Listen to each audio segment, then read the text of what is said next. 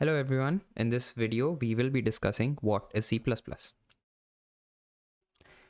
So we will go over a brief introduction to C++, the features of C++, some of its uses and applications that use C++.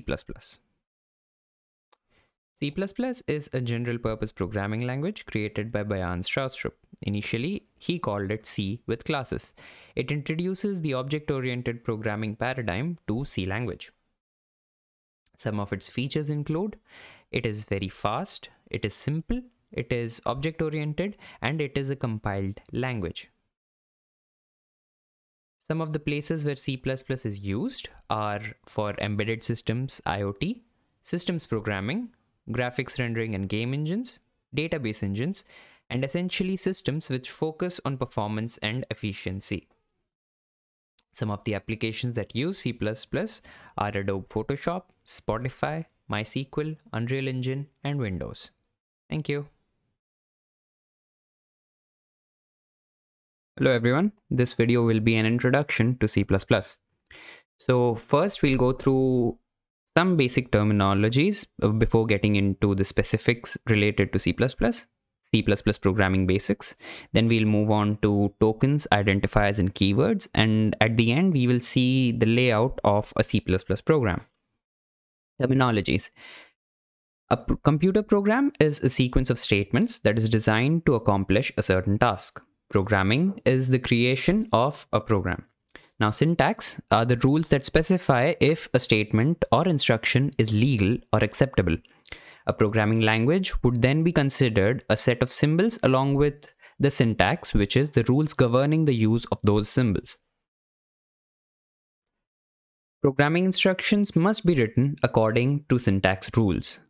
Now, since C++ is a high-level language, it uses a compiler which is responsible for converting the code to machine-level language.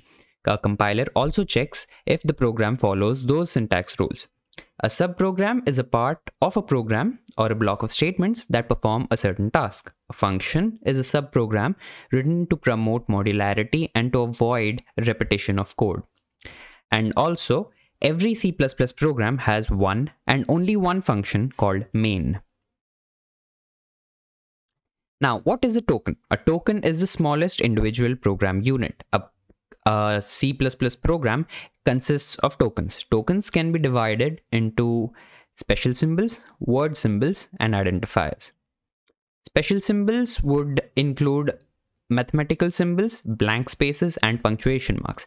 So all of the mathematical operators such as addition, subtraction, division, multiplication, less than, less than equal to, greater than equal to, etc. along with punctuation marks such as question mark, comma, colon, semicolon, full stops, etc. make up special symbols. Word symbols are also known as reserved words or keywords.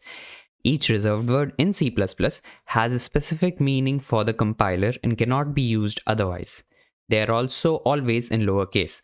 So these words would include the names of the data types, int, float, double, char, the void data type, return keyword, along with if, else, etc. This page shows all the reserved words which are present in C, the words which are added to C++, and also some other reserved words which have been added for as alternatives or just for more convenience. Now, identifiers. Identifiers are names for variables, constants, and functions. They consist of only letters, digits, and the underscore character. They must begin with a letter or an underscore character. In C++, identifiers are case sensitive. That is, as the example shows, DevTown written in all lowercase will not be considered as the same as DevTown, which has a different casing. Keywords can also not be used as identifier. So the examples of identifiers would be as shown in the figure, and we could not use int as an identifier. That is, we cannot have a function or a variable named as int, and so on. Next, we will look at the layout of a C++ program in the code editor. Also, we will see how to compile a C++ program. So here we have a C++ program, a sample program, which does nothing but prints to the console the string welcome to DevTown. Now, first we look at the extension. Each C++ file has the extension of .cpp. Each program must be written in a CPP file. A CPP file may not have a program itself. It can also have just the definitions and declarations of functions. Ideally, a file should have documentation about the program or about the file in the beginning. Following that would be the preprocessor directives, that is the macro definitions such as hash define var10 and all the include files, which is us importing other libraries to use in this file. Following that would be the program itself. Again, ideally before each function you would like to have some documentation about which explains the function, who authored the function, what input does the function take, what operations it performs, and what output it gives. Then we have, then we have the main function. Each program can only have one main function. Now, the content within a function would be as follows. Initially, we would have a section where we declare all the variables we are going to use. In this case, I declared a string called greeting. So greeting would be my identifier and my variable, which stores a string value, which is now welcome to DevTown. Then we will have a block of statements which perform a certain task. In this case, I'm just printing the output to the console, and then the function ends with a return statement. Since the return type is int here, we return 0. Or if it was void, we would return nothing. We will go more into detail about data types, about variables, about all the functions, about all the operators we have in the upcoming videos. Now let's see how we can compile a C++ program and actually see the output working. How you compile a program depends on the compiler you are using. I'm using G++, so the way I would compile my program would be G++ and the file name, which is intro to c++.cpp. And I want it to be, I want the executable function to have the name as intro. Then how we run the function, run the executable is /intro. And as we can see, the result is welcome to DevTown printed on the console. That's it for this video. Thank you.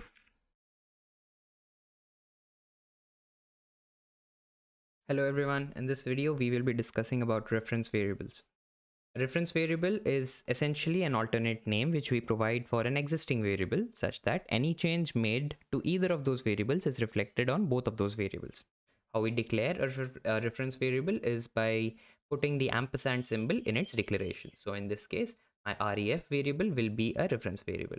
Let's see how those changes are observed in code.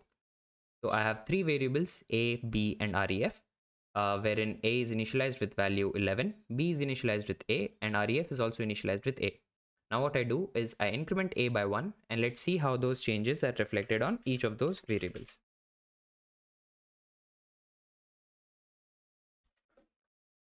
So since we increment a by 1, its value gets incremented by 1. B was initialized with the value of a, and we are not making any changes to b, so b remains as 11. But ref is also increased by 1 since it is a reference variable referring to a.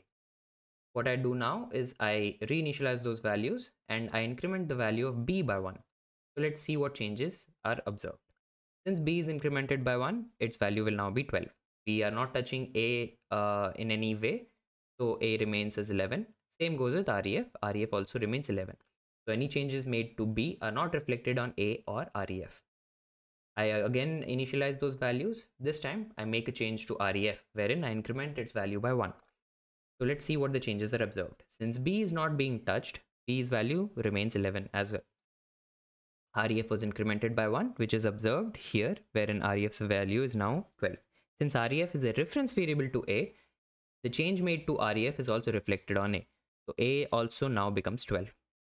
With the help of reference variables, we are able to perform certain functionalities during function calls.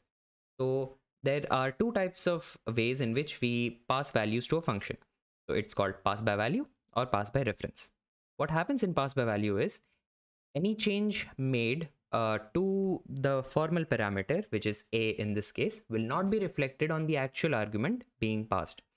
So a will copy the value which it gets from its actual argument, and any change we made in these function block will be reflected on a itself, but not on the actual parameter.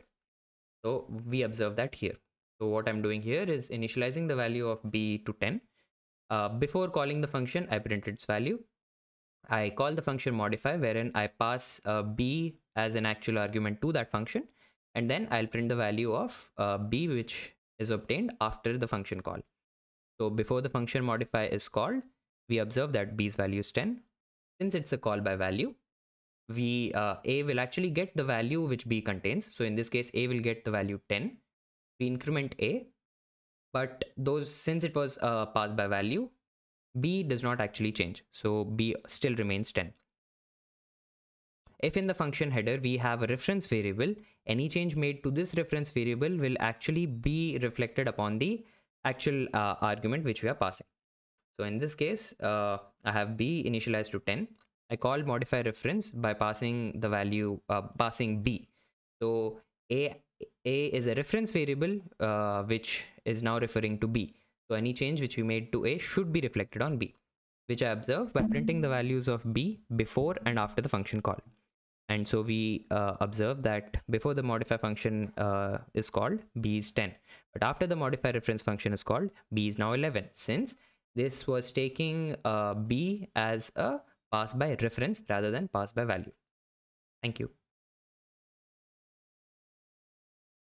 Hello everyone, in this video we will be learning about comments. Comments are those lines of code which are avoided by or ignored by the compiler, but they do help for documentation purposes and make the code more readable for any of the programmers who wish to look into the source code and learn more about the code.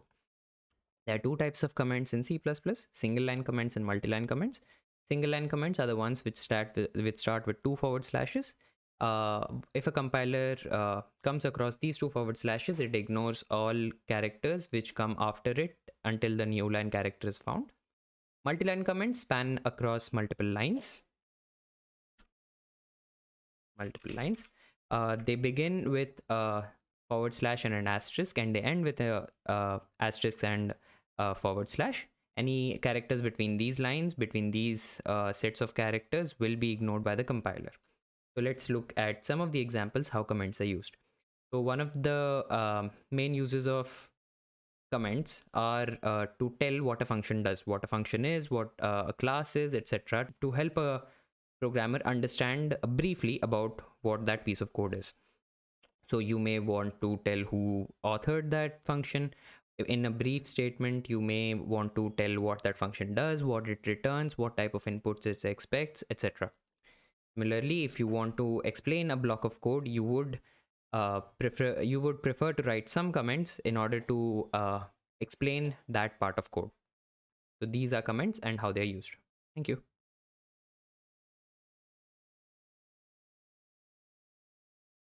Hello everyone, in this video we will be discussing about variables and data types in C++. So we'll go over what variables are, what data types are, the different data types in C++, and we'll also take a look at them in the code editor. A variable is a name given to a memory location which can hold some data in it. So a variable name in C++ must follow some rules. The names must contain only of letters, digits, and underscores. The names must begin with a letter or an underscore. The names are case sensitive. Names cannot contain white spaces or special characters, and reserved words cannot be used as variable names. What is a data type? A data type defines the type of data a variable can store. It also tells how much space it will occupy and what all operations can be performed on that variable. In C++, data types can be categorized into 3 types: primitive, derived, and user-defined. Primitive data types are the data types which are by default provided by the compiler. So a few of them are integer, whose keyword is int, which usually requires 4 bytes of space, and it is used to represent integral values. Character has the keyword char. It is used to store characters. It takes up 1 byte of space. Boolean is used to store true or false values, which are logical values, and it also uses 1 byte of space. floating point and double floating point are used to store decimal values. They have the keywords float and double respectively. And void is another data type whose keyword is void, and it is used mainly by functions that return no value. Now, what are derived data types? Derived data types are extensions of the primitive data types to achieve certain functionalities. So if you want to store homogeneous data, which is 10 integers, 20 integers, n number of integers contiguously for easier access, then we have a derived data type for that. It's called an array. Similarly, pointer is used to store the address of a memory location, and a reference or a reference variable is used as a reference to another variable. User-defined data types. We have classes, structures and unions, enums, and typedef. So structures, unions, and classes are more used for combining together heterogeneous data, and classes also allows certain operations to be performed on those values. Enums allow a variable to hold values from a given list of permitted values, and typedef allows us to rename or give give more meaningful names to given data types. So now let's take a look at all of this in the code editor. Right. So let's start with primitive data types. This is how you would define or declare a primitive data type.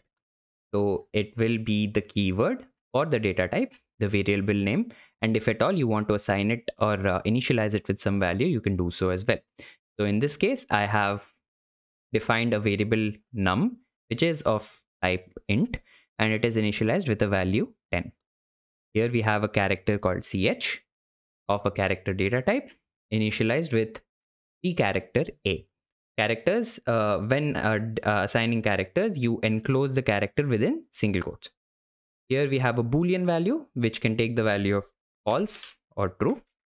Float and double are used to store decimal point values, wherein double can be held to store values with more precision. Moving to derived data types, this is how you would declare and initialize an array data type of an integer array of size 10. So you have the same data type as int. So the keyword remains the same. Only the way in which you declare or define the variable differs. Here we have a pointer data type. So what defines or what differentiates a pointer variable from different variables is the use of the asterisk. So any variable name which is preceded by an asterisk makes it a pointer variable. And here we have a reference variable, similar to how an asterisk differentiates it from other variables. An ampersand will differentiate a normal variable and a reference variable. Let's look into more user-defined data types. So here we have a sample structure and a sample class. So to define a structure, we use a syntax, which is as follows. So we have the struct keyword, name of the structure, and then it is followed by all the variables we want to include in that structure. So in my case, I have one integer and one double named val1 and val2. For a class, it is similar in nature, wherein we use the class keyword followed by the class name. And within the brackets, we write whatever data members which we want in that class. And also we define all the functions or the member functions which should belong to that class. Enums are declared in a similar manner, wherein we use enum, the name of the enum variable, and also the list of permitted values which an object of this variable can take place. So we have Sunday, Monday, Tuesdays, etc., all representing the days of a week. And any object of enum day type can only be assigned with values amongst this list. So for example, day D equal to Sunday. Now what we also realize is that even though we are writing it as Sunday, it actually gets assigned the value 0. So unless you specify it specifically for it to be 1 or 2 or 200, it will automatically be assigned to 0. And starting from here, they will all have values which will be in increments to the previous one. So if I have 1, Monday then becomes 2, Tuesday becomes 3, and so on. Let's try creating a structure. Let's try creating a variable of this structure. So how to create a variable of such structure? You would use the following syntax: the entire name of the structure, which is struct demo struct, and then the variable name. But what if we have a longer structure name? Something like this. It will not be as meaningful, or rather, it will be cumbersome to always have to type such a big word when trying to create a variable for that structure. So in this case, we are helped out by the typedef keyword. So what we can do is use the typedef keyword to shorten the name from struct demo struct to destruct, or whatever you want to call it. So the syntax would be typedef, the old data type name, and the new data type name. So for after I have written this, anywhere I want to write struct demo struct, I can simply write destruct, and the functionality will remain the same. So here I can just I needn't actually do this. So I create a destruct called s. I initialize it with the value 0 and 1.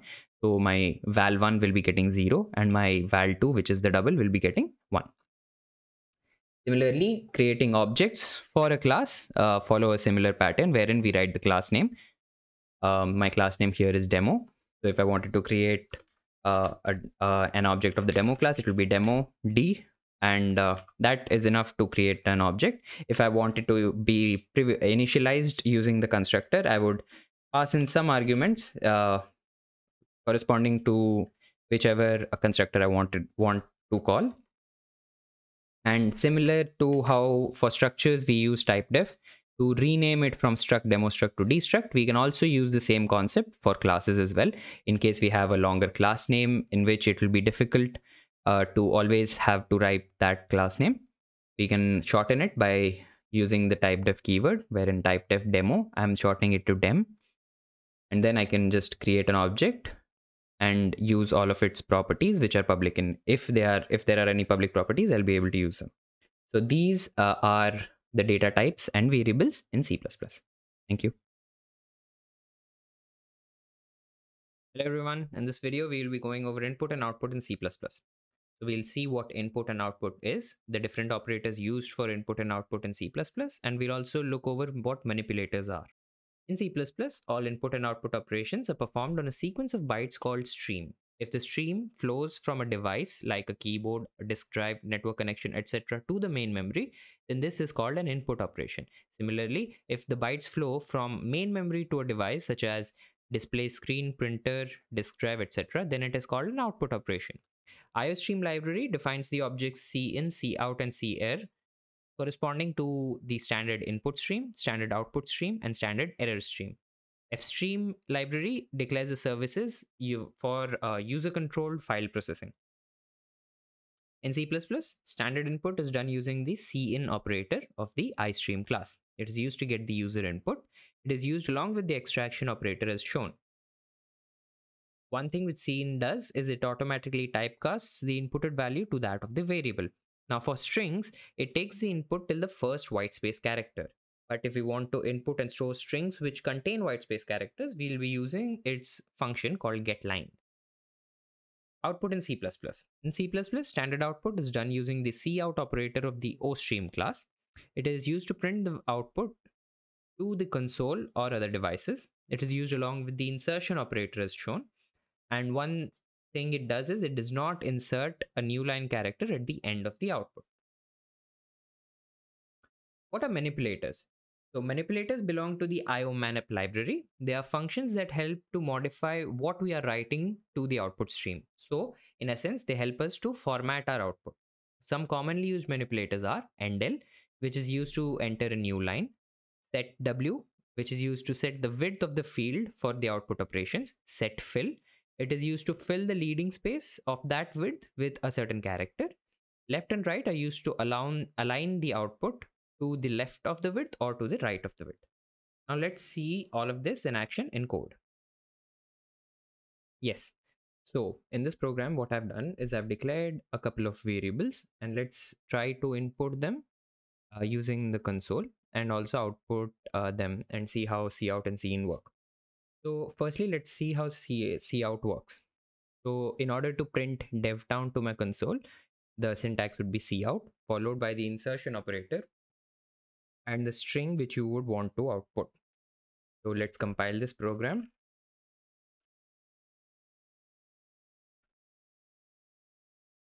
So as we can see, DevTown gets printed into the console.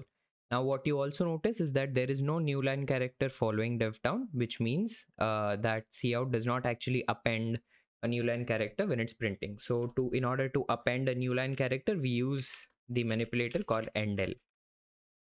So again, we compile the program. And we see that this time DevTown is printed followed by a new line character. Now let's try to use cin to input values into each of these variables and see how we can do that and how things behave when we are dealing with strings. Okay.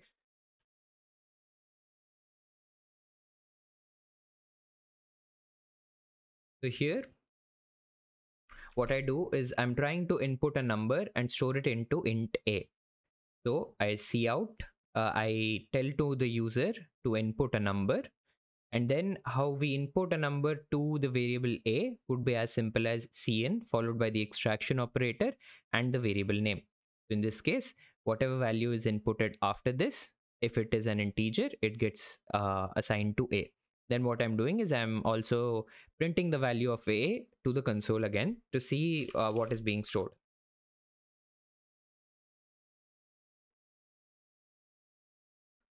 So enter a number. Here I'll enter the number 123. And then we see that 123 gets printed. Now let's see how we can input a floating point number.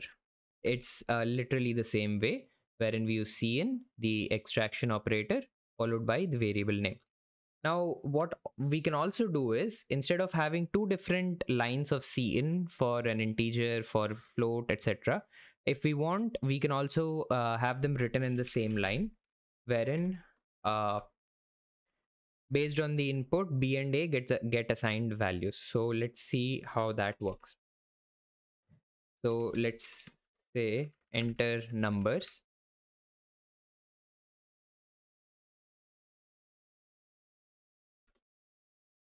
And let's print out a and b as well. So this is b, comma. So we enter the numbers 12 and 13. And we see that 12 and 13 get assigned to b and a respectively. Similarly, we can also input the same for a single character and words, wherein we use cin ch or cin str. In this case, str is a word, and we'll be able to input the values. So let's see here.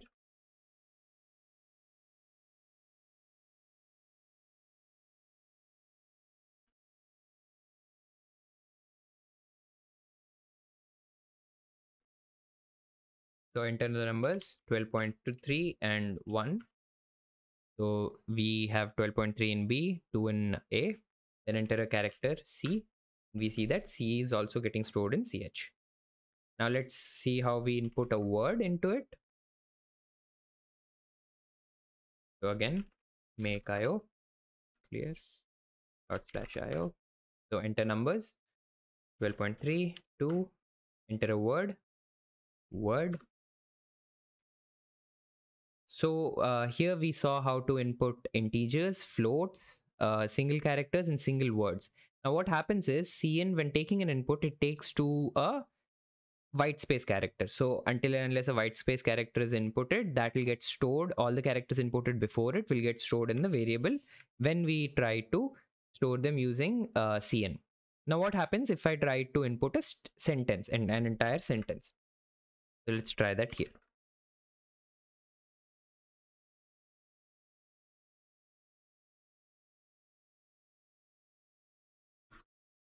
So enter numbers 12.3, 3, enter a sentence. This is a sample sentence. And what we see is that only the first word is getting stored in my variable str. Now why is that? It's because, as we said, cin will take when storing strings, it will take the input till the first white space character. So in this case, the space over here will be the white space character. So whatever is stored in str will be all the characters, all the non-white space characters before it, which would be this. Now, what if we want to enter and input an entire sentence with white space characters onto a string? So there are two ways of doing that. There are two variations of the getLine method of scene class, scene object rather. So we could use this, or we could use this. So the two variations of getLine will be getLine scene str. Right. So what's the difference between these two and what do these functions do? So getLine function, when the third parameter which we are passing here would be the delimiter. The first parameter is the scene object itself. Second parameter is where we want to store the value, in this case str variable. And the third parameter will be the delimiter to which we want to store the value. So what this function does is, by default, it will store the entire string to str until and unless it encounters a new line character.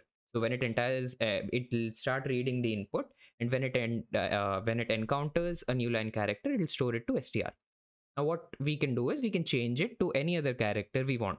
So what this function, with this overridden function, will do is that it'll take the input till I encounter a dollar character, and all the characters before it will be stored into str. So let's see that in action.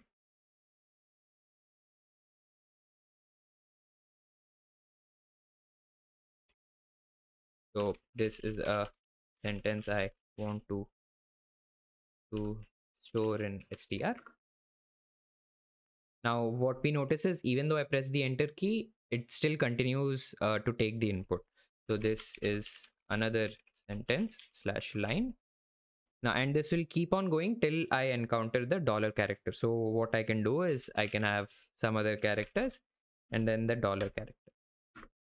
Then we see that everything before the dollar character was stored into str, which is shown by the print over here.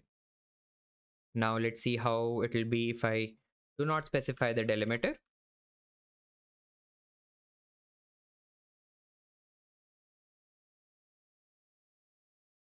So enter a sentence. This is a sentence I want to store in str.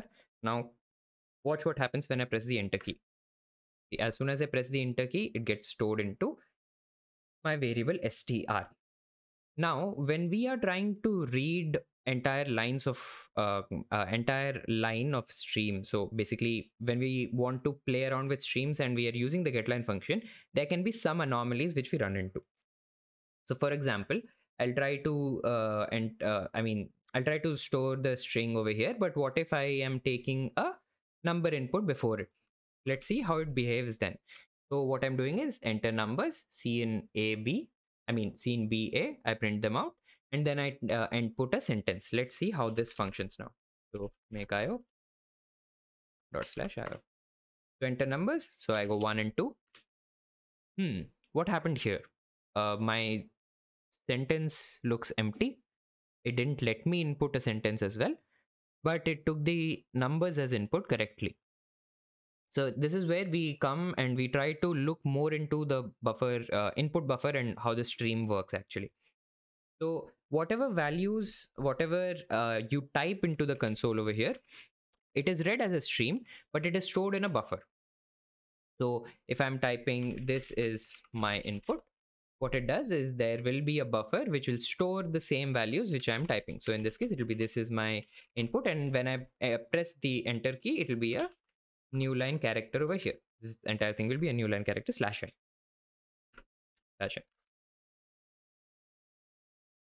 Now, when I'm trying to input numbers, so what I did here is 1, 2, and the enter key. So 1 space 2 and the /n or the new line character. Now what will happen is when I do C in A, B, 1 and 2 will be inputted, and the buffer will be cleared till that point. Basically, it read all of that part. So what remains in the buffer after that will be, after the scene operation, will be something like this. Next, what happens is we try to read it into getLine. So getLine C in str. Now what this function does, it will take the input till we encounter a new line character. New line character is already present. So my str will actually be empty. Str is empty. And then my input buffer or stream will not contain anything. So in this case, it still had the /n. And after this get line, it has nothing. So we observe that if our buffer consists of something, before we are trying to use the getLine function, the outputs may be undesirable. This is not what we wanted. We wanted the program to allow us to input another sentence, which we'll store in str. So how can we deal with that? So one of the ways we deal with it is we know that it is just one character, one new line character. What I can do is I can store it in some variable, maybe str itself, and then I can take the input again. So what I can do is, before this, I just do C in str, such that till a new line character, whatever is there, it will get stored in the str. In a way, we are clearing the buffer. So in this case, the str will be empty again, but at least the buffer is cleared. And after that, let's see how this works. So maybe that will be easier to explain. So I haven't saved this file. Right. Make IO 1 and 2. And we see that it does allow us to input a sentence. So this is a sentence. What is happening here? So what this cin will do is, let's look at the buffer again. So I have 1, 2, /n. So after 1, 2, the /n will remain. Then I input this is a sentence. And what that C in str will do is it will start reading from the first non-white space character till we get a white space character, which is this. So entirety of this this /n will be ignored by C in str. So this /n will be ignored because that's how cin works for strings. And then this will be stored into str. So str will then contain this, and this is what will remain in my buffer. So it isn't particularly reliable, but it helps you to understand how actually cin will work. I would suggest you to play around with it and understand it better. So one of the ways to fix this, or try to fix it, is using the ws. So it's basically a keyword, I would say, wherein it takes away whatever white space character is present first at the buffer, and then let's see how the changes behave. So 1, 2, and this is a sentence. This is sentence. So this is what we expected, right? So what it will do is, here when we have /n, this is a sentence, /n again. So what it'll do is it'll clear up this /n, all the white space, the one white space character before it, and this is a sentence will again get inputted to my str. Now let's look at another case. What if this solution which I presented using the ws keyword will work only for one white space character? What if I want to clear the entirety of my buffer? So let's look at an example how that could arise. So here what I do is, so I want to input a string till I encounter the $ character. And then what I'll do is I'll try to input another string and store it in str. So we are storing two sentences and we are printing them out. And before that, we also input two numbers. I already know that C and WS will work here because just one new line character is present and I want to get it removed before trying to store anything into this str. So we make IO /IO. So it'll ask me to enter two numbers, 1, 2, enter. So sentence number 1 sentence 1 part 2, and then I press the dollar key. What if I fill it with some more characters, right? So before pressing the enter key, I want to fill it with something else. So this is sentence 2, and then I press the enter key. What did we observe? We didn't actually get a chance to input something for the second get line, and it takes the input basis on the basis of what was already present in the input buffer.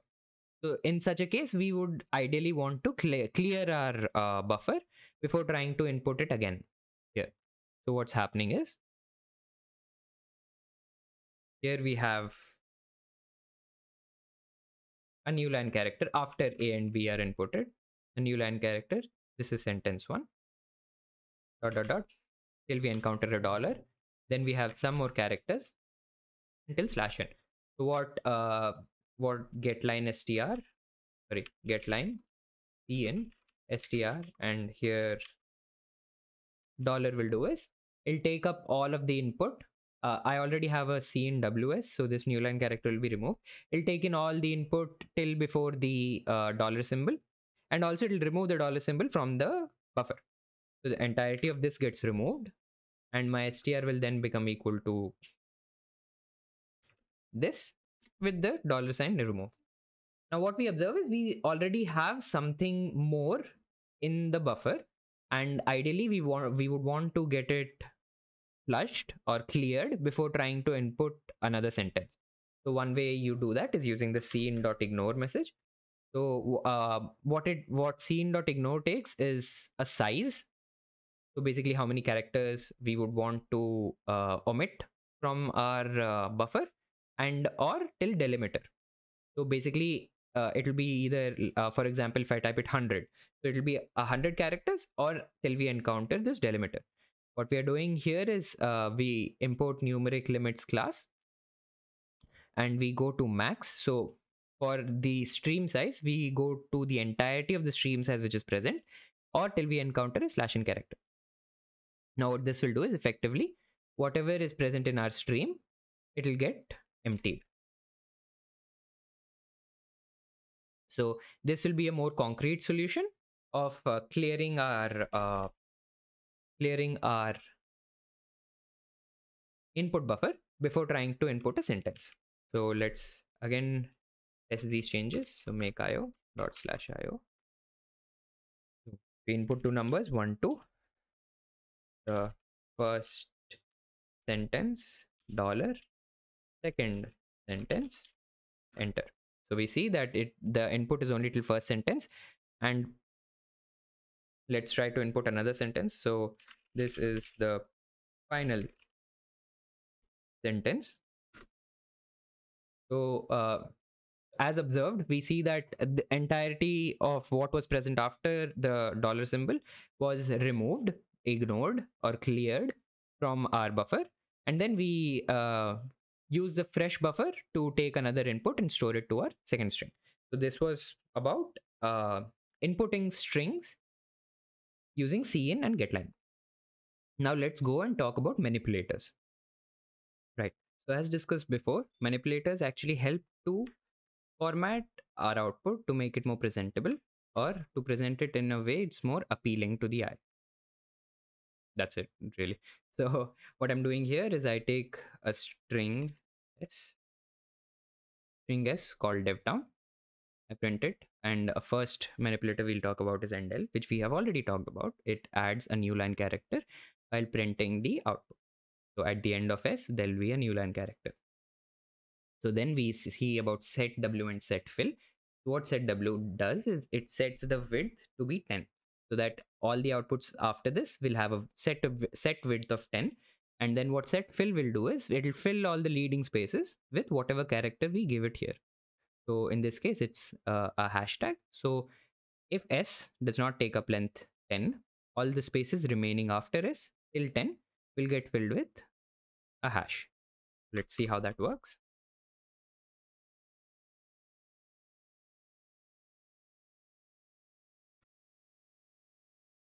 So we see that all the leading spaces before DevTown were filled with hash. Now, within this as well, within these 10 spaces also, what if we want DevTown to come first and the hash is next? So that's where left and right manipulators come into play. So within that width, we can also set where we want our output to appear. So yes, so what we observe is, right, so we set the width to 10, we set the fill to hash, and then we print s.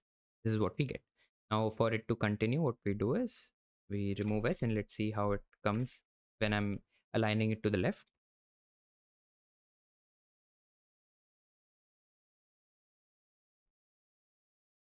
Right, so out of the 10 spaces, DevTown gets aligned to the left, and let's see what happens when we align it to the right.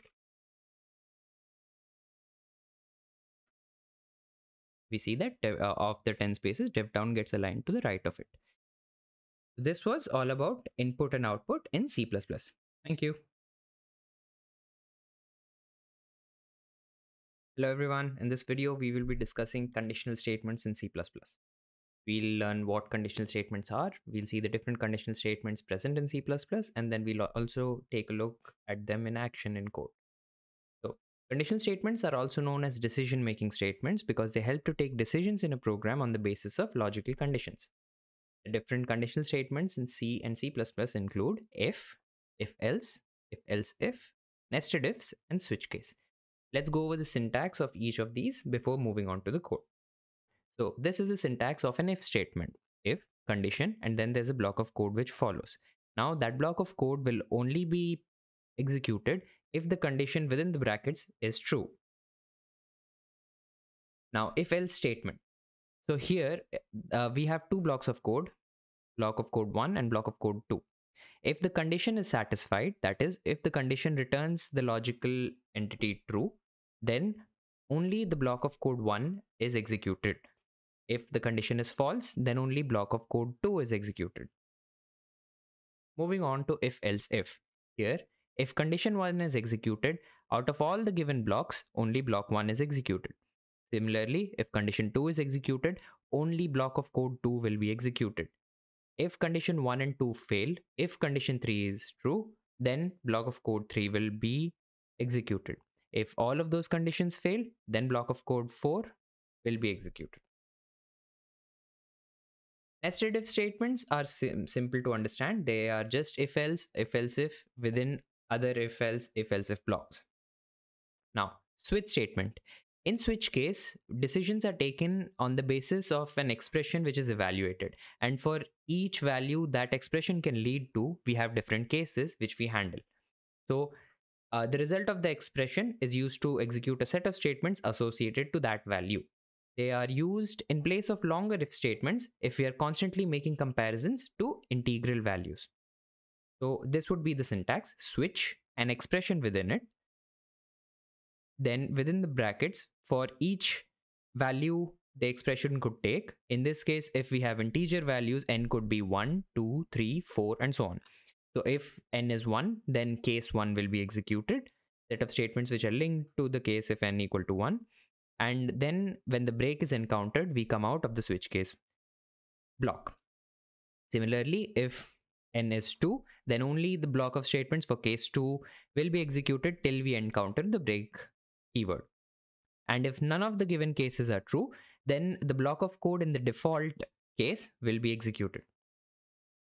Now let's take a look at all of these in action in code. So in this program, we have two functions and also our main function. So let's go over the first function, which is void is even, which takes in a number as an integer as its input. So what is even does is it calculates the modulus of a number. That is, it checks if the number after being divided by 2 gives a remainder equal to 0. If a number is divisible by 2, then it is even. We print out the same. Else, if the number is false, we print out the number is odd. What we need to see in this case is, whenever this condition is true, only this statement will be executed. If this condition is false, the else block will be executed. In case I did not have an else block, then what would happen is that the first comparison will be made to if. If the condition is true, then this block of code will be executed, after which it will come out of the if else block to carry on executing line number 8. But since we have if else, we have an if else block, and if we have some statement in line 10, what would happen is, if the case is, if the number is even, that is if number modulo 2 double equals 0, then this line number 6 will be executed, following which the controller would come out of the if else block entirely and continue executing line number 10. If the condition here is false, then the if block, the lines of code associated to the if condition, that is line number 6, will not be executed. Instead, the block of code which is associated to the else block, which is line number 8 in this case, will be executed. So if the condition is false, that is if the number is odd, this line of code will be executed, line number 8, following which it will come out of the if else construct to go on and execute line number 10 in case we had some. Now let's look at if else if block. So here we have a binary condition, which is if it is true, execute this, else execute this. What if we have more intricate logic? So in this function, we will try to decide the sign of a number. If the number is negative, if the number is positive, or if it is neutral, that is 0. So what we do is, initially we check if the number is less than 0. If the number is less than 0, that means the number is negative. We point out the same. If the number is not 0, what are the two cases which we could have? The number could be greater than 0 or the number could be less than 0. So if this condition fails, that is if number is less than 0 is false, then we come to the else if block, wherein we check again for the number to be greater than 0. If the number is greater than 0, then this condition, these lines of code, which is line 16, will be executed before the controller comes out of the if else block. Now, if number is not less than 0 and the number is not greater than 0, that means the number has to be equal to 0. So if both of these conditions fail, then the block of code in the else block is executed, in which case we print out that the number is 0. Moving on to switch case. So here what I'm trying to do in this main function is, it's a menu driven program. A menu driven program is where you present a menu of choices to the user for him to make a certain choice and then carry on with the program. So here I will first ask him to enter the choice if he wants to check the number is even, if he wants to check the sign of the number, or does he want to exit out of the menu driven program. Based on the user's choice, I will make certain decisions. Now, if the user inputs 1, I would assume that he wants to check if the number is even. So after inputting the choice into the variable, the switch will take in the expression wherein the expression is nothing but the choice variable here. Now, I have given the user to input 1 amongst 3 values. So if the case is 1, I ask him to input the number, and then I call the function which checks if the number is even or not, following which there is a break statement. When it comes to switch case, we have two new keywords being introduced: break and default. Break is used to come out of the switch case construct. Whenever this line is encountered for a given case, the execution of lines of code after this will not occur. So as soon as it encounters break, it comes out of the switch case construct, and then it carries on with its work. Now, what happens if none of the cases match? What if the user has inputted a choice which is not amongst 1, 2, 3 or any of the cases which I have given? In such a case, the controller will come to the default it will come to the default block and execute whatever statements we have here. Maybe we could tell him that it is an illegal choice, and so on. So that is the use of default, and that is the use of break. Now, what happens if I don't have a break statement? Now, what happens if we don't have a break statement and the case is 1?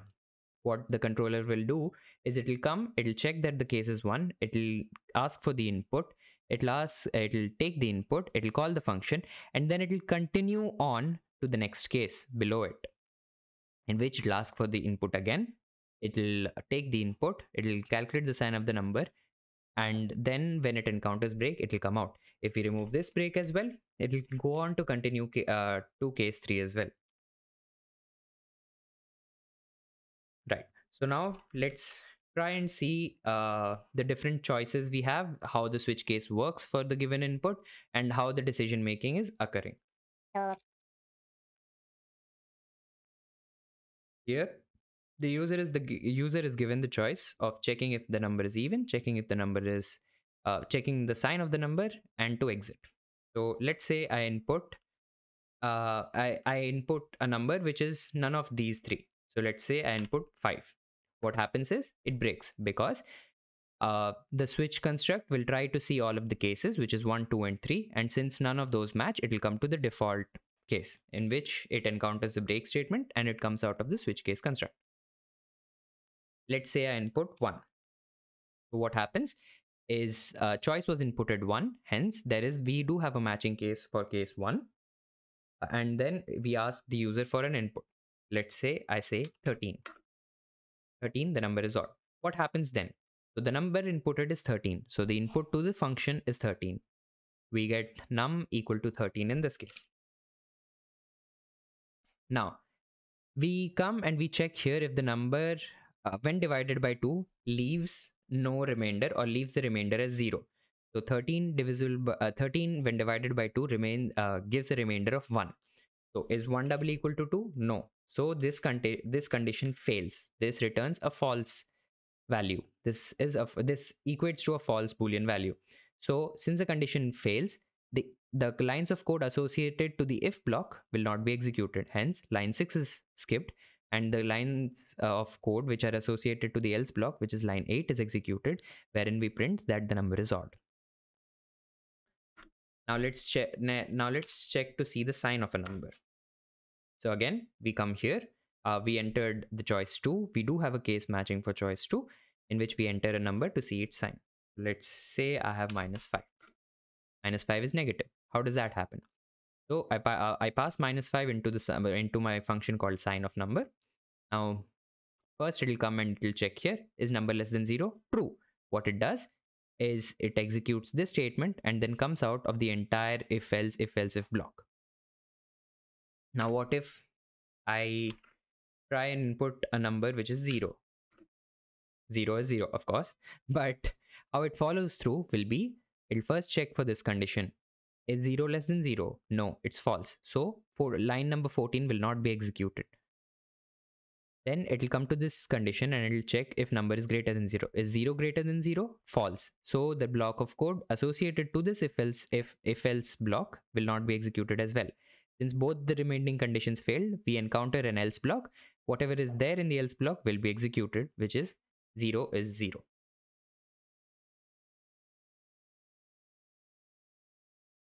So this was if else if, switch cases, and in general, how conditional statements work in C++.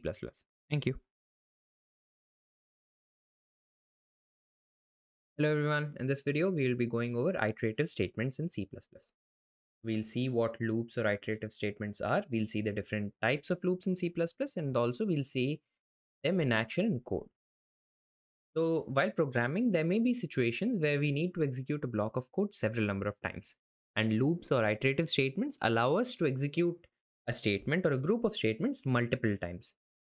And to allow us the control over the execution, there are also statements called as loop control statements, using which we can change the execution from its normal sequence. The different types of loops in C++ are for loop, while loop, do-while loop, and nested loops. The different loop control statements are break, continue, and go to. So the break statement is used to come out of the loop entirely. The continue statement is used to skip to the next iteration of the loop. So it does not come out of the loop entirely, but if the control comes over the continue statement, it will not execute any other statements within the loop after the continue statement, and instead it will just skip on to the next iteration and begin execution from there. And then there is the go to statement. Here it will transfer the control to another label statement, although you'll not see go to being used as widely or as commonly. Now let's take a look at them in code. Right. So here, let's first start with a question wherein we are asked to print the first 10 natural numbers. So if we do not know anything about iterations or loops, this would be a very naive solution to our problem, wherein we just print out all the first 10 natural numbers one by one onto the console. But what happens if we are asked to print the first 100 natural numbers or 1000 natural numbers or 10,000 natural numbers? So this solution is not very scalable. We cannot sit down and write 10,000 times the same statement in order to achieve our goal. So this is one of the examples where loops or iterations can actually help us. So let's see how to solve the same problem using the three different types of loops which were discussed before. So we're using the for loop, the while loop, and the do while loop. So this is an example of a for loop. This would be the syntax for a for loop, wherein we have the for keyword, and within brackets we take three expressions: expression 1, expression 2, expression 3, and then there'll be a block of code. And depending upon these conditions, the block of code will be executed for a certain number of times. So typically what we call expression 1 is the initialization block. Expression 2 would be the condition which will be checked each time to see if we want to execute these block of statements again or not. And expression 3 is used to modify or update certain variables or parameters which we control, which help us to control the number of times these block of statements are executed. So this would be one example wherein we actually take in three statements and then we print out each time a natural number. Let's see how it works. So in the initialization block, what I'm doing is that I'm defining a variable I and initializing it to 1. So here int I equal to 1 is declared within for it to be used within these curly braces. So in our case, I becomes the looping element or the iterative element which we will control and which will control the iterations for us. Next, there is the condition which is to be checked each time to see if we should continue with executing the code block or should we come out of the loop. So what I'm doing here is this function takes in an integer n as an input. So depending on n, we'll see if we want to print or not. So what I'm doing here is initially I'll initialize I with 1. So I equal to 1. Then the condition is as long as I is less than n, less than or equal to n, keep on printing I. And the moment I becomes greater than n, this condition will fail and I do not want it to be printed anymore. And that is when the control will come out of this entire block. Third statement is the modification or the update statements, wherein I'm increasing the value of I by 1 so that it can continue executing and it can continue to print the next natural number. So how the code execution will actually go is initially when the control comes to the for block, it will evaluate expression 1, following which it will evaluate expression 2. Expression 2 is our condition for the loop. Condition for the loop.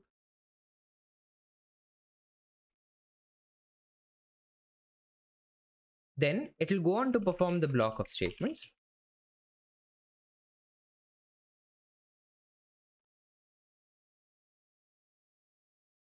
Statements. I can't seem to pronounce today.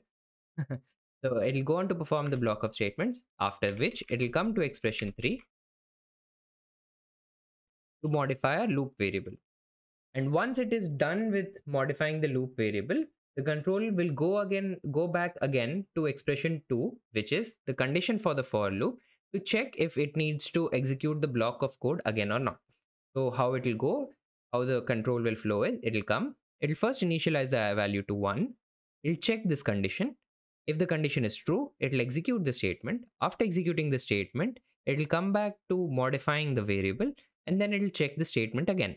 If the condition is still true, it'll again execute the block of statements, modify the value, and check the condition again. This goes on till the condition is false. So let's see that in action, how it varies. So here we do print using for.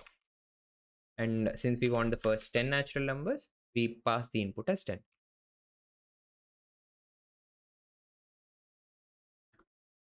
So we see first 10 natural numbers are being printed. What happens if I pass 1000?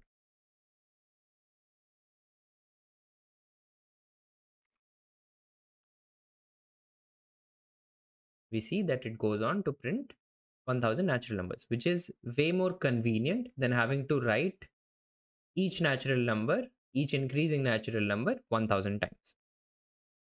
So that was for loop. Also, you can also one thing to keep in mind is each of these statements is not necessary. Okay, the condition is of course necessary, but it need not be the same as being shown in this example. For example, I can also always have a for statement of this nature, or rather this nature as well. So each of these expressions need not actually do what we have generalized them to be. So expression 1 is generalized and considered to be used for initialization. Expression 2 is always the loop condition, but we need not actually provide any specific statements over there for it to function as a loop. So let's see what happens if I do not provide any of the statements and I try to conduct the loop, and let's see how the code behaves. As we see, we enter what is called an infinite loop. So when you lose control of an iterative statement, it goes on to repeat itself till you decide to terminate the program itself. So that is called an infinite loop. So for example, over here for the condition, let's see what happens if I give it as 0.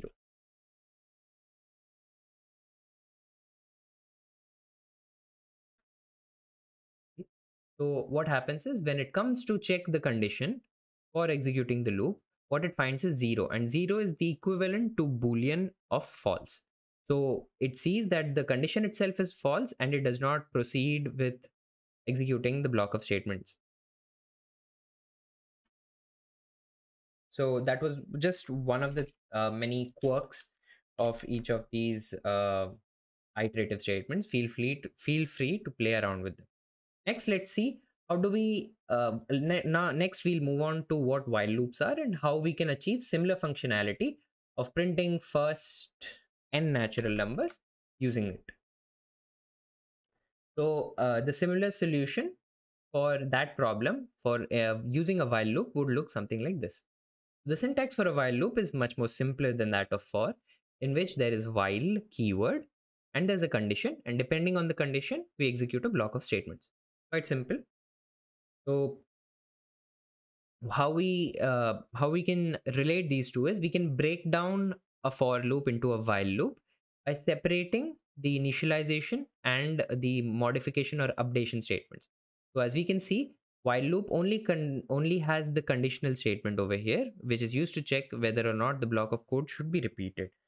And what we do is we make an initialization before execute before the while keyword, or before defining the while loop construct, and within the loop itself we try to increment the value which we use to control the loop with. So now let's see how this behaves as well. Print using while.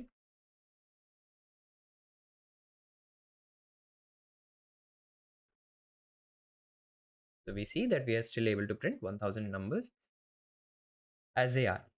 Now, since it is not as restrictive as for loop in the sense that it does not actually need such 3 statements, etc., you can play around much more with while loop over here. And so let's try and observe how the break and continue statements actually work. What happens if I remove this condition over here and I make it true? So as discussed before, what will happen in this case since the condition is always true, it will keep on executing these statements, and that is called a infinite loop.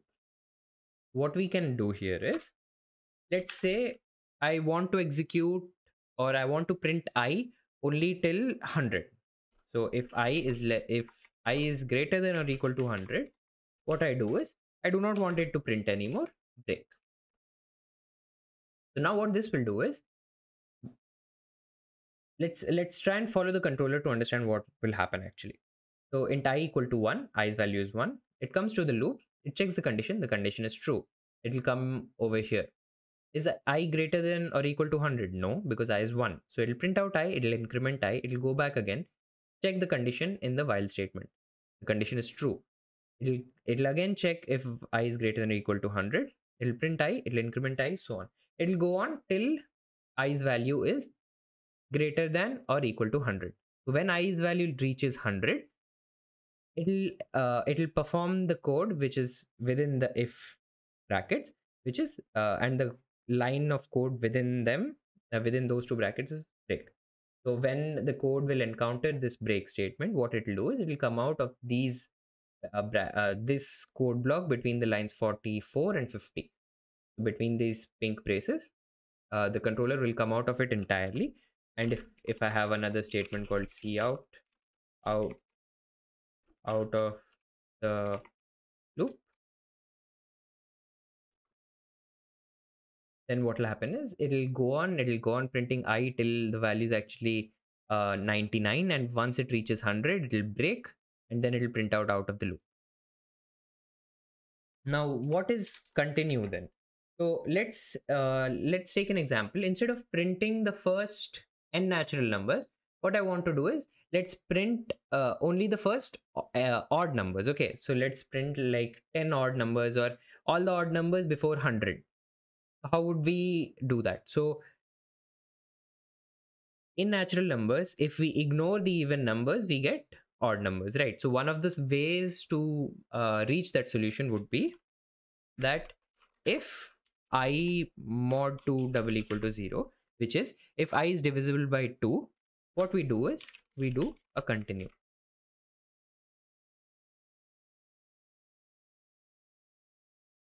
So what we are essentially doing here is, once we enter the loop, if I is less than 100, we check if I is divisible by 2. If I is divisible by 2, I do not want to print the value again. What I do is, I continue on to the next loop. Although this won't exactly work, because I'll have to make changes to I as well anyway. I++ and continue. Or rather,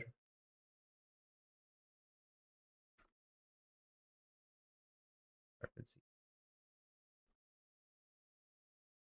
Right, so I'm starting with 0, I increment I check if I is greater than or equal to 100. It is not.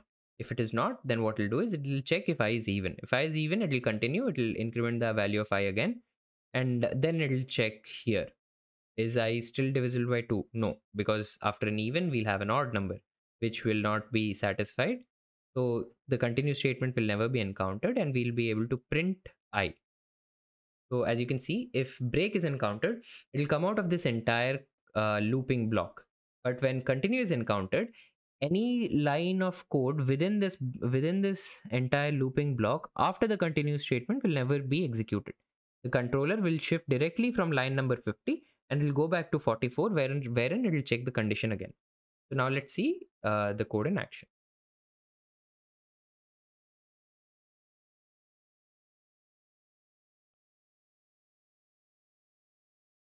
Right, so what did we observe? It prints 1. When it comes to 2, we'll see that 2 is divisible by 2, of course. So it will encounter the continue statement, and hence it will never actually come and execute the cout I, where we are printing the value of I to our console. So for 2, it will skip. It will go to the next iteration. It will increment the value of I, and then I will not be even anymore. So this condition will fail. We never actually encounter the continue statement in that case, and we go on to print the odd value of I. Next, so this was about two of the loop control statements, break and continue, which you will be using for most of the time. Next, let's move on to the print using do while loop. Okay, so basically the do while loop. So this is the syntax of the do while loop. The do keyword in the block of statements, after which we use the while keyword and the condition. So one of the things which you may notice is we are actually executing the block of statements and then checking the condition. So one of the properties of do while statements as visible is that irrespective of the condition, at least once these block of statements will be executed. Also, do note in the syntax that after we've written the condition, there is a semicolon.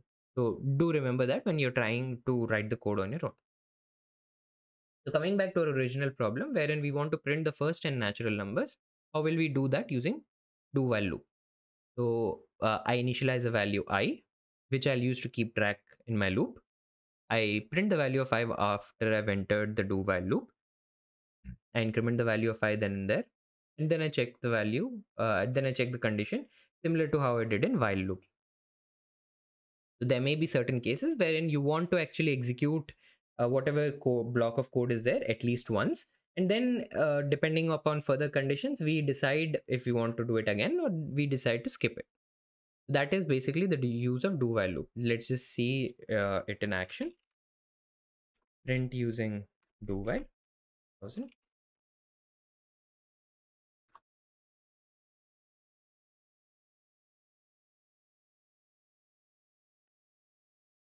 So again, number still 1000 are printed.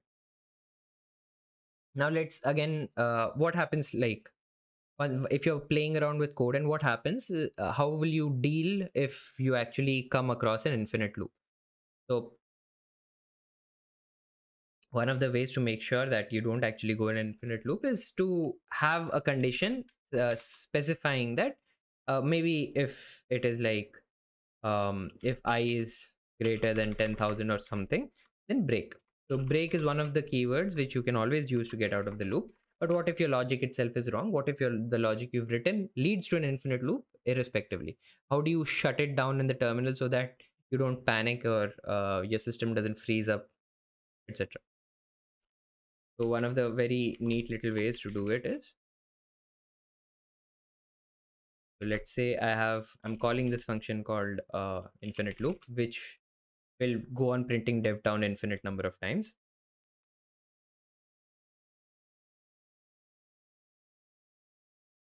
So here we see that DevTown is being continuously printed, and I can't actually go ahead and use my terminal anymore.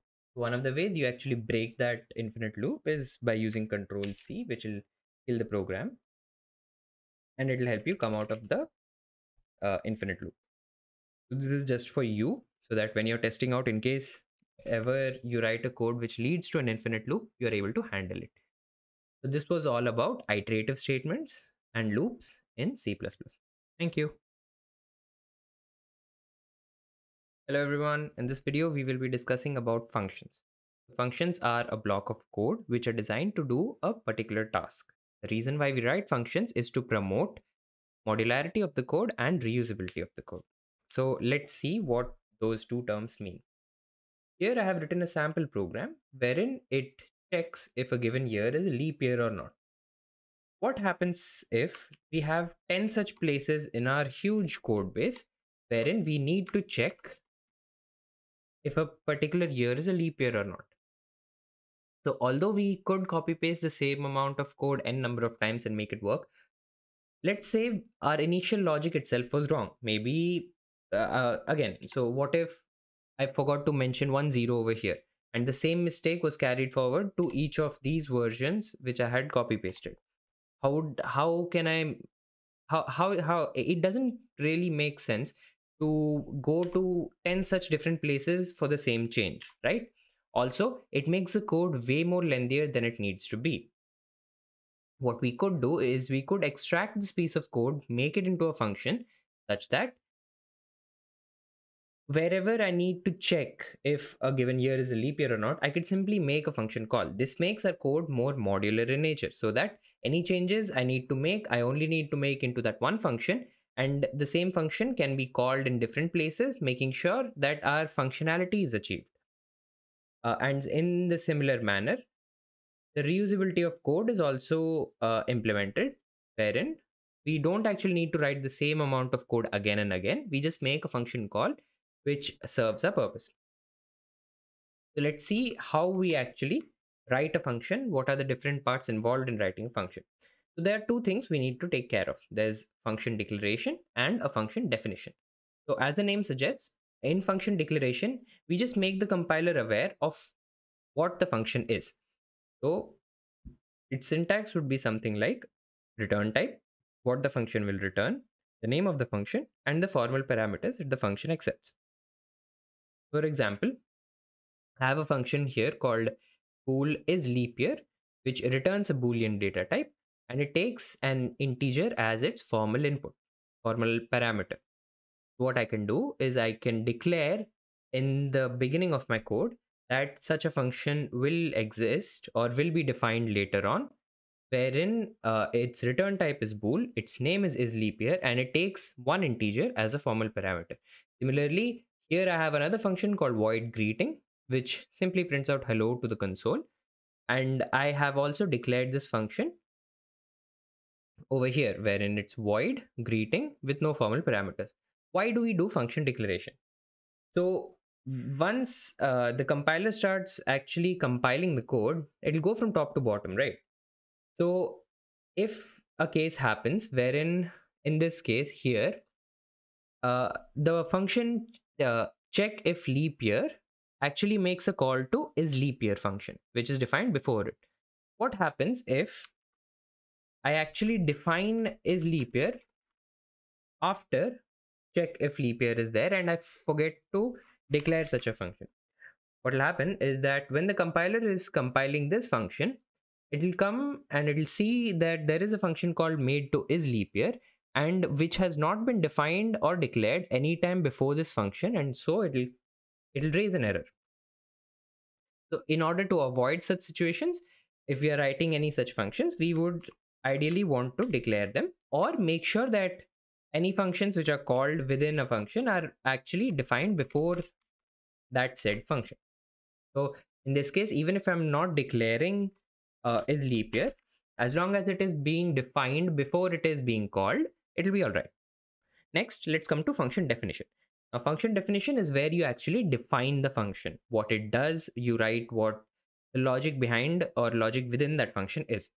So in my case, is leap year takes in an integer named year, and then I perform the following tasks, following decisions, and then I return the respective values. So in this way, you can declare a function, and also similarly, you will define a function. So again, the function definition would follow the syntax. We write the return type, which the function will return, the name of the function, and the formal arguments that the function will accept. Following which there'll be traces within which you will define a block of code which that function is supposed to execute whenever it is called. Now let's try and see this in action. So how do you call a function then? A function is called using its name. So in this case, greeting would be a function. And if it has no parameters to take, you don't send any parameters while calling the function. But if, for example, here is leap year is taking an integer as an input. Similarly, check if leap year is also taking an integer as an input. So these functions will require you to give the appropriate actual arguments for the formal parameters. So I would ideally call check if leap year with here. Let's try and compile this code.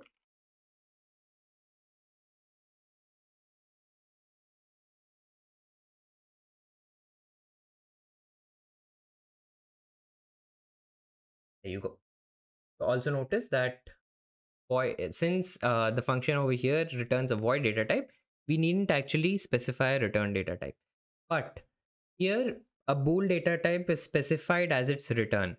So we need to make sure that whatever happens in this code, we are actually returning a boolean data type. what happens if you don't return a Boolean data type is that it'll raise an error that a Boolean data type is supposed to be returned by this function, but it is not doing so. Always make sure that if you are returning something in the function, if you have defined or declared in the function header that there is a data type to be returned, make sure that you are actually returning that data type in all cases. So this was all about functions. Thank you.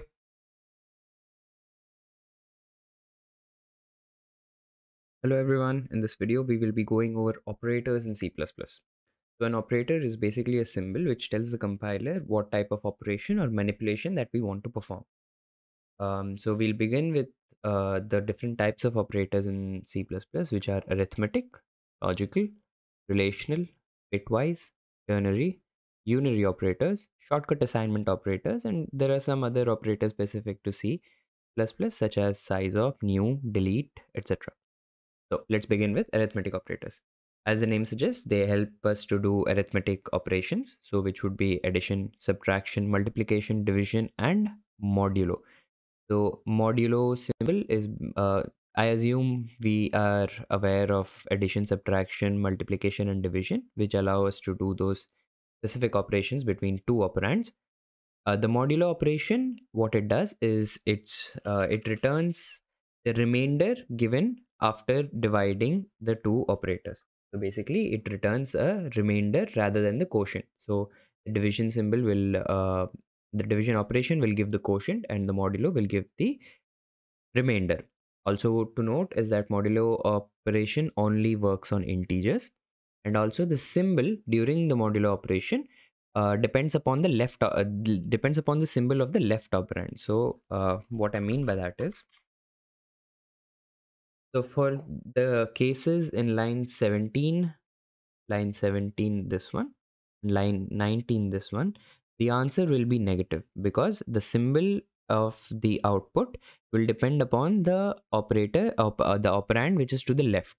So if the symbol of the operand to the left of the modulo symbol is negative, then the answer will be negative as well. You can see those in action.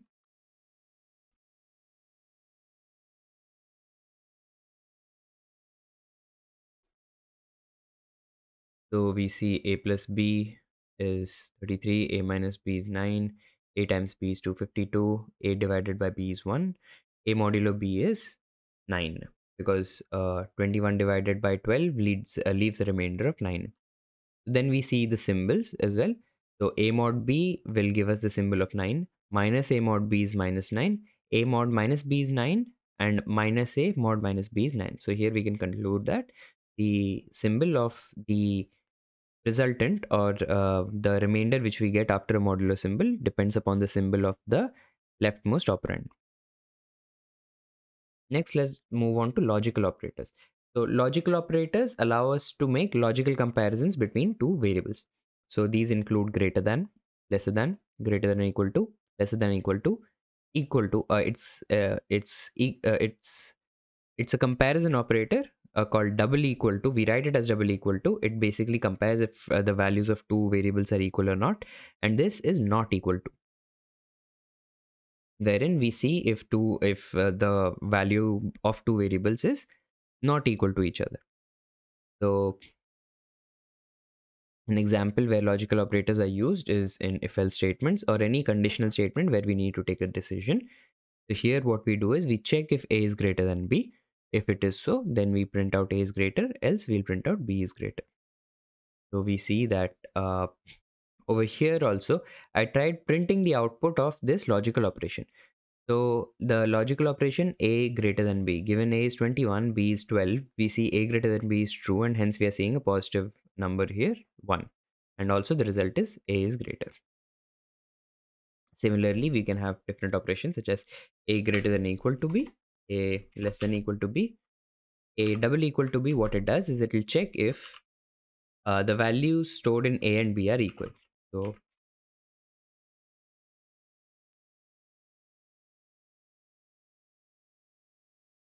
it shows b is greater. That is because a is 21, b is 12. They are not equal, and hence this output will be printed. And let's also check not equal to. This is because of a plugin which I have installed. Otherwise, not equal to will be written as an exclamation mark followed by an equal to symbol. So not equal to.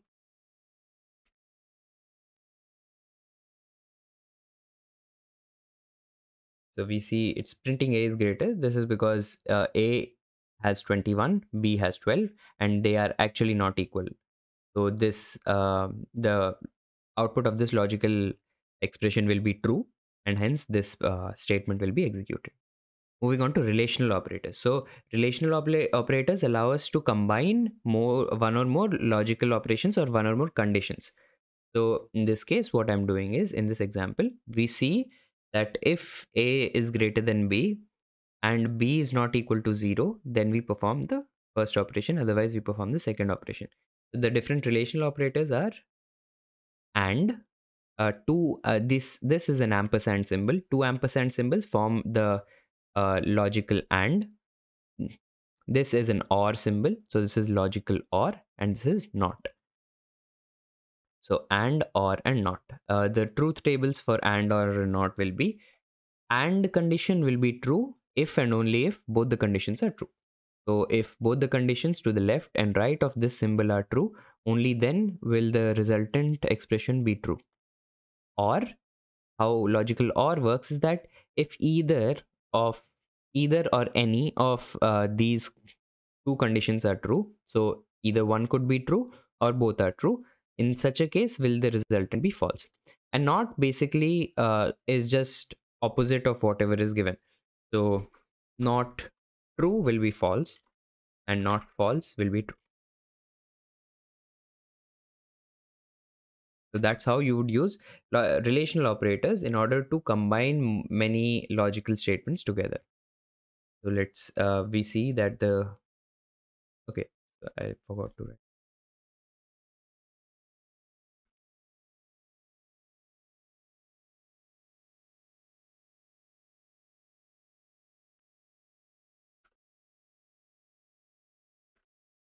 So we see that result 1 is being printed. So we have A as A equal to 21 and B equal to 12. So is A greater than B? True. So this will be true. And is B not equal to 0? Is we see that B is 12, which is indeed not equal to 0. So we have true. Since both the cases are true, our output is true. So this entire expression evaluates to true, and hence the first condition will be executed. Now what happens if the first condition itself is false? So in this case, A is less than B. Is A less than B? Is 21 less than 12? No. So we'll have false. And so in such cases, when we are using the AND operator, if the first expression itself fails, it does not go on to evaluate the second expression. So if I actually am assigning something over here, say B equal to 0, what will happen is it will check the first condition. Let's try and print out B and let's see what happens.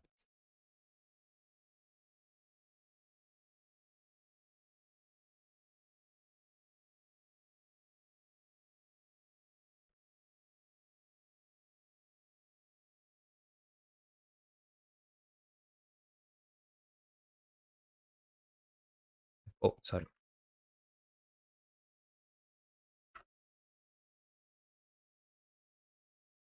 Even this one.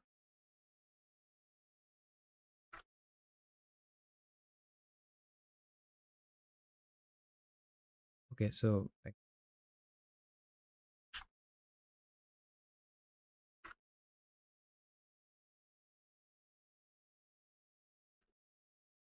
So we see 12 is being printed. Why is that? So let's see. A is 21, B is 12. Is A less than B? No. So this is false. So once it encounters false, it does not go on to actually evaluate this expression. And in this expression, what we are doing is we are simply setting the value of B to be 0. So in such a case, what we do get is that the entire statement goes false and we print the value of B, which indeed is 12. What happens if I do it A greater than B equal to 0? A greater than B and B is 0.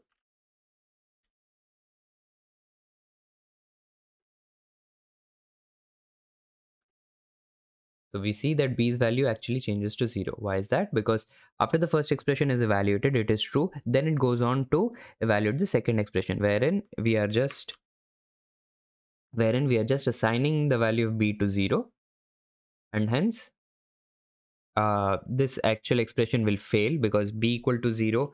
What this will do is finally it will substitute b itself in the expression, and since b is 0, this will be 0.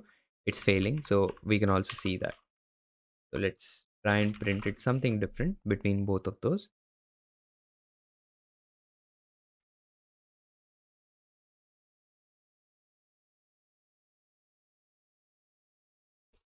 Right. Oh, sorry. B equal to 0. Let's see which of these two lines is actually being performed. Does b equal to 0 over here always become true, or is it false? Let's see.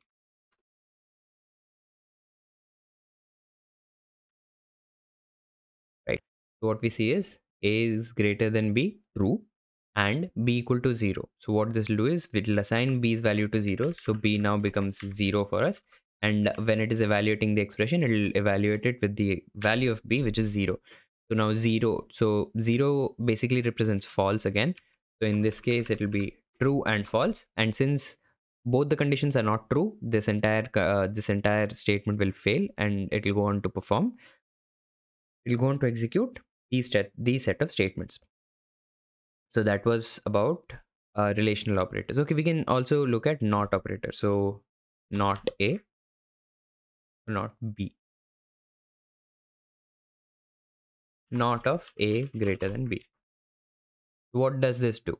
If a is greater than b, what will this logical expression evaluate to?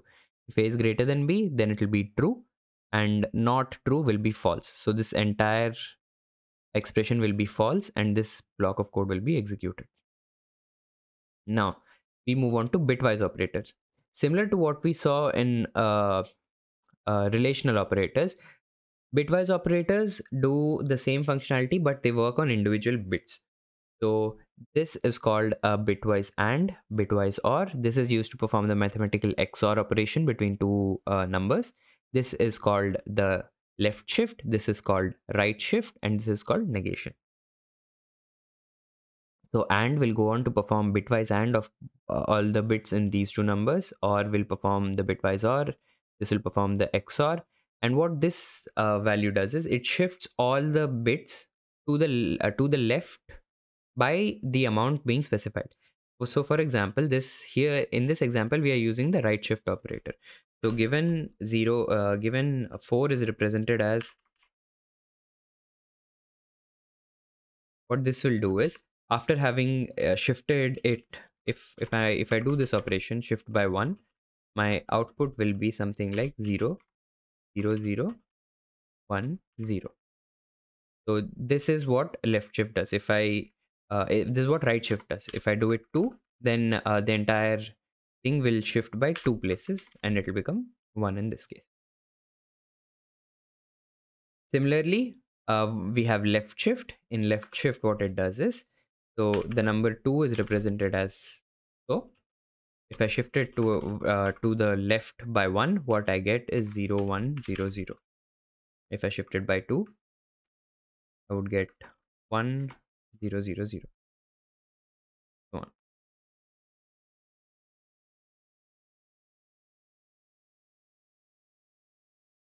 So we can observe those changes here, wherein 2 or 1 will give us 3. 2 and 1 will be 0 because they do not have any bits in common. So doing a bitwise AND of all the corresponding bits will give us 0. 2 XOR 1 will be 3. 4 right shift by 1 will give us 2. 2 right shift by 1 will give us 4, as we had explained. Next, we move on to ternary operator. Let's see what this if else statement is doing. So what it does is it compares the values of a and b. If a is greater than b, then c will get the value of a, otherwise c will get the value of b. Basically what we are doing is, amongst these two numbers, we are storing the greatest number in variable c. We see that for such a simple logic, we are actually having to write quite a few number of lines of code. So what ternary operator does is it simplifies writing such rather simpler if else logic. So this would be the syntax for the ternary operator, where there is a condition followed by a question mark, and then there will be an expression 1 followed by a semicolon, following which will be an expression 2. If the condition is true, expression 1 will be performed, otherwise expression 2 will be performed. This is used using assignment. So C equal to A greater than B. If A is greater than B, what we do is we send the value of A to C, otherwise we assign the value of B to C. So this entire if block could be written in one single line using the ternary operator. Next, we move on to the unary operators. So till now, almost all the operators we saw are binary in nature, meaning they require 2 operands to work on. So we see that we actually require 2 and 1 in order to perform this entire operation. Similarly, in order to compare 2 variables, we need to have 2 variables. What unary operator does is it does not require 2 operands to work on it. Hence, it can work on 1 operand on its own. There are 2 types. There are 2 ways to use the unary operator. It's called while incrementing it, it's called post increment and pre increment. This is called post decrement and pre decrement. So say I have the value of A assigned as 1, and what I'm doing is C equal to A plus plus. So intuitively, what you would guess is plus plus would eventually lead to increment of the value of that operand. So if I'm doing A plus plus, this should be similar to A equal to A plus 1. Similarly, A minus minus will also be similar to A is equal to A minus 1, which is true. But the positioning of the operator may change its behavior when we are assigning it to some value. So in these cases, whether I write the operator before or after, it doesn't make any difference to how A is being changed. But when we are trying to assign it to a variable, when we are assigning it to the variable and when we are making a change in A, is that difference is what makes the pre-increment different from post-increment and pre-decrement differ from the post-decrement. So let's see how that change behaves. In case of post-increment, what happens is initially we assign the value to C. So if I'm doing A plus plus, C equal to A plus plus, what I do is I initially give the value of A to C. So in this case, my C will become 1. My C will become okay, let's see. Initially C has some garbage value in it. Let's say C has 0 and A has 1. When we try to execute this statement, what will happen is initially it will assign the value of A to C. So C will then become 1, and then it will go on to increment the value of A. So 2. We'll see that the output is actually 1 for C and 2 for A, as it is observed here. So then what happens in pre-increment? So as you can guess, in pre-increment, we first increment the value of the variable and then we assign that incremented value to our destination. So in this case, what will happen is initially, let's say C is 0 and given A is 1. So what this plus plus A, C equal to plus plus A will do is first it will increment the value of A to 2 and then it will go on to assign whatever value A has onto C. So in this case, our output should be 2, 2, which is visible over here. Similarly, it works the same with decrement operators. So if we are doing a post decrement, it will first our C is 0, A is 1. What it will do is it will first assign the value of A to C. C becomes 1, and then it will go on to decrement the value of A to 0. Similarly here, C0, A is 1.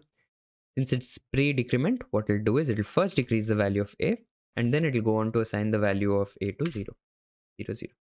And those outputs are observed over here. Then we come and we can see shortcut assignment operators. So let's say you ever have to write this statement, C is equal to C plus 1, or C is equal to C plus 2, C equal to C times 2, etc. So instead of having to write so many characters, what we can simply do is we can substitute this with C plus equal to A. This can be written as C plus equal to 2, and this can be written as C star equal to 2. This also goes for other bitwise operators as well. Now let's look into some other random operators which cannot actually be classified to either shortcut assignment, arithmetic, etc. So first we have the size of operator. So the size of operator is used to find the size occupied by a variable or a data type in bytes. So what this will do is since A is a variable of integer data type, what it will do is it will go and print the number of bytes which that integer data type will occupy, which in this case is 4 bytes. Next, we talk about the pointer related operators. No, let's first go on with dynamic memory allocation operators, which is new and delete. These will be discussed in detail much later, but what basically they do is new allows us to create or manually dynamically allocate some space for a variable, and delete allows us to free that allocated space. The address of operator, what it does is it returns the address at which the variable is storing its value. So what PTR in this case will store will be the address of the variable A. Similarly, what is used along with the address of operator is also the dereferencing operator or the value at operator. What this does is it is used to access the value at okay, so PTR is storing an address. So what star PTR does is it helps us to access the value which is present at that address which PTR is storing. Also, we have a few more operators, which is the arrow operator and dot operator, which are basically used to dereference or access so the arrow and the dot operators are used in respect to in respect to structures. Okay. The arrow and the dot operator are used with relation to structures and unions, wherein if we are accessing the structure using a pointer, in order to access the internal elements present in the structure, we will use the arrow operator. But in case we are directly accessing the data members of that structure, we will use the dot operator. Now let's go on to see what actually operator precedence is. As you can see in this diagram, we have many operators which we have been using, which we have discussed. And what happens if we have multiple such operators in succession? So do we simply go around and perform the operation related to an operator as they appear from left to right, or do we go from right to left, or is there any specific order to follow? And also among the different type of operators, such as what if we have a combination of arithmetic and logical operators, which operators should be given more preference? Should we do the logical operations first and then go on with the arithmetic operations, or should the arithmetic operation should get done over first, and so on?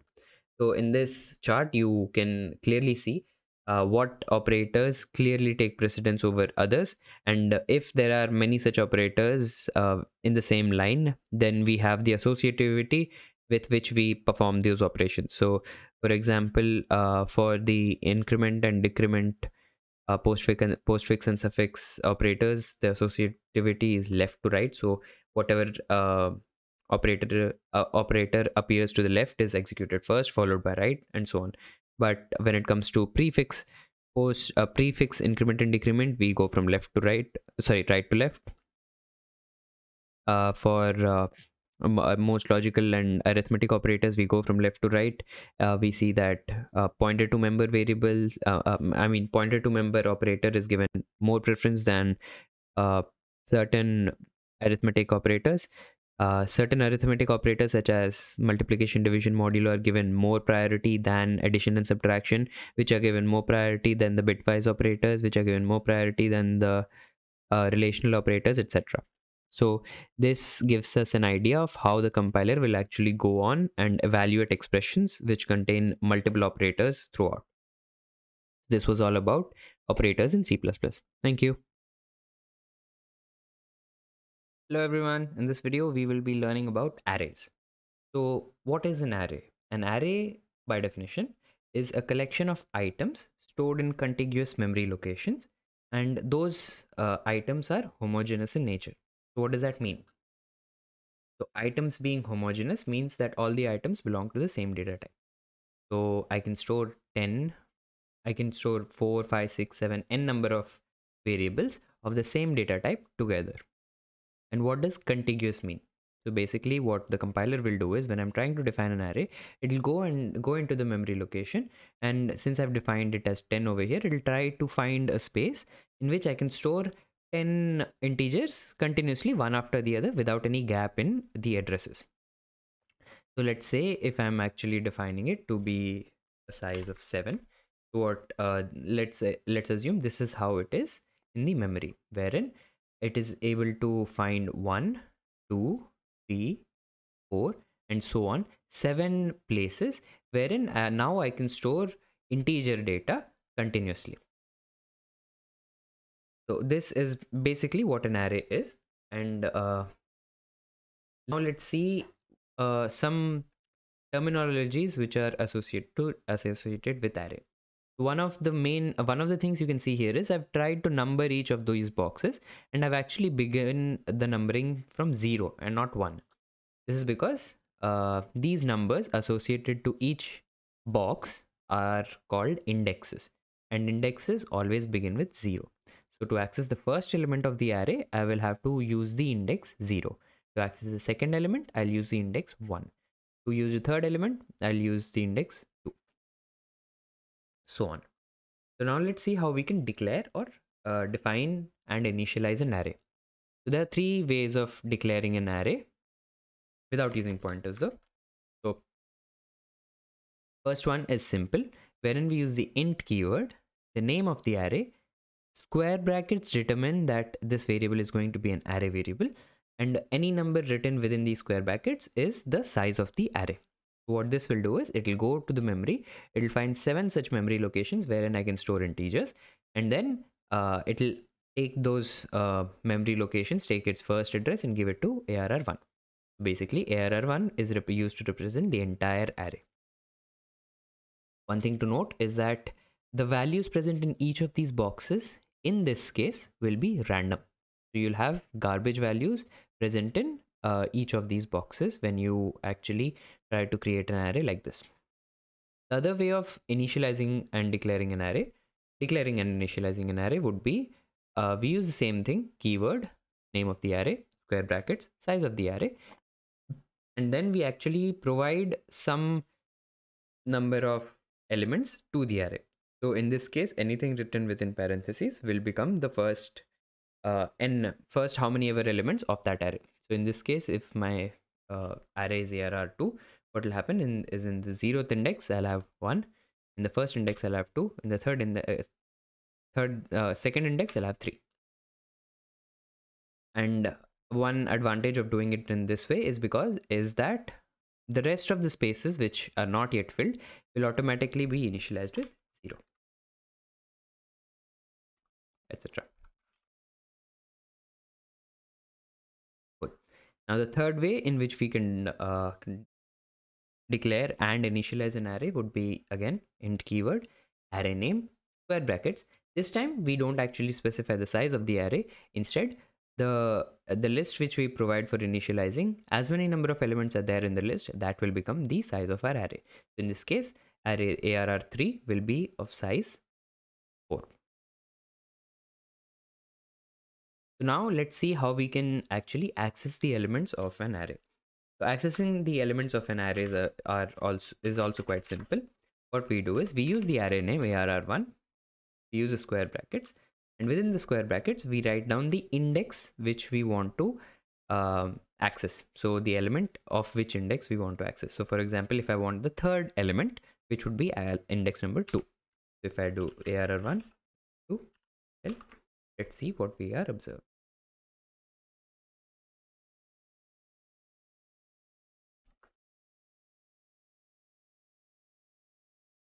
We see that it's gibberish. So if I try running it again, I'll get different values. It's because each time the array is being created, it's initialized with garbage values, and hence I'm able to do this. Now let's actually try to access some value which we know will exist correctly.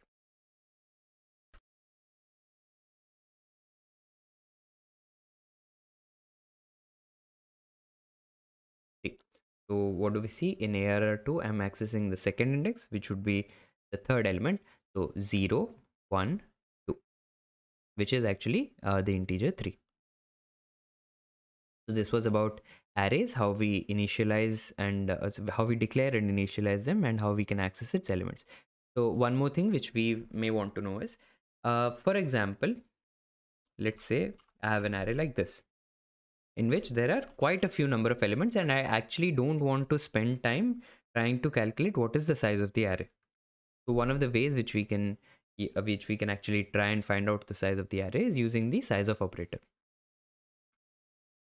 So as said before, the size of operator will return the size taken by a given variable in bytes. Since arr1 is the name of the array in this case, its space occupied will be equal to the space occupied by the entire array, which will be all the boxes in each of these indexes combined. So what we can do is, after we have that entire big size, what we can do is we can just simply divide it by the size taken by one of the boxes in that array, which will essentially give us the size of the array. So how that works is,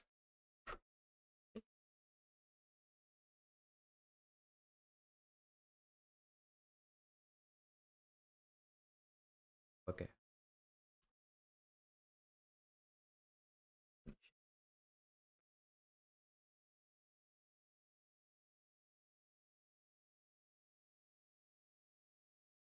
comma,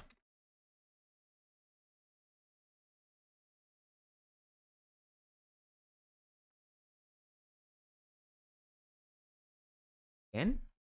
Oh, okay, right.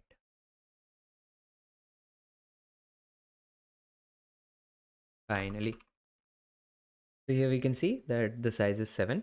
So let's also try and print out each of the sizes individually. So size of arr1, out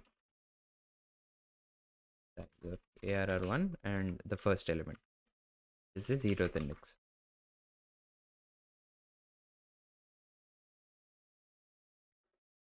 We see that the size of arr1 is actually 28, and the size occupied by one of the boxes, one of the indexes, is 4. So the total size of the array is 7.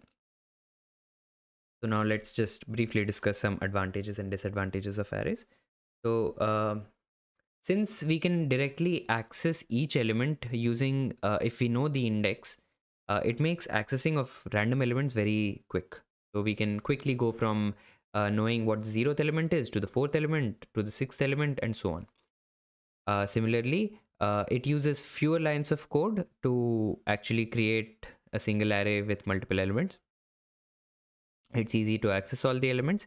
Traversal of the array also becomes easy because we can simply iterate over a single loop. So let's see how we can actually iterate over an array. So for int I is equal to 0, so I have an index. What I'm going to do is I'm going to travel all over the size of the array. Course of habit, sorry. idx I plus plus, and we see out arr of idx. This is how you would ideally iterate over an array, which is quite simple. And and one of the other advantages of an array is that sorting of an array becomes easier because we can write it in fewer lines of code. Now, the disadvantages of an array would include that we may not always have in memory enough space to give for such contiguous allocation. So what if I want an array of 10,000 size or 1,000 size? It may so happen that we do not actually have that much time.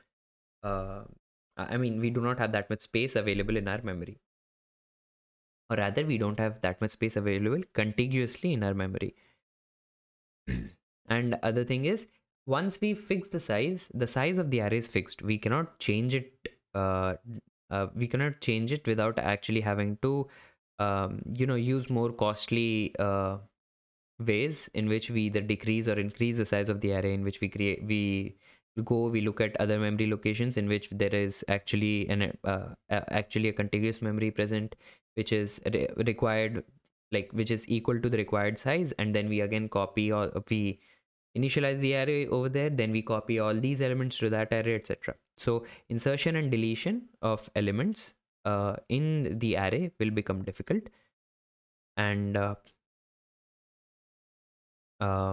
yes, this was all about arrays. Thank you.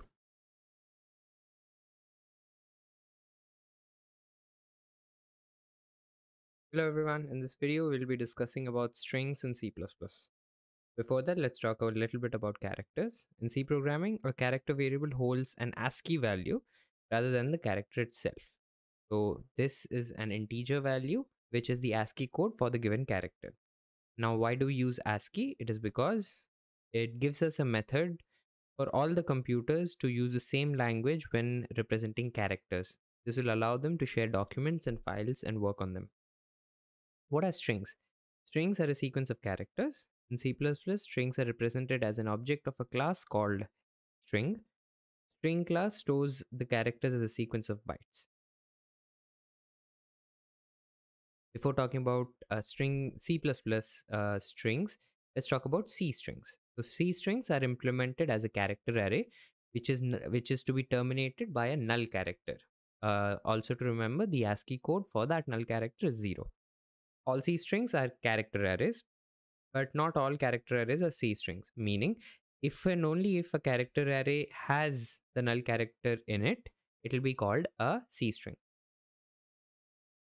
Functions for processing these strings are strlen, strcpy, strcat, etc. provided by the string.h library. And these functions require the strings to end with a null character in order to able to perform their respective operations upon those strings. Now, what are the disadvantages of these strings due to which we have new implementations of strings in C++ in the term in Now, what are some disadvantages of C strings, and why do we move on to C++ strings or the string class? C strings cannot track their own size. And for a C string, the null character becomes very important because most of the functions required to work on the C strings require the use of null character. We cannot directly compare strings or concatenate them. We'll have to use external functions such as strcmp, strcat, etc. And also C strings are fixed in size. So if we want to increase the size of the string or decrease it, we'll have to do it manually using dynamic memory allocation.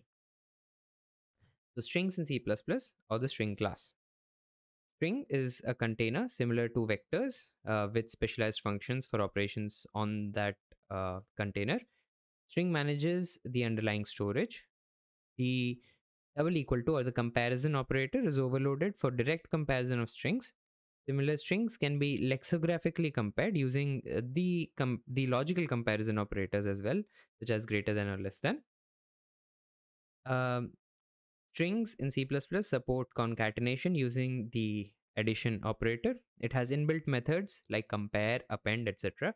And it also has other interfaces such as size, empty, clear, insert, resize, erase, substring, find, at, etc. So now let's see all of these things in code. Yes. So in this code, what I've done first is we'll go through the C strings first, then we'll move on to the C++ specifics. Right. So remember that these strings are nothing but character arrays. Here I'm assigning it to a literal called hello1 and hello4, two different arrays. You can also assign it like this, but that's not allowed in C++ anymore. Now, what we observe is in order to find the length or perform any operation, we depend on external functions, the strlen, strcmp provided by the string.h class, which is not very intuitive. These are not associated to ARR. Rather, we have a function defined to work on strings in general, which you may forget the syntax of, etc. So that causes one issue. Now, Now remember that a C string always ends with a null character, and how we can observe that is here I take in a string, I iterate through the string ARR for each character ch, and I'm printing the ASCII value of that ch. And if at all I encounter one null character, I break.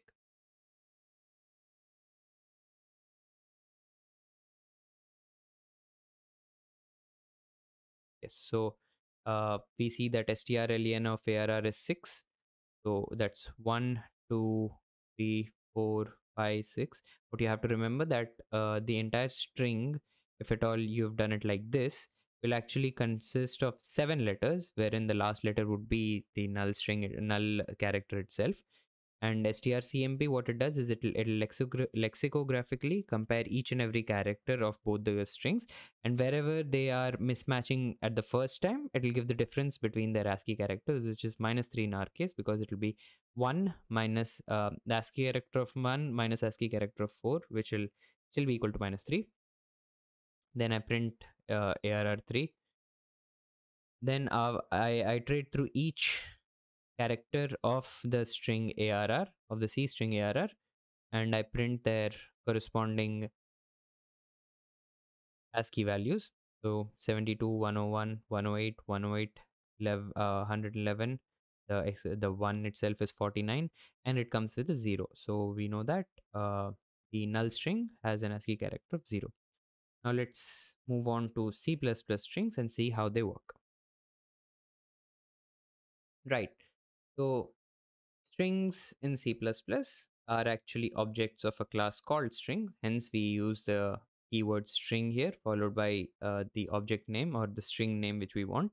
As we've already discussed in videos before, if we simply use C in S to input a string, this will stop taking the input till after the first whitespace character is encountered. So in order to take input of strings inclusive of whitespace characters, we use the getLine function, which takes in the cin operator, the string we want to store it into, and the delimiter to which we want till which we want the string to be recorded. So it can be dollar, it can be add, it can be a. So all the input till a will get stored in S. A is exclusive, and or we can simply leave it like that, and it'll go on taking the input till the first new line character is in. Now, what C++ strings provide us is functions associated to the string itself. So s.length will directly give me the length. I need not import another library in order to use these functions. So s.length will give me the length. What I can do is I can push back. So what pushback does is basically it appends a character to the end of my string s in this case. So if my we'll see this in example. So if I have string s equal to hello, then what will happen is the exclamation mark will be appended to the string, and it'll result to hello exclamation mark, right? So after which we see that we will observe how the length changes. And remember that C strings were fixed in size, but here we are able to append a character to it. We can also remove the character which we appended using pop back or erase, etc. So there, see, the string class itself will take care of managing the memory, managing the size, and it will automatically resize, and we'll see that the length also changes. Similarly, we have a substring function wherein we can extract a certain part of the string. In this case, it will be from the first index 3 characters, Similarly, we can use strings to assign them to other strings. So here my s2 string gets assigned from the value of s, again from the second index 2 characters. I'll be able to print it here. And the various and some of the other functions which strings do provide us will be find, which is used to locate if a character is present or not in the string. If the character is not present, then the resultant position will be equivalent to this. Otherwise, we will be directly able we will be given the index position of that particular character, and if we want to access that character, we can use either uh, s of position, or we can also use s dot at of pos. So that is also another function given to us. So in this way we can find characters, we can access characters given at a place, we can take substrings, we can take a length, we can push back or append strings. Now let's go to the more some other functions like compare, wherein although we can always do if s greater than s2 or something like that, we can also get a more numeric comparison between s and s2 using dot compare, wherein similar to strcmp, both the strings will be compared lexicographically, and wherever they differ, the difference of ASCII values will be given to us. The plus operator is overloaded. So what s plus s2 will give us is the concatenation of both the strings, where s is followed by s2. If we want s itself to be modified, what we can do is we can use the append function, wherein the value of s2, the entire string of s2 will get added to the end of character string s, and then we print it as well. So now let's take a look at this in action.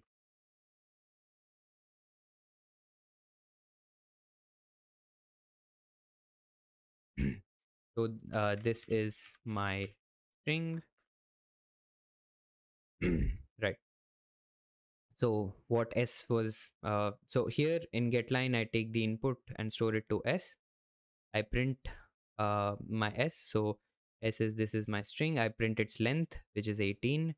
What I then do is I push or append another character to it. So we see that there is an additional exclamation mark at the end of the string. We also see that the length has increased, and we didn't actually play any role in increasing the length. It was all done automatically. Here I extracted a substring from the string itself. So from the first index, 3 characters. S2, here I'm assigning or rather filling S2 using some part of S or some substring of S, which is in this case. Here in I see that in S I have not actually used any A character. So if I try and find an A character, it will give me a position which is equal to string and POS.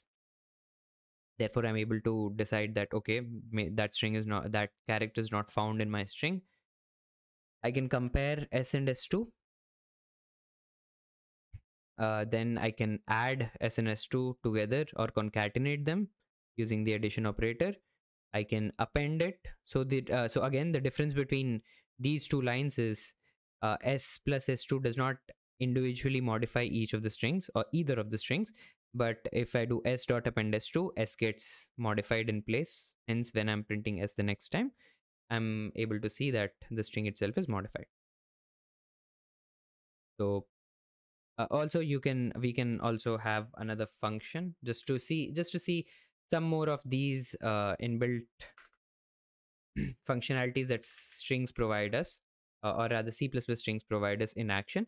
So what I did here to show how we can use the string functions in order to manipulate strings is that what I want to do is I want to replace the blank character with my own given character ch. So I send in a string while n. So I try to find a blank character starting from n. So if my n is 0 initially, so from till the position 0, it will try to find a string. In this case, I'll let it be. So I try to find a string from the position 0. Wherever the first position is found, that is assigned to n. And next time what I'll do is I'll start looking from there again for the next one. And till I'm not able to find any such strings, each such position of n will be replaced by character ch. So this is just one of the many examples you can use. This is one of the many examples that shows how we can use those inbuilt functions in order to manipulate strings to our convenience. So this was all about C strings and strings in C++. Thank you. Hello everyone. This video is going to be an introduction to pointers and dynamic memory allocation. So pointers are variables which can store addresses, and they help us in dynamically allocating memory, implementing and managing complex data structures, optimizing the use of memory, and also allow for call by reference function calls.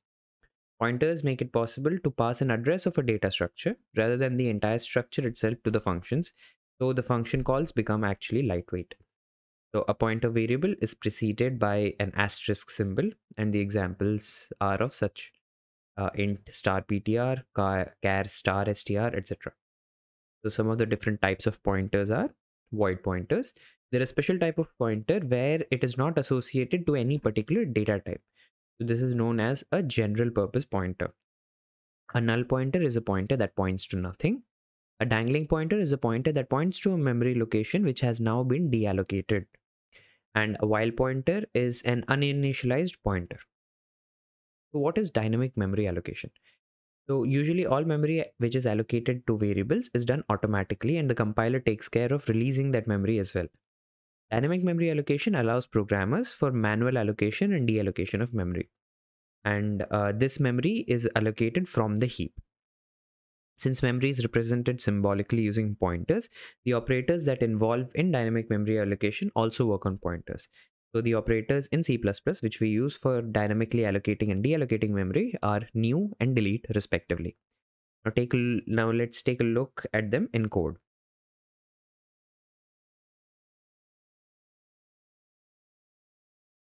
Right. So the general syntax for declaring a pointer is data type, followed by the asterisk character and the variable name. So if I want to make an integer pointer, I would write it as int star ptr. Character pointer would be of the type int star str or any name which you want to give. A floating point pointer will be star ptr2 and so on. Now, how do we actually initialize or assign a value to a pointer? You cannot randomly go and just give it any address which you want to. So let's say I have a variable int a is equal to 10. Now, to assign the address of a to ptr, since pointers can only store addresses, I would do something like star ptr is equal to, or int star ptr is equal to address of a. Now, the ampersand here is the address of operator, which returns the address of the operator a. So in this way, ptr will now store the value of the address of the variable a. Now let's see that in action. So cout ptr handle.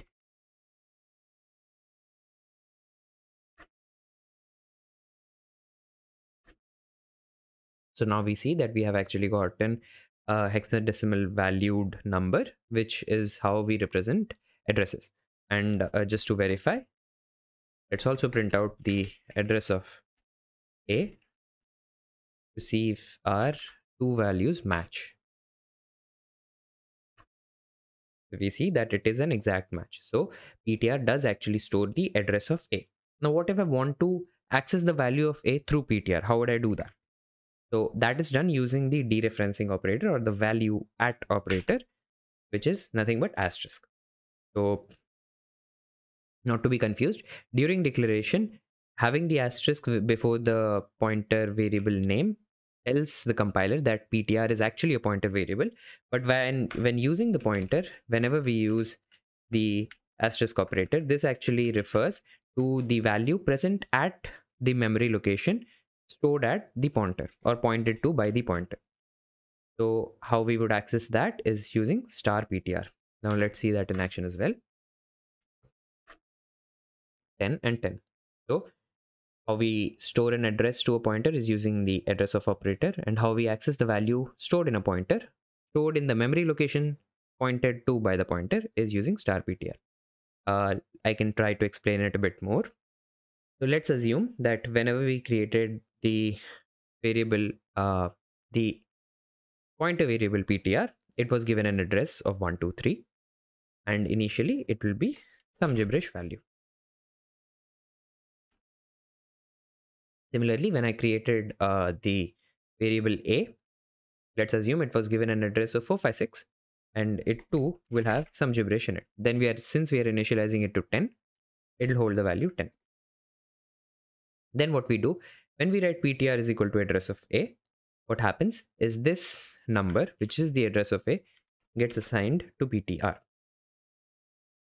So at address 123, we have a pointer variable ptr whose value is, or the value which it is storing is 456, which is the address of a. Now whenever we try to access or use the star operator with ptr variable, whereas whenever we want to access the value present or the value of a using ptr, what we do is we use the star operator. So what this indirectly does is star ptr will actually imply star of 456. What this then does is it goes to the value present at the memory location 456. Since the value present at memory location 456 is 10, star ptr gets evaluated to 10. So star ptr is nothing but star at address a, which is nothing but a, which is 10. Now let's try to work with dynamic memory allocation. Here what we did is we assigned the address of another variable a to ptr. Now what we can also do is we can instead create our own variable or allocate a certain amount of memory for our own data type and assign that to ptr as well. So how we do that is ptr is equal to, we use a new keyword to allocate some memory. We represent the amount of space required for our data which we are storing using the data type which we will be storing in it. So in our case that will be int. So ptr is equal to new int will be equivalent to saying int a, in the sense that we assign some memory to this variable a, which can now store an integer in it. Now what if we want an equivalent of int a equal to 10, wherein we actually want to initialize it with some value? That is done using a similar pattern, wherein within brackets we we give the value which we want our newly assigned memory to be initialized with. So what this does is now ptr will actually point to a memory location which has now been initialized with the value 10.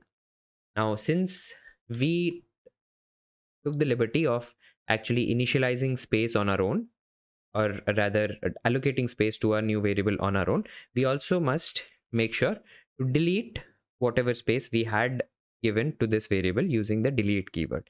So delete ptr, what it does is whatever address is being pointed to by ptr, that will now get deallocated.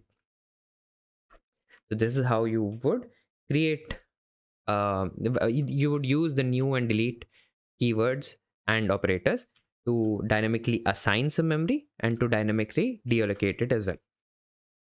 Dynamically allocate and deallocate memory. Now what if I want to create an array? What if I want 10 such integer variables and I want to be able to dynamically allocate memory to it? How we would proceed with doing that is, say I want an integer of size n. I want an array, integer array of size 10. How we would then create an array would be something like this, wherein we use the square brackets and within which we write the size of the array. What this will do is then it will make space for n such integers contiguously, and the first address of that array will be assigned to ptr. How we deallocate that memory is using something like this, wherein delete followed by empty square brackets, or the size within the square brackets as well. So empty square brackets followed by the pointer name, which is storing the address. This is how you would allocate memory to an array and how you will deallocate memory as well. So this has been all about in an introduction, a brief introduction to how we define, declare, initialize a pointer, and how we can use dynamic memory allocation along with pointers, how we allocate memory using the new keyword for both normal data types for arrays, and also how we deallocate such allocated memory. Thank you. Hello everyone, this video we will be discussing about pointer arithmetic. Before we begin with that, let's look at some of the properties of a pointer. So here what I've done is I have an integer array, a string, an integer array, a character array, and a trusty old int a equal to 10. I have two pointers, one an integer pointer ptr, a character pointer s. And what I'm trying to do is I'm trying to print out the size occupied by each of these pointer variables. So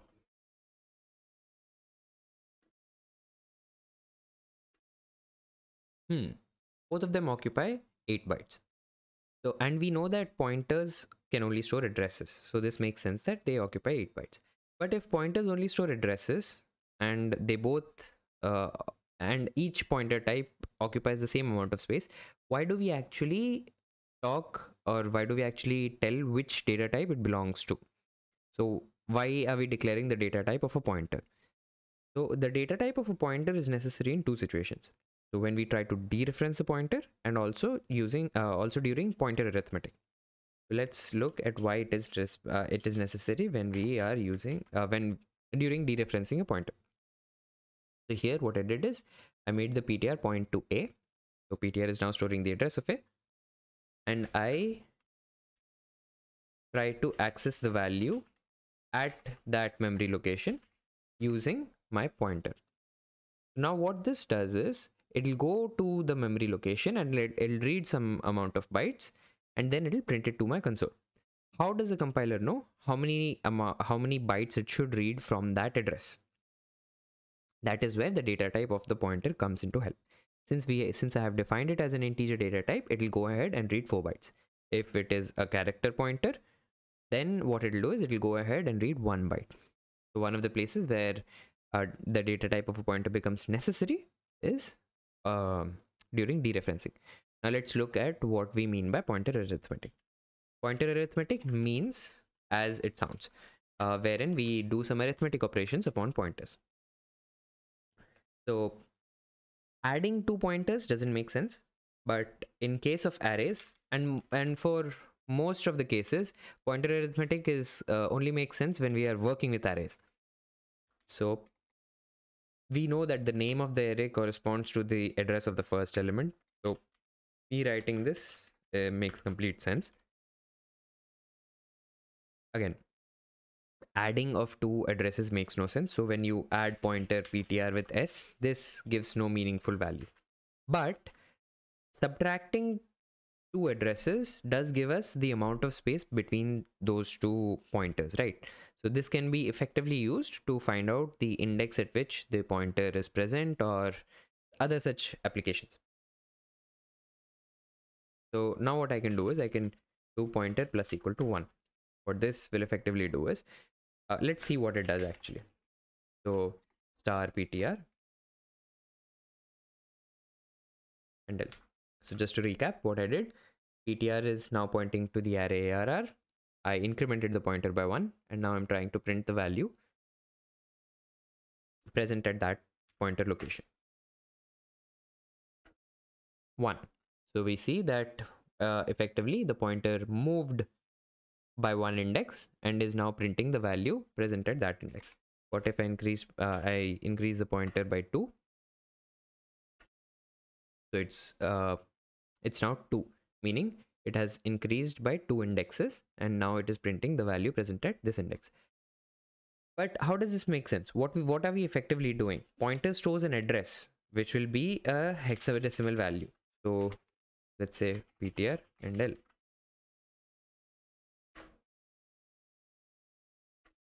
So how does adding 2 to this value make sense? Since we know that arrays actually occupy 4 bytes of space, so the effective distance between these two indices will be 4 bytes. Between these two indices will again be 4 bytes, and so on. So how does it make sense for us to add 2 to an address, and it's able to give us some value which we can predict? So even in such cases, the data type of the pointer comes into play. Since we know that PTR is of an integer data type, adding 2 to that PTR would actually mean adding 2 times the size of an integer effectively to the address stored at PTR.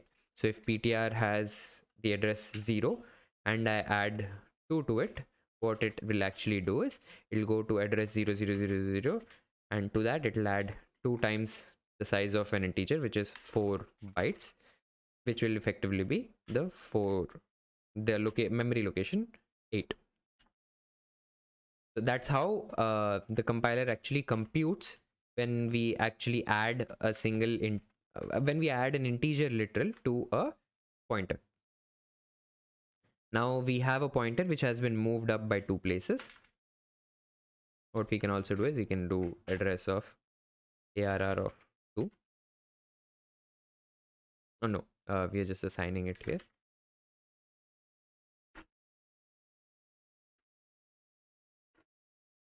So we see that the value is 2. Now what I can do is, since PTR is storing the address of the second index, what happens if I subtract that address from the address of the 0th index, which is nothing but the name of the pointer?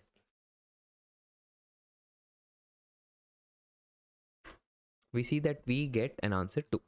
Why is that? So as discussed before, PTR is effectively 2 indices ahead. So it will be pointing to this memory location. ARR will point to this memory location. The difference between those two memory locations is effectively 2 integer spaces, which is getting printed out. So this was about the subtraction arithmetic operation and the addition arithmetic operation, which we did by PTR plus equal to 1 or PTR plus plus and so on. Again, pointer arithmetic only makes sense when we are actually working with arrays. The data type of that pointer helps us in determining, or helps us in 2 operations, which is dereferencing the pointer, and also during pointer arithmetic. We can perform mathematical operations of addition and subtraction on the pointer, but addition of 2 pointers or 2 addresses makes no sense.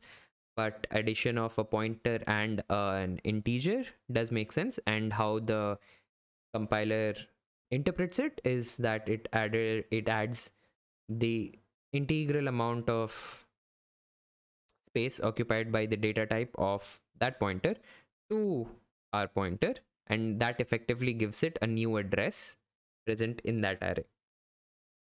Similar to addition, we also perform subtraction operations in order to find the differences, or in order to find an index at which the pointer is pointing to for that array. So this was all about pointer arithmetic. Thank you. Hello everyone, in this video we'll be continuing our discussion on pointer arithmetics. So now we know that we can access array elements using such a notation, but how are we to do it if we want to use some arithmetical operations on the pointer? From our previous discussion, we discovered that ARR plus 1 actually refers to the address of the first indexed element. ARR plus 2 would refer to the address of the second indexed element. So by dereferencing them, we should be able to access the value present at that index of an array. So the effective equivalent of accessing an array element using square brackets, but if we try to do that with pointer arithmetic, would be something of such sort. In this way, we can access the same array element, but here we are using our arithmetics on our pointers. Now, let's talk about something which will help us to further understand how we will achieve the similar behavior but for multidimensional arrays. Before that, let's discuss what a pointer to a pointer is. So we know that int star ptr is equal to address of a if int a is defined. What this effectively does is ptr is now pointing to an integer data type variable. Now, is it possible that since ptr is storing just an address of a pointer, is it possible that we have another pointer which can store the address of this ptr? Yes. Such a pointer is called a pointer to a pointer or a double pointer. How we define it or declare it is using int star star ptr2 is equal to address of ptr. So dereferencing them will also work in a similar manner to what you would expect for normal pointers, but here we can go a little deeper. So let's try printing ptr2 followed by the address of ptr, which we have actually assigned it to. Now we use the star operator on ptr2 once, and let's see what we are observing. If ptr is storing the address of a, we know that star ptr effectively results to a, meaning star ptr will refer to the same values which a is referring, and any changes made to both will be reflected for both because ptr is directly accessing that memory. So in our case, since star ptr2 is accessing since ptr2 is accessing the address of ptr, star ptr2 should be able to give us the value of ptr. So there should be no difference between star ptr2 and ptr. Going ahead, what if we try to use double star on ptr2? What this should give us? Now since star ptr2 gives us ptr, which is nothing but address of a, we can expect star star ptr2 to be equivalent to star ptr, which is nothing but a. Let's just solidify our findings, or what we expect to be find using these three print statements. So I'll initialize some value to a as well. 1. Right. So we observe that ptr2 and address of pointer ptr are the same. Star ptr2 is nothing but the value stored in ptr,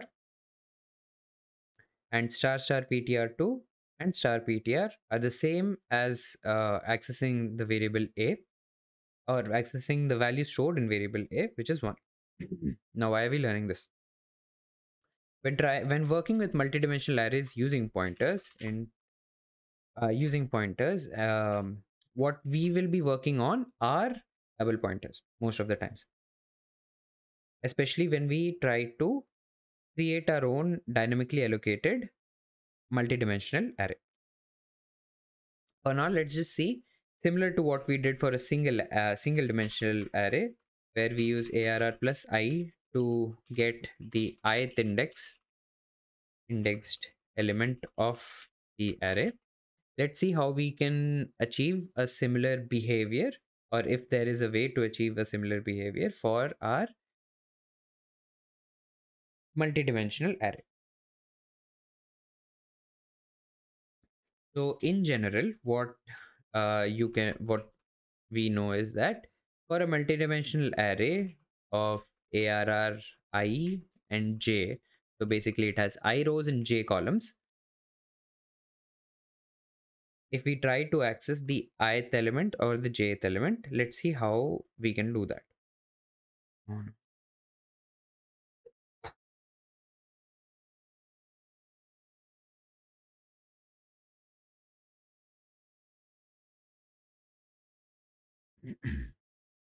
So in order to access the I and j, ith row, jth column of the given multidimensional or two-dimensional array, in this case, the effective equivalent of what we did for a single dimensional array would be star of arr2 or the array name plus I plus j. So arr2 of I j is effectively equal to this. What we do, since arr2 will store the address of the first array itself, we move it to the ith row. So if I is 0, we remain at that element. If I is 1, we move it to the next element, and so on. After we've come to that address, what we do is we dereference it so that we are able to access that first element of that given row of the multidimensional array. And then we move it j places further to go to the jth column, whatever we require. And then we use a star operator to dereference it. So this is how we use pointer arithmetic to access values of variables for given indexes in different types of arrays. Now let's quickly also go over how we can dynamically allocate memory to a two-dimensional array using pointers. So here in star ptr is equal to new int of 10, what it does is it will go to the memory, it will find 10 spaces where each space occupies the memory of one int, and it will club all those it will give the starting address of that given blocks or chunks of memory to ptr, and star ptr will be nothing but an integer value. Now from this example, or from this two-dimensional array, what we can see is in a two-dimensional array, each array element itself is a pointer. So say if I had a pointer ptr1 which is pointing to the array 1 2 3, what this effectively would boil down to will be this being replaced by ptr1. Similarly, something like this will also be replaced by ptr2. So what we observe now is a multidimensional, or in this example, a two-dimensional array is nothing but an array of pointers themselves. So for a normal integer, array, each element is an integer. For a two-dimensional array, each element will be a pointer. So since for the example of ptr, star ptr will be an integer. So if we what we want in a two-dimensional array is we want as many number of rows. So let's say we have 5 rows, right? So we'll have 5 arrays. 5 arrays means 5 pointers. Basically what we want is, initially we want the space to be to store 5 pointer variables. How we do that is using int star of 5. So as discussed before, new int of 10 will make 10 integer, like it'll take the space of one integer, and we want 10 such spaces contiguously. It'll find such a place, it'll allocate it to ptr. In our case, what we want is we want five pointer variables to be stored contiguously. So what compiler will do now is it will go to memory, it will look for 5 such contiguous places where each space will be equal to the memory occupied by an int star type of variable, and then this needs to be assigned to a pointer. Here we see star ptr actually stores int. Now since we are storing integer variables, we are storing integer pointers, our resultant or receiving pointer will be something of the type int ptr2 is equal to new int of 5. So this is how we initialize the first part, which is this will tell us how many rows of pointers we need. So in this case, we want 5 rows of pointers, and for each row of the pointer, int I equal to 0, or each row of 0, we have 5 rows. What we then do is, now that we have places for 5 pointers, what we then go and define is we assign memories to each of the arrays present. In this example, it will be ptr1, which stores 1 2 3, ptr2 it will store some other 3 integers, etc., and we assign those to each of these specific variables. Again, what we do is we go in the memory, we assign memory for these three variables together, or these three spaces together, and that needs to be assigned to each of the pointer variables present in the 2D array. So how we do that is ptr2 of row. Each row is now again a new array in which each element is an integer. So new int of, let's say I want 5 such numbers in each row, or 6 such numbers in each row. So this is basically how you will create dynamically a 2D array. How do we deallocate? It will follow the same procedure as allocation, wherein we go to each row and each pointer we delete or deallocate the memory assigned to each pointer. So ptr2 of row. Afterwards, when we have deallocated each and every specific memory assigned to a pointer, then we deallocate the memory which was given to our double pointer, basically, which is our array of pointers, which is ptr2. So in this way, we are able to create or dynamically allocate memory to a 2-dimensional array, and we are also deallocating the same. Hello everyone, in this video we'll be discussing more on pointers and arrays, specifically on how they are passed as parameters to other functions. So now let's say I have this array and I want to calculate the sum of each of sum of the array, which is the sum of each of the elements present in that array. So of course I could iterate over it, but what if I want to write a function which can do that? So sum of array int arr, somehow it should calculate and return me some value. Right. One thing which we need to know is whenever arrays are passed on to other functions, they're not passed as entire arrays, they're rather passed as pointers. So if I have a statement such as int ptr is equal to arr, so if I call sum of array arr, the entire array never goes. It's just that the address of the first element, which is the name of the array, is passed on. So over here as well, I needn't actually define it like that. I can simply have it as arr, and that would work as well. So since we are working with a pointer, we have an address, but we don't know the size of the array itself, right? Because for a normal array, we can use the size of operator and we are able to calculate the number of elements present in that array. But when it comes to pointers, we cannot do that. We cannot use the size of operator to achieve said functionality, because size of arr will give us the size of the entire array, whereas size of ptr is specific, which is 8 bytes using this compiler, and that's common to each pointer data type. So in that way, we cannot actually be able to calculate the number of elements present in that array using the array name. So what we would ideally want is we want to pass in the size of the array as well. So it can be a reference pointer, it can be normal as well.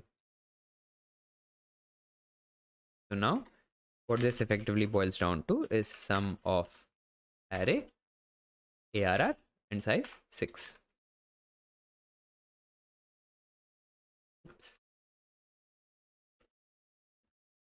And then I write my logic to find the sum of the array. So for int I equal to 0, I less than n, I plus plus, where I represents the index of the element, I take a sum variable, int total sum is equal to 0.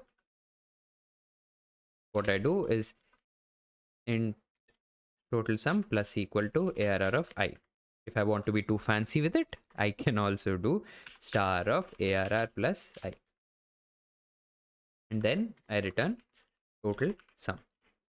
So in this way, we can actually pass arrays or pointers to other functions and then perform some computation to it and return it back. Since we are already talking about passing pointers as function arguments, let's also discuss what pointers allow us to do when passing them as parameters to functions. Pointers are storing addresses of variables to them.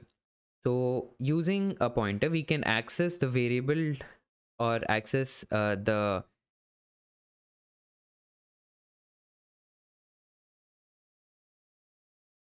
So using a pointer, what we can do is we can access the variable directly and make changes over there. So what this does now is it allows us for an opportunity to call a function by reference, meaning we are actually able to make changes to a variable inside the definition of a function, which will then be reflected in the original variable itself. One of the other ways in which we accomplish the same goal in C++ is using reference variables. So let's say I have int change variable where we make some changes to this variable int n, and I do n plus plus, right? And then I return n, which is not necessary in this case. Let's just make it a void function and n plus plus. Now, since this is an integer variable over here, whenever I call this function int n is equal to 10 change variable n, what this will do is, since this is an integer variable, the value which I pass on to this function during the function call is copied over to this variable n over here. So any changes made to n here, or let's call it n1 here, will not actually be reflected on this variable n. But now if I make it a reference variable, these changes will be reflected, because then n1 just becomes another name for n. If we make it a pointer, what we can do is we can still achieve similar results.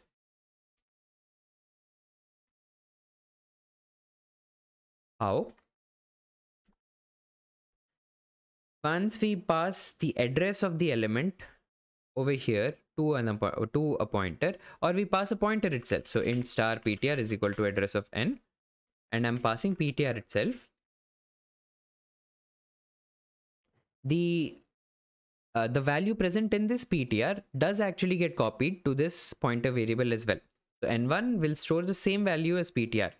But what matters here is that the value present in both the pointers is still a memory location holding an actual value, and any change made to that value will be reflected upon the original value, because you're making the change in the exact memory location of that particular variable, which is n in our case.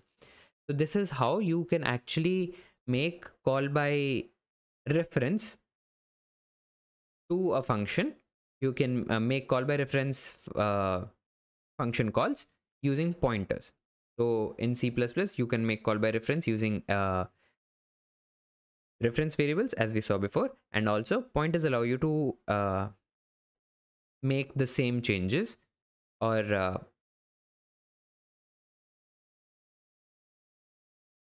so in this way, using pointers, you are able to make call by reference calls to other functions. Hello everyone, in this video we'll be discussing about object-oriented programming. So the major purpose of C++ programming is to introduce the concept of object orientation to the C programming language. Object-oriented programming is a methodology or a paradigm in which we design programs using classes and objects, wherein an object represents a real-world identity such as a pen, a chair, a table, a car, etc. The main aim of OOP is to bind together the data and the functions that operate on them so that no other part of code can access these data except the functions which are defined within the class. So what is a class? A class is a blueprint which defines the data members and member functions common to all the instances of that class. A class is the user-defined data type which has the data members and member functions. Data members are the data variables, and member functions are the functions which are used to manipulate these variables, and together they define the properties and the behavior which all the objects of that class will have. For example, a class car can have the data members speed limit, mileage, etc., and the member functions which a class car can have is applying brakes, increasing the speed, decreasing the speed, etc.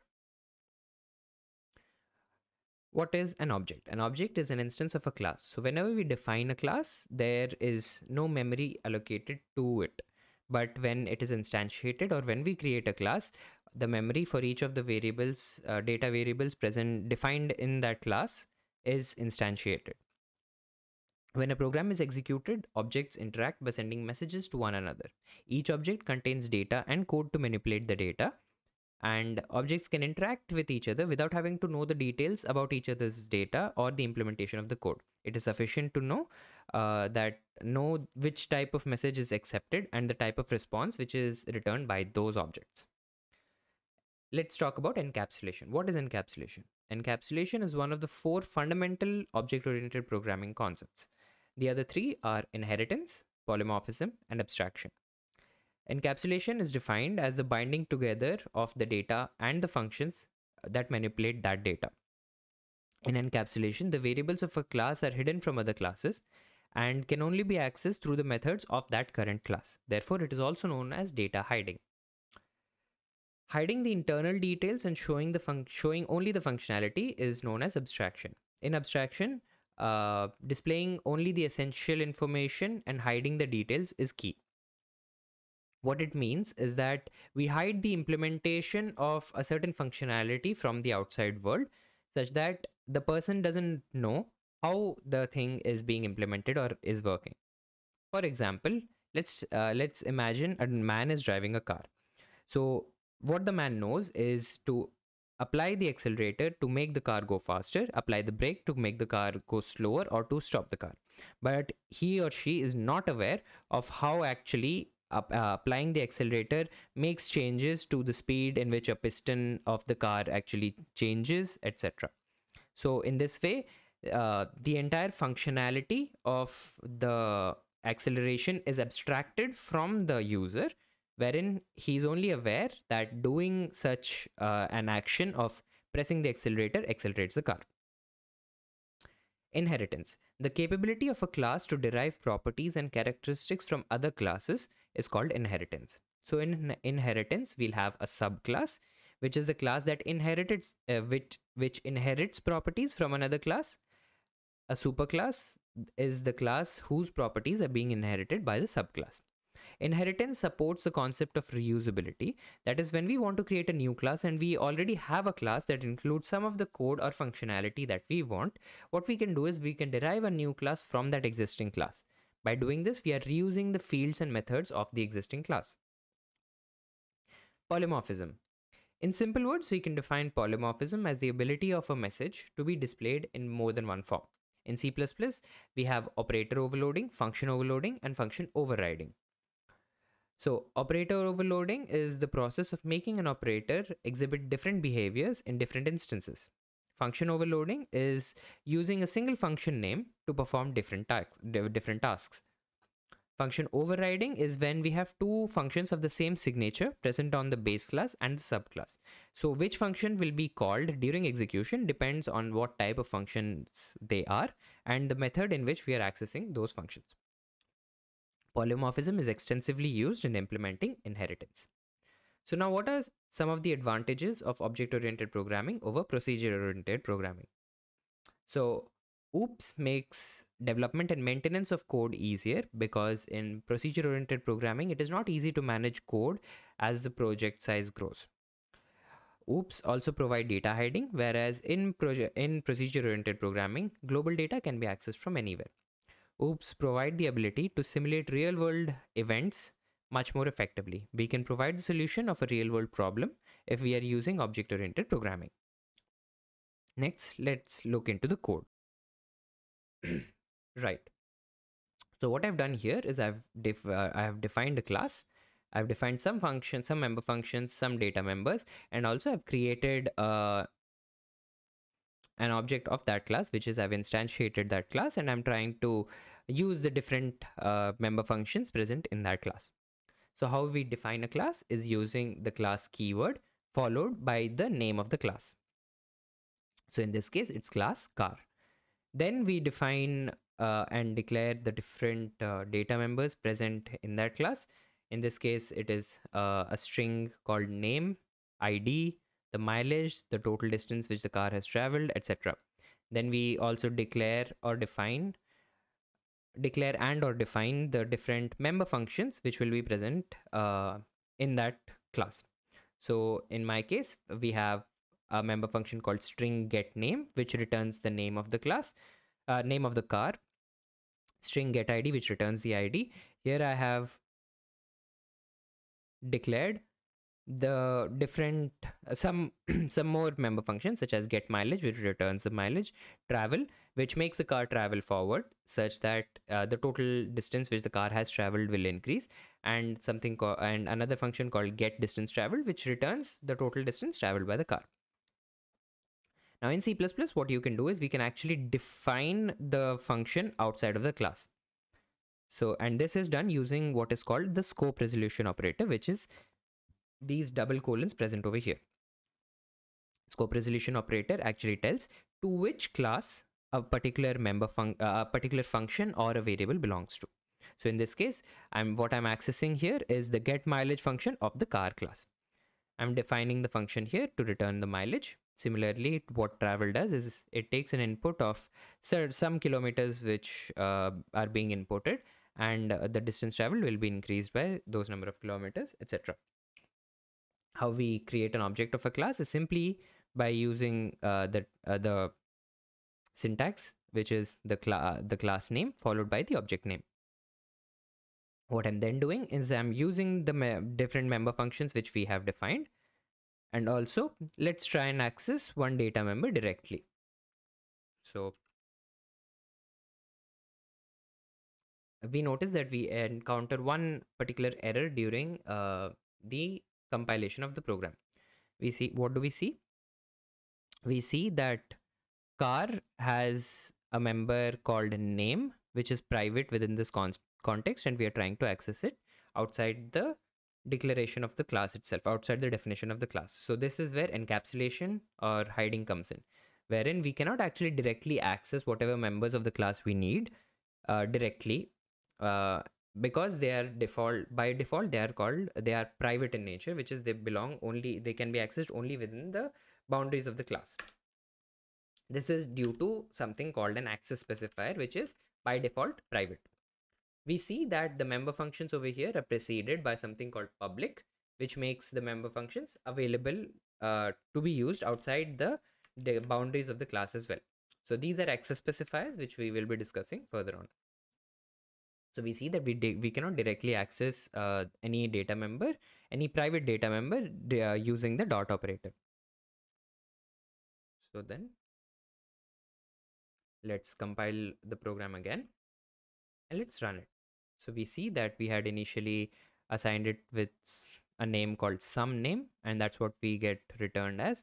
Here we did not actually initialize the distance traveled with something, so we get any random value. What we should do here is make it 0.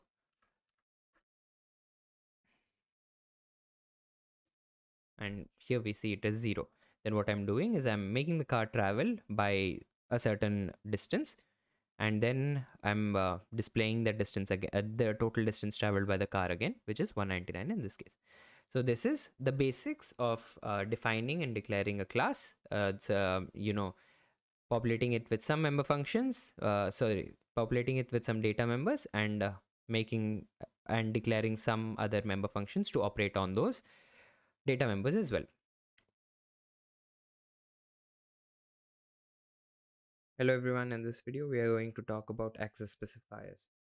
So access specifiers or access modifiers in a class are used to assign the accessibility of the class members. That is, it sets some restrictions on the class members not to get directly accessed by outside functions. So there are 3 types of access modifiers available in C++, which is public, private, and protected. And by default, if you don't mention a particular access modifier, it will default to private.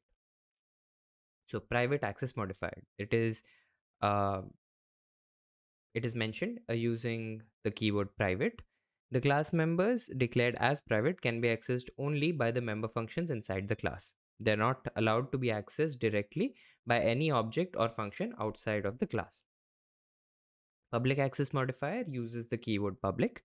All the class members declared under public specifier will be available to everyone. The data members and member functions declared as public can be accessed by the other classes and other functions too.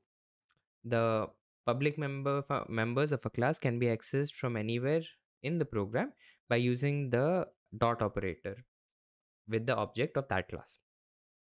We also have a protected access modifier. So it uses the keyword protected. Protected access modifier is similar to private access modifier in the sense that the particular member of that class cannot be accessed outside if it's outside of its class unless it is with the help of a friend class. Now the difference is that when we mark a class member with protected access modifier, it can still be accessed by any subclass of that class as well. Hello everyone, in this video we'll be discussing about constructors and destructors. So a constructor is a special member function which has the same name as the class name and it has no return data type. This function is implicitly called whenever an object of a class is created. So for example, in this given example, if whenever I write car C1, then this particular constructor is called. So here we see that this constructor takes in no arguments, but constructors can also take in arguments, and those constructors are called as parameterized constructors. So if a constructor has no argument, it is called a default constructor, else it is called a parameterized constructor. So what a constructor is mainly used for is to initialize the data members. So for example, over here, what I'm doing is for whenever an object of a class is created, I initialize the distance traveled to 0. Now, what if we want to specifically initialize some other data members as well? So in that case, we use a parameterized constructor wherein we pass whatever parameters we need to pass and which need to be assigned to our data members. And then within the body of the function, body of the constructor, we initialize those values. Here you can see that I have used this keyword. This keyword is used to represent this pointer. This pointer is a pointer which points to the memory location of the instance which is calling the particular member function. So for example, if I'm calling this, so I'll have some string which has the name car name and an ID 1 2 3 4. Okay, so whenever I create an object like this, what will happen now is we'll call this particular constructor, and here this will actually point to C1, to the address of C1. So whenever I write this arrow name, what it actually means is that we are accessing the name data member of C1. Now let's look at another member function.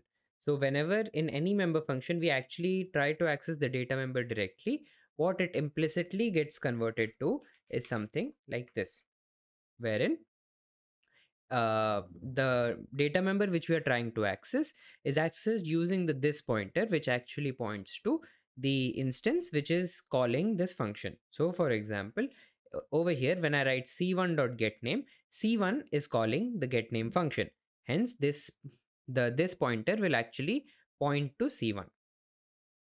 So that's how you can use this pointer as well. So now we discussed about default constructors and parameterized constructors.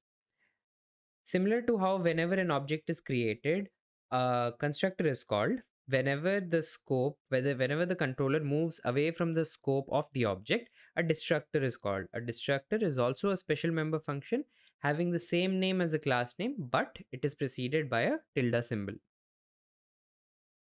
So after when we run this program, we'll see that whenever the controller goes out of the scope of C1, we'll see that the constructor is being called, where the destructor is being called. So let's try to run this and actually see what happens. I'm just creating two objects, so car C1 and car C2. We can see that C1 is actually taking two strings as its parameters, meaning it will call the parameterized constructor. And for car C2, since we are not passing any particular parameters, the default constructor should be called.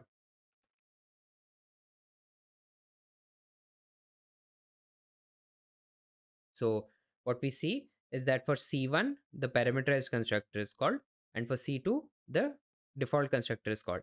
Now, whenever the controller goes out of the scope in which these two objects are created, which is the scope of the main function, we see that a destructor is called for each specific object.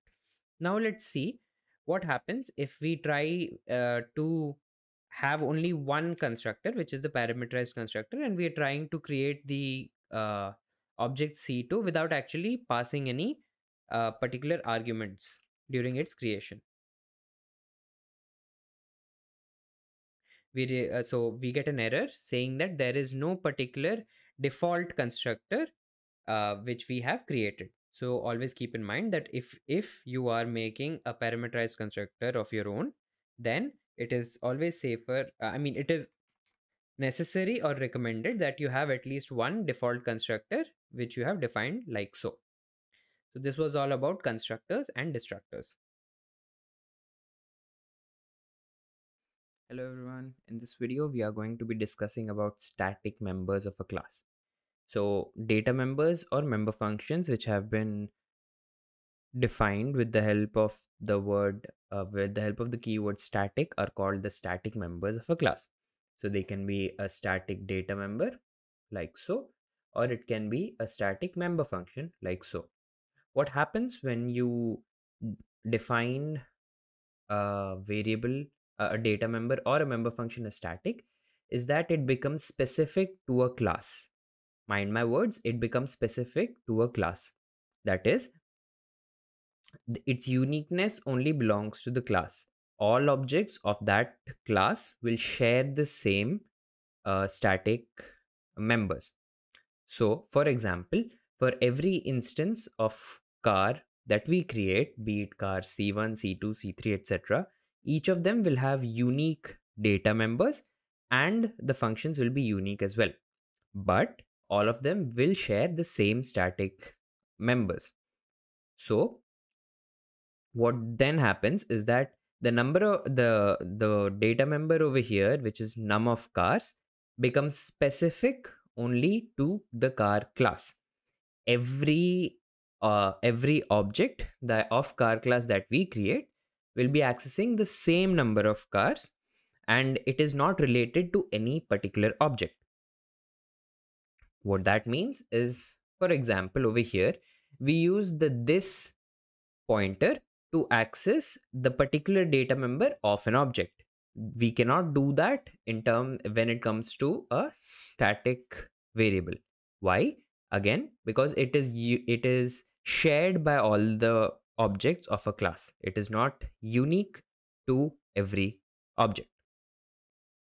Let's see what I mean by that in the examples. So what I'm doing here is, each time I'm creating an object, I'm increasing the static variable, which is num of cars, by 1. And each time the destructor is called, I'm decreasing it by 1. Whenever we declare a static variable, we also need to initialize it. And how you initialize it is using the scope resolution operator. So what we do is we write it again, which is the data type of the static variable, the class which it belongs to, the scope resolution operator, and the variable name itself, equal to whatever value we want to initialize it to. Similarly, what we can do is we can have a static member function wherein we can do whatever operations we can only on static variables. Remember that static member functions can only access other static variables. They cannot access data members. Why? Because again, a static member will be associated to the class, not to the object. So it cannot actually access the data members which are there in objects, which can be accessed only via an object. But every member function to that class can use both the static data member and the static member function. So let's just see how we use it.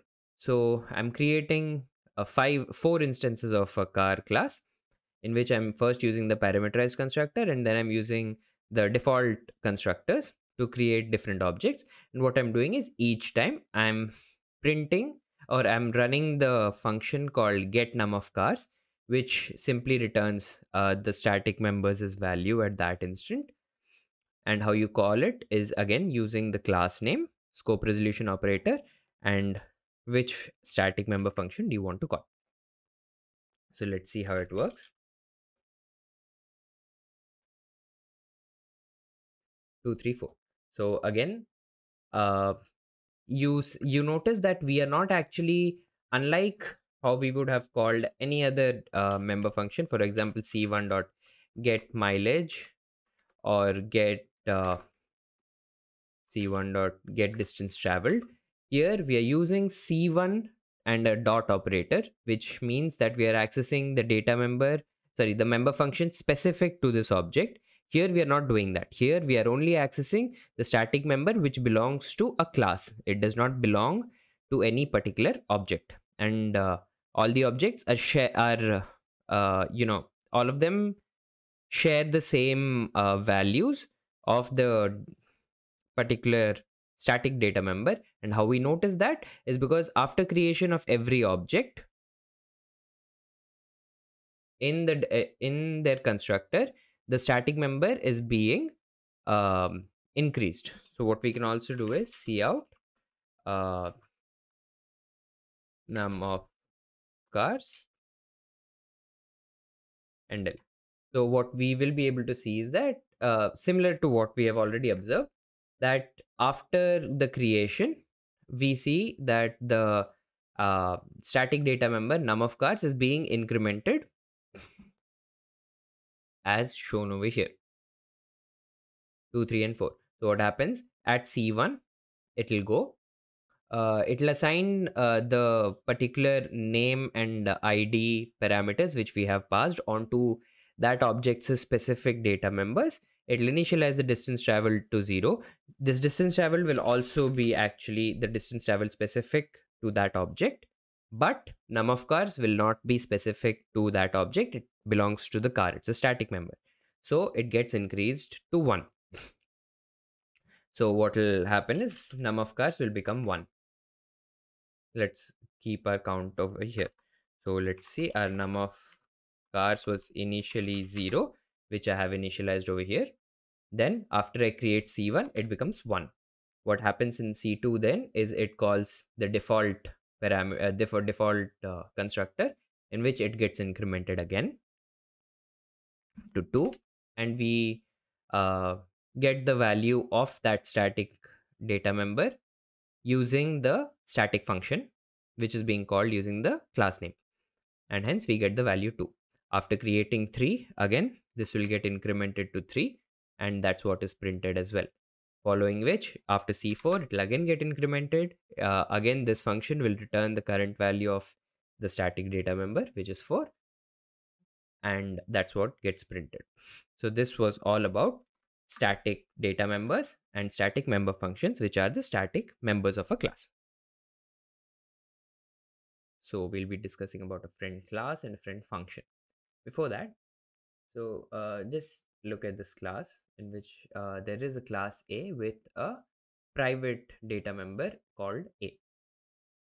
So now what I'll try to do is I'll create an object of class A, and we know that since the variable A in this object is private, I cannot access it directly like so. So let's actually confirm it. So here it tells that the data member A of class A of integer data type is private within this context, and hence we cannot directly access it.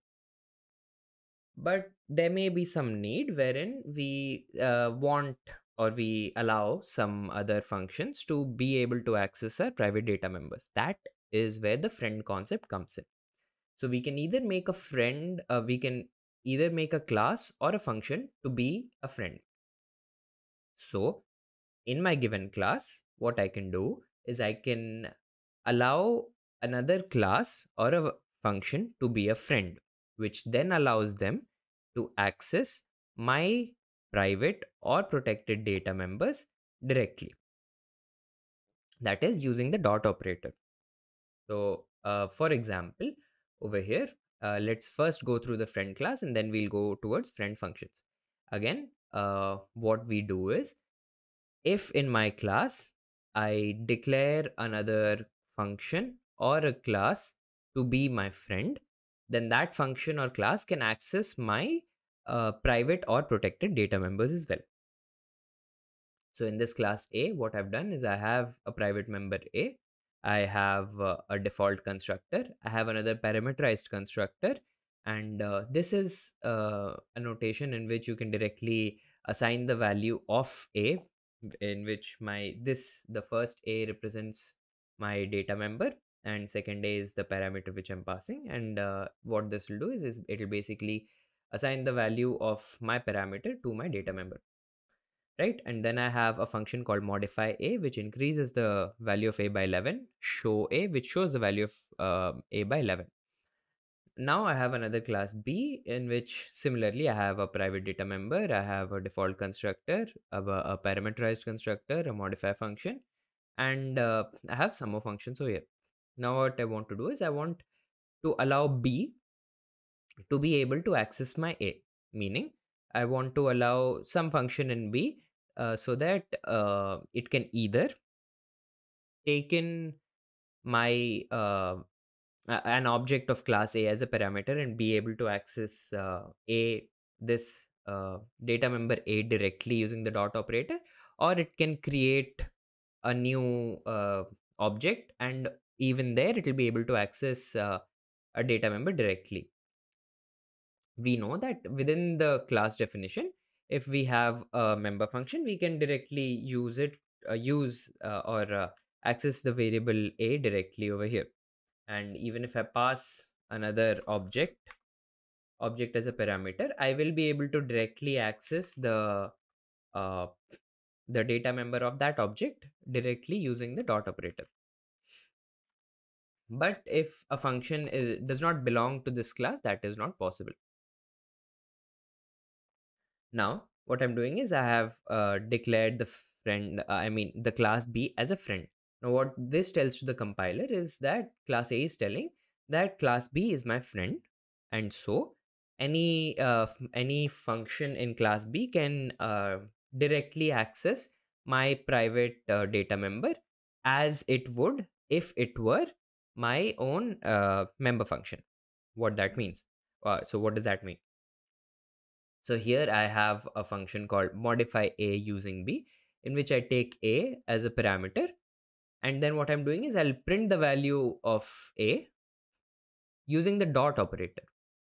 So in that object, whatever the value of A is there, I'll access it using the dot operator. And what I'll do is I'll again modify the value again using the dot operator to increment it by 100. And what else I can do is I created another function, and here what I'm doing is I'm creating a new object, initializing it with the value of 21. Okay, let's rename it.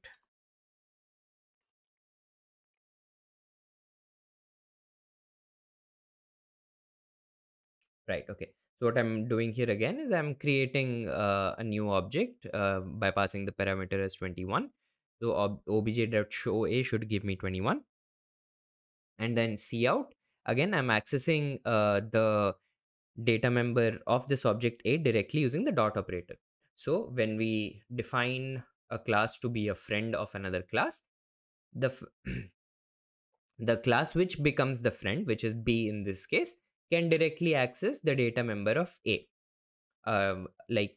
Any object which is mentioned in these functions, in whichever function we define in A, in B, can directly access the data members of A using the dot operator. So that is about friend class, in which all the functions of B can access my data member. Now, what if I don't want all the functions of B, or I only want a certain function to be able to access my data member? In that case, we use what is called a friend function. So let's look at the first example. Do not pay heed to this line just yet. So I have a class C in which there is a private data member called C. Again, a default constructor, a parameterized constructor, a function called show C, which shows the value of C to the console, which prints the value of C to the console. And then what I tell is,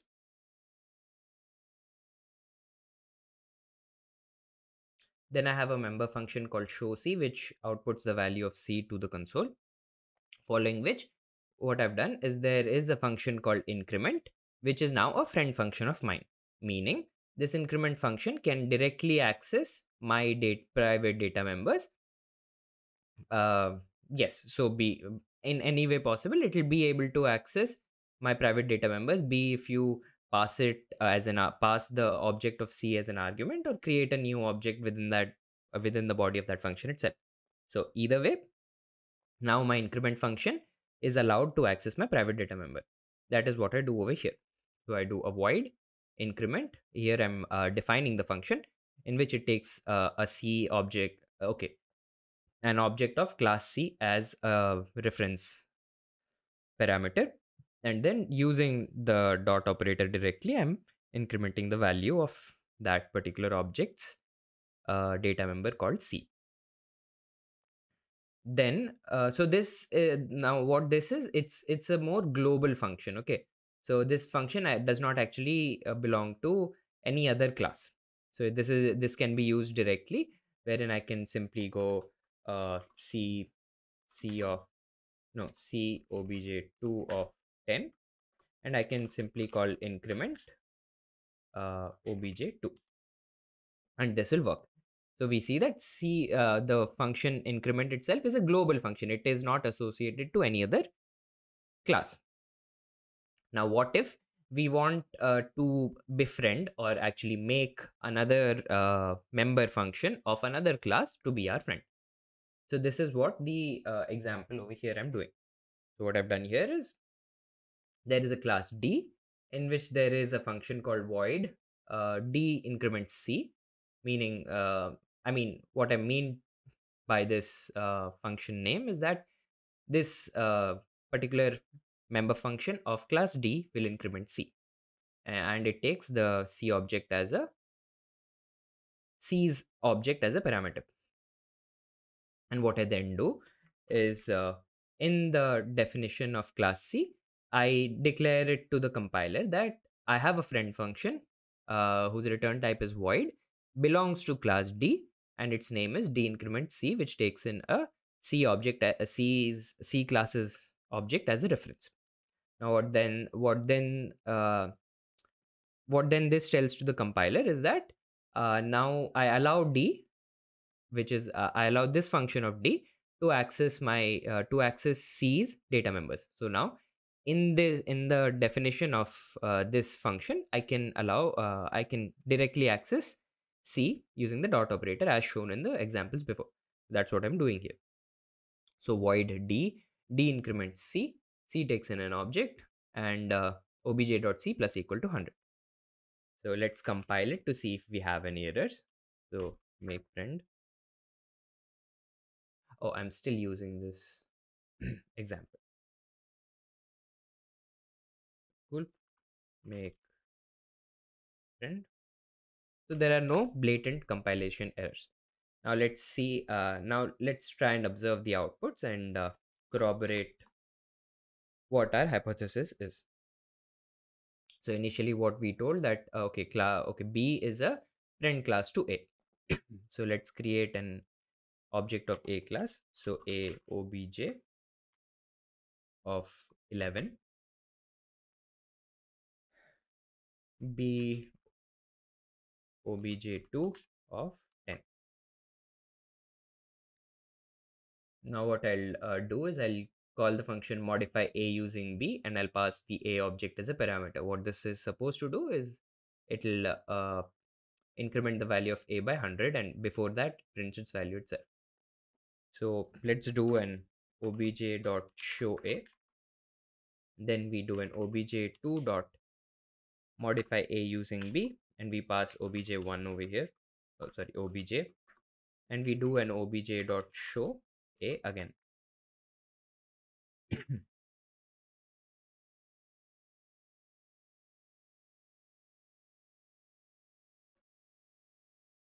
So we see that since value is initially 11, obj.showA will show 11, then A using B.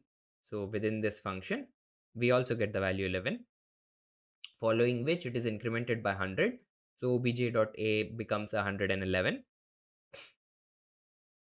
which is then printed out using obj.show of A, which tells us that the same obj's A is being incremented. So this was about a friend class. Now let's try and see first the global function which we have done. So for class C, we create an object with and initialize it to 100 first, and then we use the increment function. And what the increment function will simply do is it'll add 10 to the current value of C and print it to the console. So then I call the global function called increment on the object,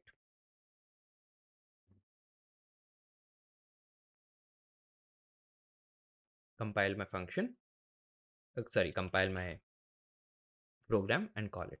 So we see that the value 110 is being printed. So I initialized it with 100, then add 10 to that, and it's getting printed to my console. Then next, let's see how we use a friend function, which is a member function of another class. So in my case, what it means is D should be able to increment my value of C over here. So I create an object of D class. So D obj2. Now obj2 dot D increment C will take in C's value as an argument. And what it'll do is it'll increment the value of obj's data member C by 100. And we also have a function called show C, so we can do that. So let's do a show C before. So obj.show C. We increment the value using our friend function, and then we again do a obj.show C.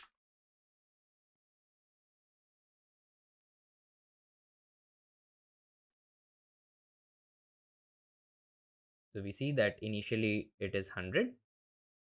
When we call the friend function D increment C, it is a function of class D, which takes in C as a parameter, but it is able to access the object data member C directly using the dot operator, increments it by 100, which is then reflected on the object obj itself, because show C then shows that the value is 200. So this has been all about friend functions and friend class.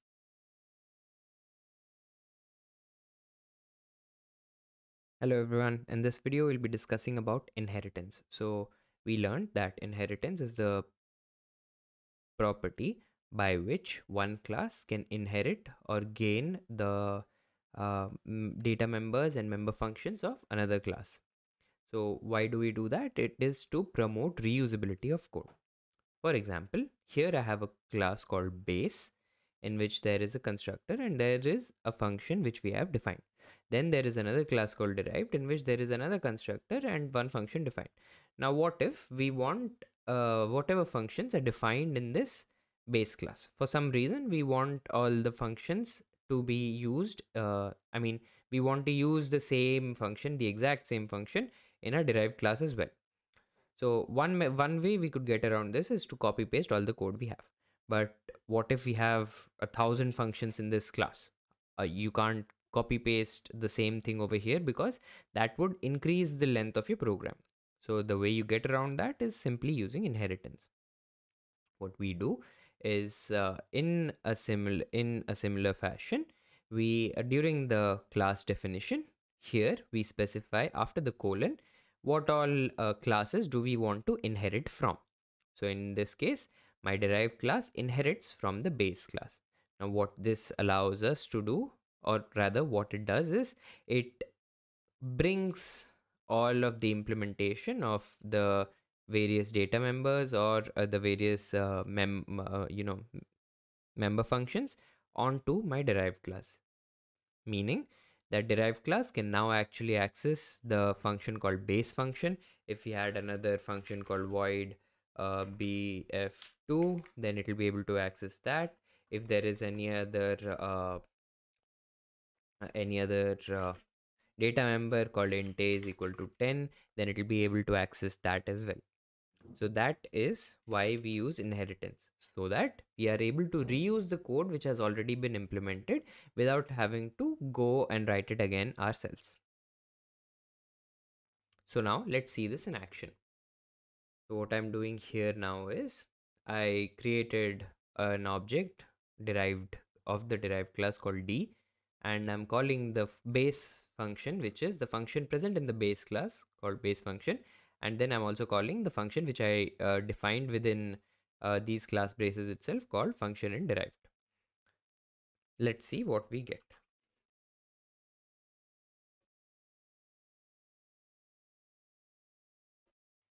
So forget this part for now and just focus on this.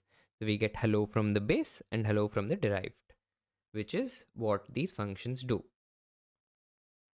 So in this way, simply by using inheritance, we are able to use an entire functionality which we had already implemented in a new class. So now let's discuss a little bit about access specifiers or access modifiers. So we had discussed that access modifiers such as uh, public, protected, or private, they help to define the scope to which the variable or the member method which has been defined can be accessed. For example, a public is accessible anywhere, a private is accessible only within the definition of the class, and a protected is accessible both inside the class and in the subclass. Now you can see here that when I am actually deriving a base or inheriting another class, I am specifying an access modifier. This is known as the mode of inheritance. So this, along with what was initially defined in the base class for a particular member function or a data member, for example int a or char ch. So the access specifier which is defined in the base class and the mode in which we are inheriting the base class both determine what will be the final access specifier or final scope of those data members and member functions in my derived class. So now let's first take a look at that. Right. So I have two different photos or images through which we'll go through, and whichever one you feel helps you to understand better, follow that along. So now initially, when the component is declared as so and so, and when it is inherited as so and so, this will be the following result. So when we are inheriting as a public base, which is during inheritance, the mode of inheritance is public, then let's see what happens. If our component declared was public, it remains public. If our component declared was protected, it remains protected, and private is never inherited, so there is no resultant access inside the subclass. Now if my mode of inheritance was protected, public would then become protected, protected would remain protected, and private is again not inherited. Now, if my mode of inheritance was private, public and protected both become private, and private again is not inherited. You can see the same in this photograph as well, that if in the base class we have a public, if in the base class we have a private data member or a member function, then it is not inherited regardless of the mode in which we are inheriting it.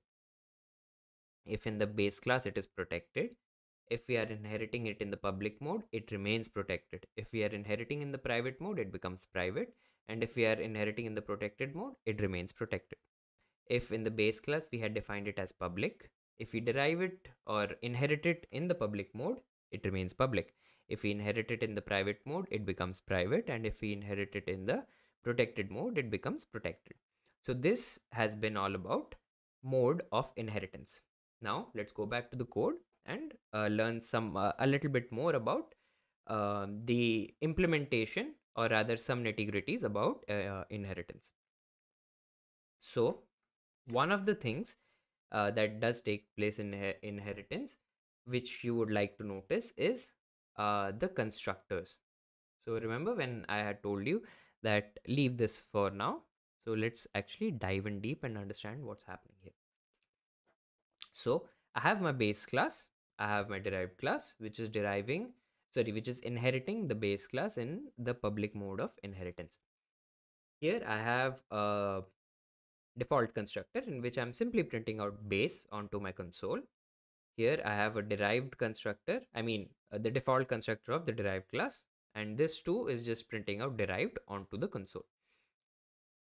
When I simply created an object of the derived class, let's see what happens.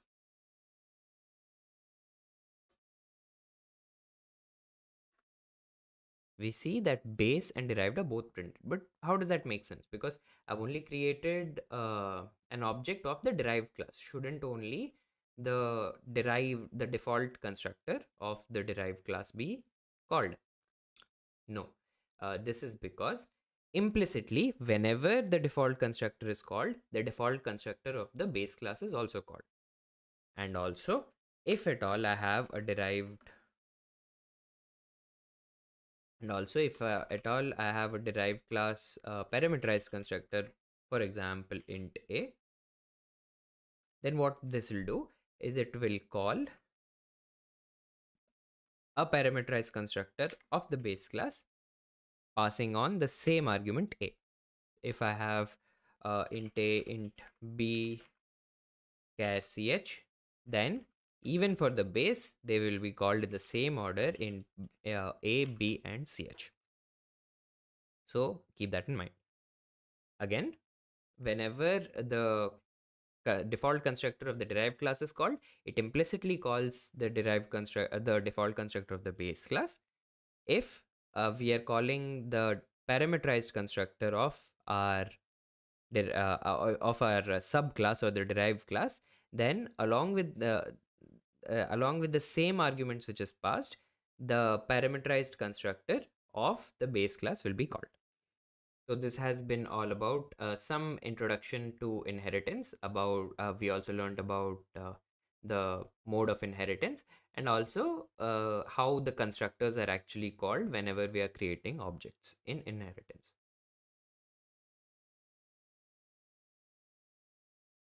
Hello everyone. So in this video, we'll be continuing our discussion on inheritance, and first we'll be discussing about the different types of inheritance.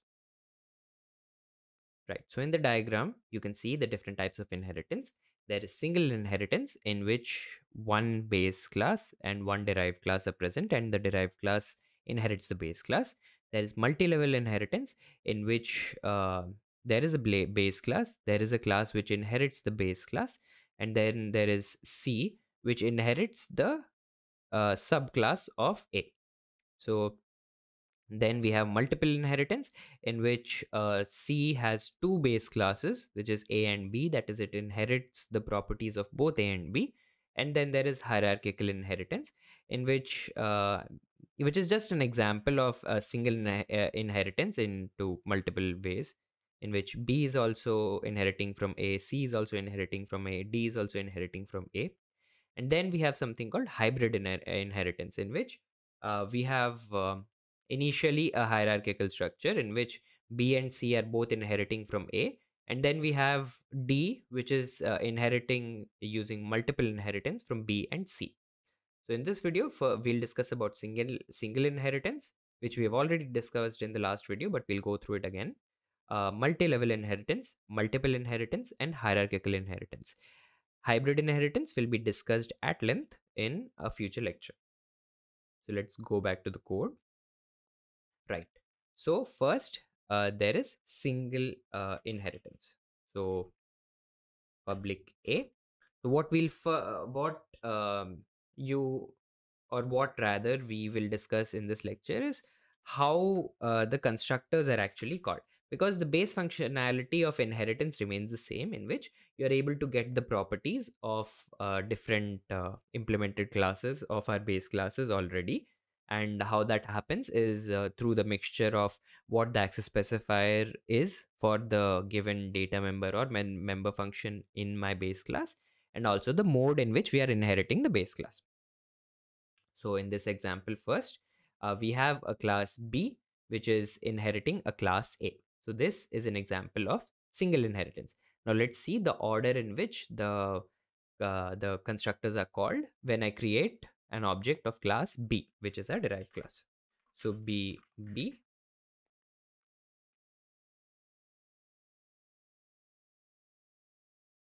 Oh, okay.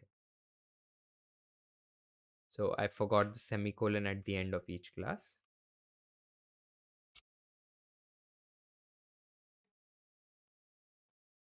Right. So we get A and B, which is the constructor of the base class is called first, following the constructor of the derived class. Next, we will look into multi-level inheritance, which is in which three classes are involved, one after the other. So we have B, which inherits from A. Now what we'll do is we'll make C inherit from B, public B. Now let's try to create an object of this class and see the order in which the uh, constructors are being called. So I have C,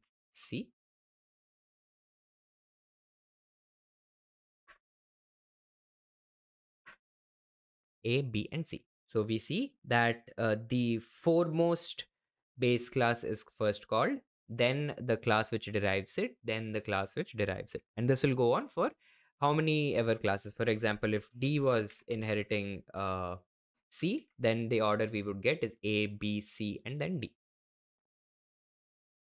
Right. Next, let's look into hierarchical inheritance. So hierarchical inheritance again is nothing but an example of how we can it's nothing but single inheritance done multiple times. So public A. So in this case, all my three classes B, C, and D are inheriting from A. Since they are all examples of single inheritance, we know what to expect from in terms of how the constructors are being called. CC.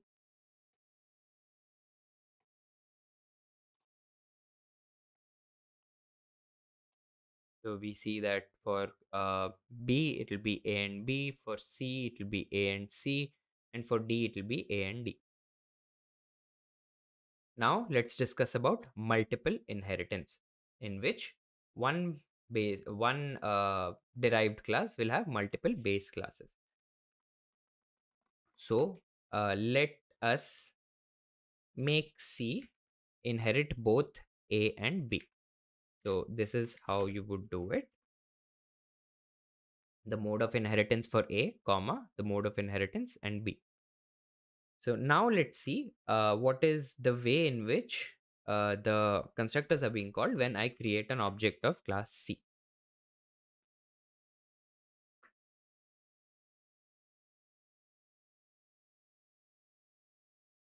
We see it's A, B, and C, meaning first the constructor of A is called, then the constructor of B is called, and then the constructor of C itself is called.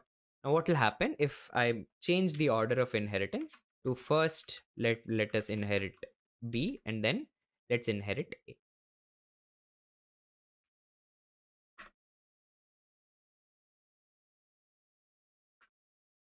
We see that the order changes B, A, and C.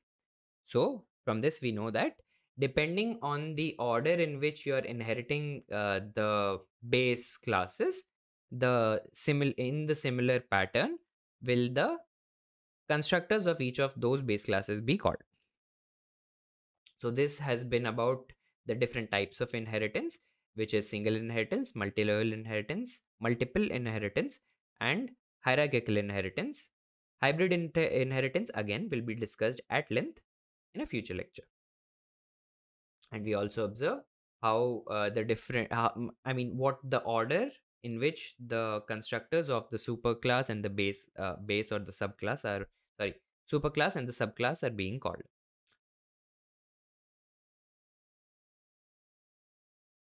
Hello everyone, in this video we are going to be discussing about hybrid inheritance or multipath inheritance. So as we can see in the diagram in the middle, it is when we have two intermediary classes which inherit the same class, and from those two classes we inherit those two classes onto our final subclass. So let's see this in action in code. Here I have a class called A. It has public data member int A. It has a public member function called show, which shows the value of A, and it also has a public constructor which prints out A. I have a class B which inherits A. I have a class C which inherits A as well, and I have a class D which inherits B and C. What I'm doing in main is I'm creating an object of the class D, and then I'm printing out, since A is a public data member throughout, even the mode of inheritance is public, so it will remain public. So what I'm doing is I'm directly accessing it and printing it onto the console, and also I'm using the inherited show function of the class A finally, which comes finally to D, and I'm trying to use that as well. Now let's see what happens, or if something bad happens. So make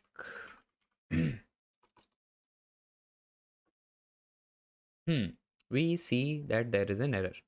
So let's read it out. Request for member A is ambiguous. DA, we see that the candidates are int A, and similarly the request for member show is ambiguous because the candidates are A's show. Okay. We'll see why that is happening, but before that let's try and see the method in which the constructors are being called, because that can give us a better idea about what is actually going on. So we do a make again and we do a / multipath. Let's see what we are observing.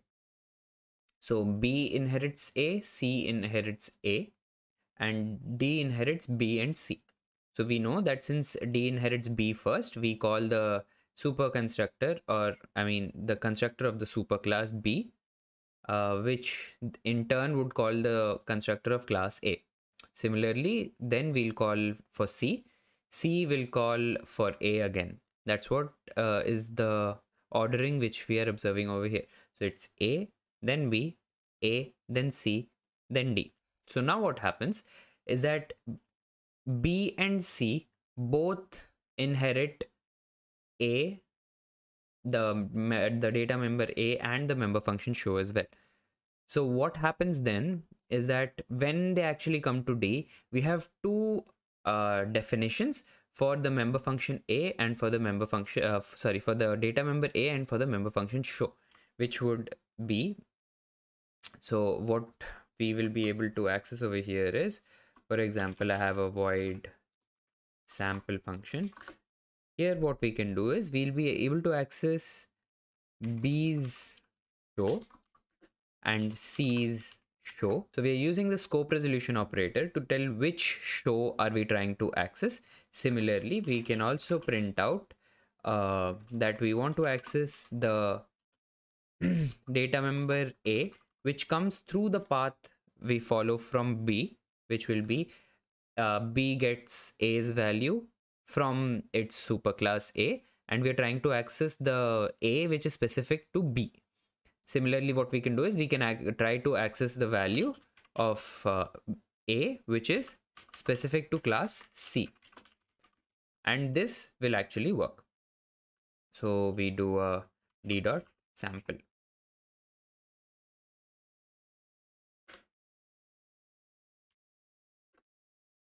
Right, so we get A0, and then each of the values individually will also be 0. So that is the issue which we are facing here, that A will have multiple copies since both B and C are inheriting A. So when we actually get to D, we'll have two copies of each of these public data members and member functions. So how do we go around that? How do we make it so that we don't actually have two different copies, but instead we have only one copy of the member function or the data member? How we achieve that is using the keyword virtual while actually inheriting the uppermost base class. For example, what I mean by that is, in class B and class C, when we are inheriting A, what we do is we mention it by using the keyword virtual. So virtual can be written before or after the public keyword. That is not an issue. Now what this does is A becomes a virtual base class. So B and C, when we actually come to class D using both of these paths, B and C will both have only one copy of the data member or the member function from the class A.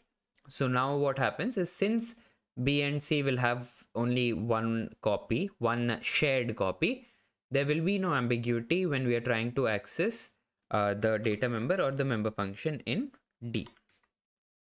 So let's see if that analogy or that understanding is right.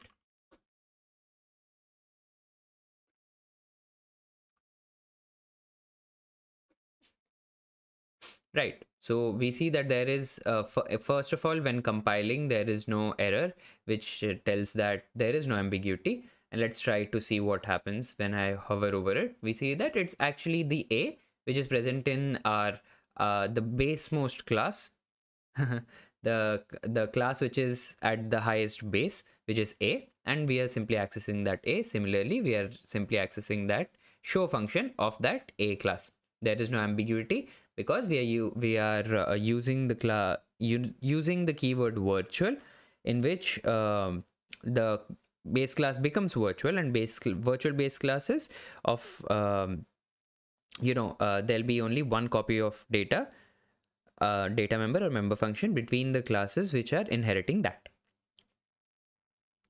So why we use virtual base classes is also because we save space and we avoid ambiguities in such hierarchies.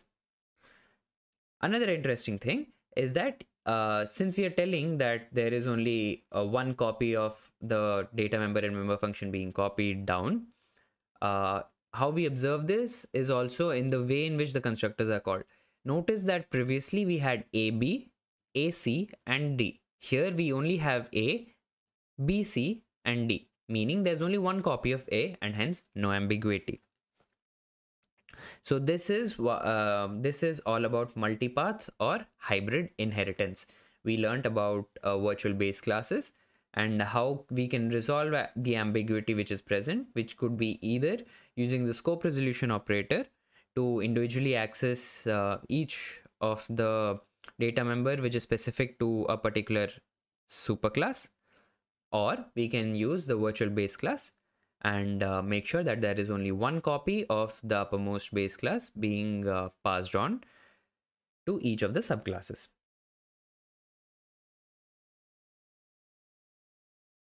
Hello everyone, in this video we will be discussing about polymorphism in C++. So the word poly means many and the morph means forms. So in C++, polymorphism is of two types. It's called compile time polymorphism or runtime polymorphism. Compile time polymorphism consists of function overloading and operator overloading, whereas runtime polymorphism consists of function overriding. Compile time polymorphism. So this is the polymorphism which is resolved at compile time. Now what it actually is either function overloading or operator overloading. Function overloading means having multiple functions in a class with the same name but with different parameters. Now what this how these functions will vary is that they'll have the same name but they'll have different parameters, wherein the number of parameters could be different, or the type of the parameters which each of the functions are taking can be different. And operator overloading means we redefine how an operator will behave for our classes, and it will be custom to our classes, and it does not actually change the original behavior of that particular operator. Runtime polymorphism. So runtime polymorphism in C++ is achieved using function overriding. What function overriding is that we redefine a function in our derived class which is already present in the super classes. So now when we try to call such a function using a pointer of a superclass pointing to the object of subclass, which function is to be called is determined at runtime. So this has been all about polymorphism in C++. Hello everyone, in this video we'll be discussing about compile time polymorphism, or more specifically function overloading. So I have a class called class A over here, which consists of a private data member int, and some of the public functions are its constructor, a default constructor which just prints out A to the console, the function show which actually prints out the value of A to the console. Then what I have done is that I have three functions, each called dummy. Now what we see is that let's actually try to compile such a program wherein I create an object of class A. So AA. Let's try to compile this program and let's see what errors arise. No errors, meaning this is completely valid. Now what we are using over here is called function overloading. We can see that each of these functions has the same name, but where they differ is in the parameters themselves. So here we have here this function in its signature takes in an integer value as its parameter. Here the second function dummy takes in a float value as a parameter, and in the last one we have two parameters rather.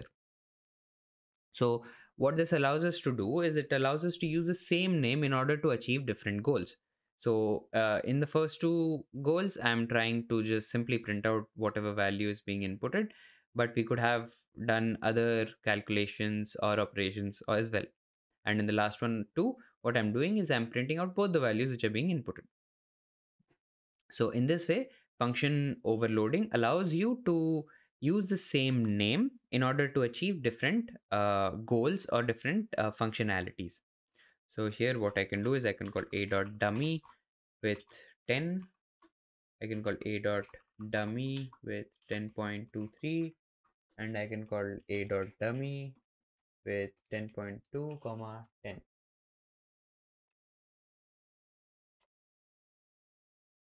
Let's see what the error is over here. So the call of overloaded dummy is ambiguous. So why is it ambiguous?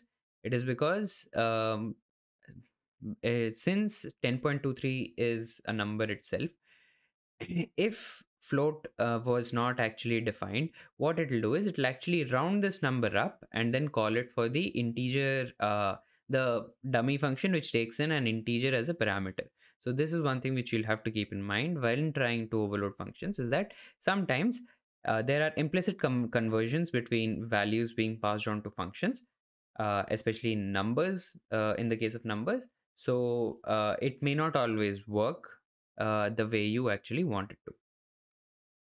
How we can resolve this is simply by changing the definition itself. So what if I just don't have such a function, or let's just say I don't want to actually input any value here, and I'll just print out hello. So in this case, we won't actually have any ambiguity because a function for float won't actually exist. Now let's just try to run this and see what actually happens. We see that there is no compile time error, meaning that this will actually get converted or rounded off.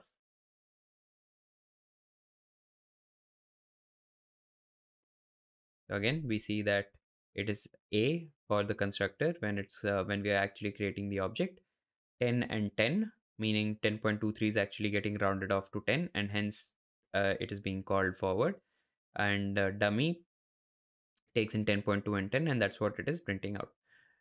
Now let's see what happens if we do it as float. Similarly, we'll have implicit conversions from int to float.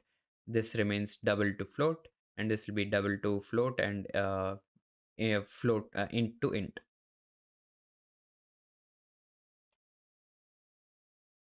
So we see that even if we give it integer or float over here, it will implicitly convert the value either from integer to float or float to integer to match its needs. So this has been all about function overloading. Again, just to summarize, function overloading, we have different functions, same name, but different functionalities depending upon the parameters which we are actually passing. So it could differ in the number of parameters or the type of the parameters themselves. Hello everyone, in this video we'll be discussing about operator overloading. So let's first try to understand what the code is that I have written down and why we would need to overload an operator. So for this example, I have a class A in which there is a private data member called A again. And so I'm able to show the value of A and also set the value of A. What I'm doing here is I'm creating two objects, setting each other's values. And what I want to do is simply I want to perform this operation wherein a new object C will be initialized simply by A minus B, in which A minus B would actually involve that for each of these particular objects, their data member values is difference. So again, what I want is basically C dot A should be equal to A dot A minus B dot A. But we cannot directly do this since A is a private data member. And so what I want to do is I want to allow the minus operator to actually work directly on the object itself so that the code is more readable to us rather than having it entirely abstracted. Although the functioning will be abstracted, this becomes more intuitive for the user. So how do we actually proceed to code this? So that is done in a similar syntax wherein we overload or we write a function called operator minus, which returns an object of, in this case, it returns an object of type A or class A, and it takes in an argument again, which is an object of class A. So what this actually does is whenever we write A minus B, what it will do is it will work on the object A, the first object which we give in this expression, and then it will equate it to A dot operator minus of B. So it is in short calling a function, a member function of class of the object A.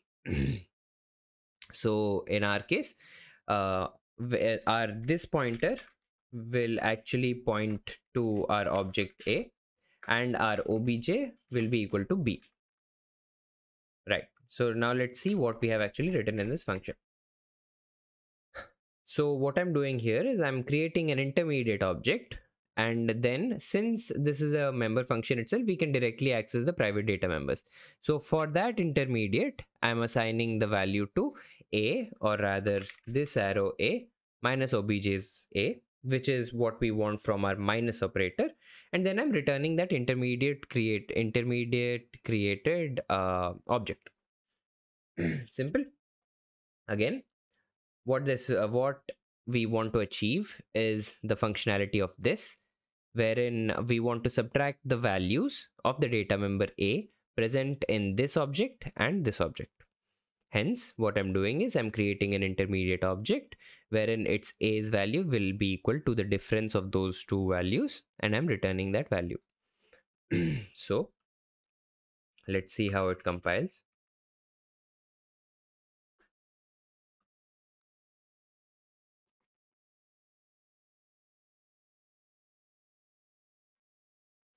So what I've done, A has the value of 10, B has the value of 20. So C will have the value of 10 minus 20, which is minus 10, which is being shown as provided. Also, what I'm doing at the end is I'm printing out the difference between 1 and 2. So 1 minus 2 is again minus 1. Why I've done this is to show that we are not actually modifying the functionality of the minus function, minus operator itself. All we are doing is we are adding to its functionality. So we just added that the minus operator can also work on this object depending on whatever operations we perform within this function. It does not actually change the original or the various meanings that this operator itself could have. Now, this was the case in which we are operating between two objects of the same type. So both A and B are of the type of class A. Now, what happens if I'm trying to actually operate between two objects which are not of the same class? So here, in such cases, we'll use a friend function. For example, here I'm doing c.show, which I do not want to do. I want to be able to directly use my cout operator to use an object of class A. So what such an expression could look like is cout, the insertion operator C. So how this let's actually break down what we have actually written in line 36. So we have an operator. It is a binary operator since it operates on two operands. The first operand is an object of the OStream class called cout, and the second operand in our case is going to be an object of class A. Now, since we cannot actually go and change or write in the definition of the OStream class itself to include or to change the behavior of this operator function, what we do is we define a friend class. Remember that a friend class allows you to access the private data members. So in this case, we want to access the private data members of the type A. So what we do, we define a friend called which returns an OStream type object called operator so and so. It could be insertion for insertion and extraction for extraction, which takes two arguments, which is both the object of the OStream class and that of the A class which we have. Then what I do in its definition is simply write out whatever I want to actually print to my console. So in this case, whatever OStream object I get, using that I want to show the data member A of this object obj. So that's what I'm doing over here. So out will write to my console obj.a, and I'll return that particular OStream object behind. So again, this would also get broken down into operator cout, C. So let's actually try and run that code first.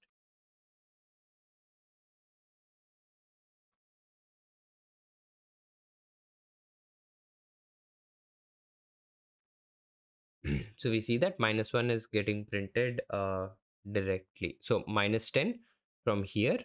And since I'm not printing any endl over here, there is no new line character followed by -1. So we can either do that or use the cout operator directly, cout, extraction operator, and C. And since we have defined this function, this friend function, which will be able to act on both of them, its functionality will be implemented using this. So this should also give us a similar result. Right. We can now add our manipulator endl. Right. So we get the value -10, and again the if I try to print cout hello,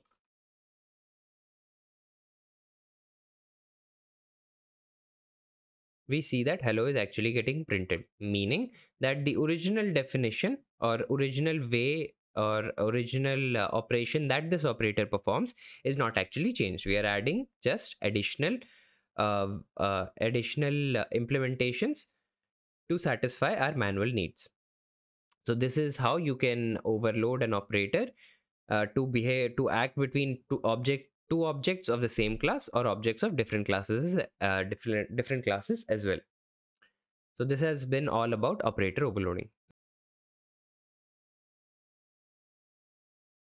Hello everyone, in this video we'll be discussing about function overriding.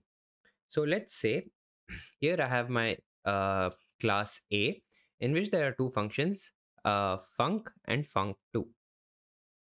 So what func func function does is it simply prints out to the console class A func, and func2 does the same, in which it prints out A class func2.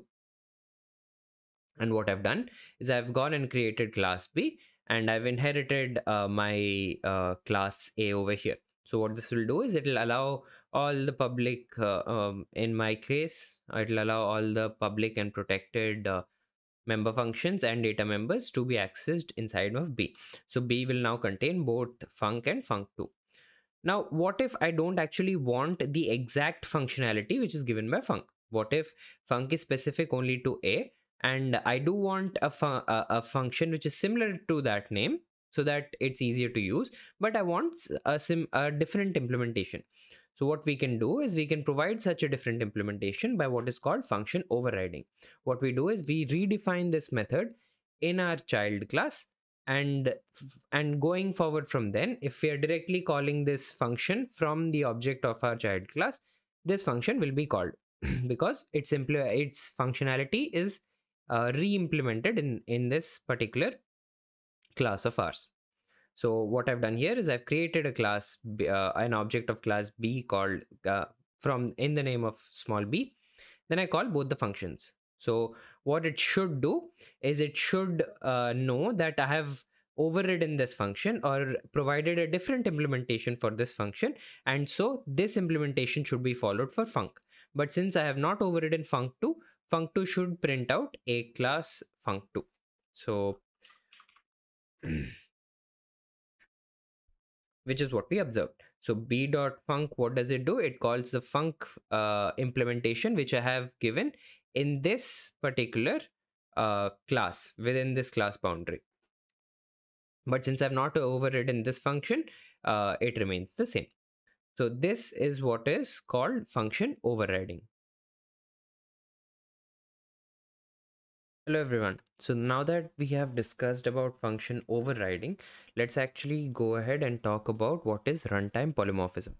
So runtime polymorphism only occurs when we are actually using the pointer of the superclass pointing to an object of the base class, and we are trying to call a function which is overridden in our subclass. So an example would be this. So I have a pointer of class A, I have an object of class B, pointer of class A is pointing to an object of class B, and using that pointer I'm calling a function. So take a second and try to guess what the output of the what the output should be when I'm calling this function A, calling this function func. Right. So let's observe what is actually happening.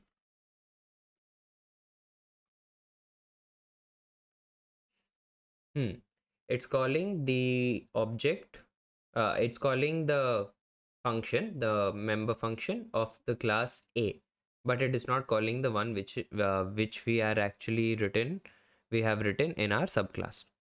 So how do we solve this issue? So how we solve this is using what is called a virtual function, or a it's called a virtual function. So in our base class, what we do is the function which we are going to override, we mark it as virtual. So in this way, any other implementation of that function will be preferred over the original function, unless we are calling it directly from the object of that class itself. And this is due to a concept called virtual table and virtual pointers. So that is not in the scope of this course. Please go ahead and read upon it if you want to learn more. So now what happens is at runtime, it will decide which function is to run. Hence, it's called runtime polymorphism or late binding. And in the similar scenario, what will happen is that we get a desired output, which is the overridden function is being called. So this is one of the uses of a virtual function. Other uses of virtual functions we'll learn in the further classes. Hello everyone, in this video we'll be discussing about pure virtual functions and abstract classes. So we already saw that a virtual function is used to achieve runtime or runtime polymorphism. So then what is a pure virtual function and what is an abstract class? So firstly, an abstract class is a class whose object cannot be created. That is, that class cannot be instantiated. We do not allow object creation for that particular class. And what is a pure virtual function? A pure virtual function is the one whose declaration is only mentioned. So in this case, for the functions fun, func1, func2, func3, we have only their declaration. We have not defined what these functions do. So these functions are known as pure virtual functions. And any class containing pure virtual functions becomes an abstract class. So until and unless you have provided implementations for each of these functions, that class cannot be instantiated. Now that goes on for all the classes that inherit it as well. For example, I have written a class B which inherits class A, and it provides implementations only for two of those original functions, but not for the third one. What this will do is it will make B also an abstract class. That is, we cannot create an object of class B. What I do is, is that in C I inherit B and also provide the implementation for function func3, and only then can I actually go and instantiate a class. So in this case, I will only be able to instantiate class C and not class B or A.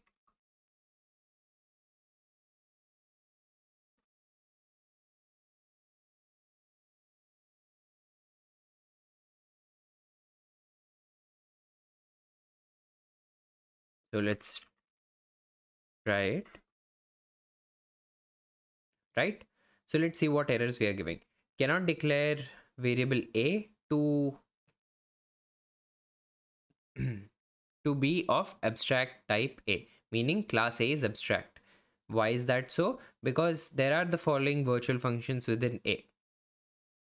Similarly, for B, we cannot actually declare a variable B of that abstract type. Why? Because there is still this particular function which we have not provided an implementation for. So that is all about pure virtual functions and abstract classes. Now, how do pure virtual functions and virtual functions actually differ? So firstly, there is no such limitation for a normal virtual function where a function, any class containing a virtual function becomes an abstract class. No, only a class which contains a pure virtual function or inherits a pure virtual function and does not provide an implementation for it, only such a function becomes an abstract class. Both pure virtual functions and virtual functions cannot be global or static. For a virtual function, we have the definition which is provided in the base class. For a pure virtual function, again, since it's pure, there is no definition present for it. So these are the differences between a virtual function and a pure virtual function. We learnt about what pure virtual functions are. We also learnt about abstract classes in C++. Hello everyone. In this video, we'll be learning about file handling in C++. So we remember that our first import #include IOStream actually stands for input and output streams. So we'll be working on the input and output streams coming from the console. So in order to work with files, the concept is similar, but what we use is file streams. And for that, we use the library called fstream, which provides classes called ofstream, ifstream, or fstream. So as you can guess, ofstream will actually work for output file stream, ifstream is input file stream, and fstream in general will work for both. So how we work with files is very similar to how we work with reading and writing input to and from our console. So here what I've done is I've created two classes, two objects of different classes, ofstream fout and ifstream fin. The reason why I've written fout and fin is because they resemble very closely in their behavior to cout and cin. Then in order to open a file to actually read or write onto it, we use the open function. So in this case, fn open, what it does is it opens this file and makes a file pointer over here in fn to point to that file, and then we can begin with our operations. So while opening, we can also have different modes. In our case, for now, the mode is read, but while writing, we can give it to write, we can give it to append, etc. So we'll see that when we are actually opening a file to write onto it. So here what I'm doing is I'm with the relative path of the file name, or the exact part of the file name. I provide that file name, and if such a file is present, it opens it. And then fn, we can use it very much similar to how we would use cin when we are trying to read our input from our console. See here, what I've done is I've taken an str, and what I'm doing is fn the extraction operator str. So this is very similar to C in str, wherein what we do is whatever is present in the console buffer, the input buffer, we take that and we store it to str. Now the extraction operator actually cuts at white spaces, so we'll again expect the same behavior from fn when using the extraction operator, such that it'll only read the characters up to the first white space it encounters. Then what I'm doing is I'm printing it onto my console, and I repeat that sometimes so that we can see what is actually going on. So we see that the first one, what it does, it reads hash include. The second one in which I've written fn in extraction operator str, it reads iostream and using. Then what I've done is I've used the getLine function, again very similar to how exactly similar to how we use for cin. What it does again is reads a continuous line of characters until it encounters a new line character and stores that to str, and which in my case, so we know that after using there'll be a white space. So from that white space till it encounters a new line character, it reads and it prints it out to the console. It shows to str and prints it out to the console. Now, what happens when we want to read specifically certain characters, or we want to move around in the file? So what fn maintains is called a file pointer.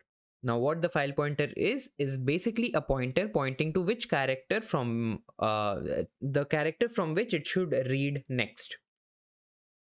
For example, after reading str, it came to hash include and the space after that. So next time when we call fn extraction operator str, the fn will actually work from that particular pointer. So our pointer is over here. Let's actually print the file we are actually working on right now, datatypes.cpp. So what will happen is after my pointer is pointing over here, when I again call an fn str, it'll start reading again from here, and then its location will be updated to here, and further operations will cause it to move along in the file. So it will keep on moving as long as we are reading our data, and whenever we stop reading, this is where it will come and stick until the next time we actually operate on it. So C++ also provides us with the ability to move this pointer around freely, so that upon depending upon our convenience or our need, we move it to such a place such that we can read whatever the values we want from it. So that is done using a helpful little function called seekg. So what this takes in as input is the offset. So from which offset to which offset you want to move the pointer to, and from where in the document.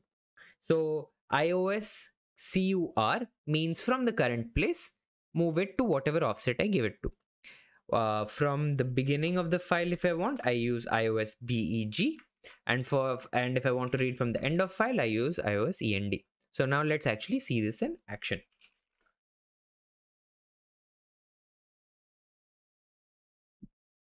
we see that it reads TURN, which is probably this TURN from our return function. So it comes to the 10th character from the end, and from there it reads whatever it can till the first white space it encounters. Now what I can also do is I can move it 10 characters from the beginning of the file,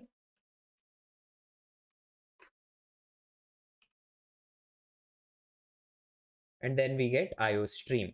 And similarly 10 characters from the current, I'll move it ahead by 10, and from there I'll start reading.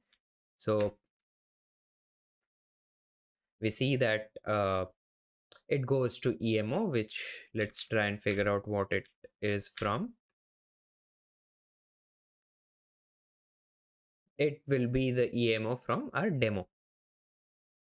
So that's how you open a file, you read stuff from it, and we also learned how to actually move around our file pointer according to our convenience. Now, one more handy thing which you will probably be using is, instead of continually writing, okay, read a line, read a line, read a line again, what we can do is we can simply use this function, or we can make use of the file pointer to keep on reading lines until we reach the end of the file. So what this function does is fn eof tells if we are at the end of file or not, and if we are not at the end of file, keep on reading a line. So this function effectively reads an entire file and points it and prints it out to our console. So before that, what I'll do is I'll move my file pointer back to my beginning of the file, and then I'll read it all.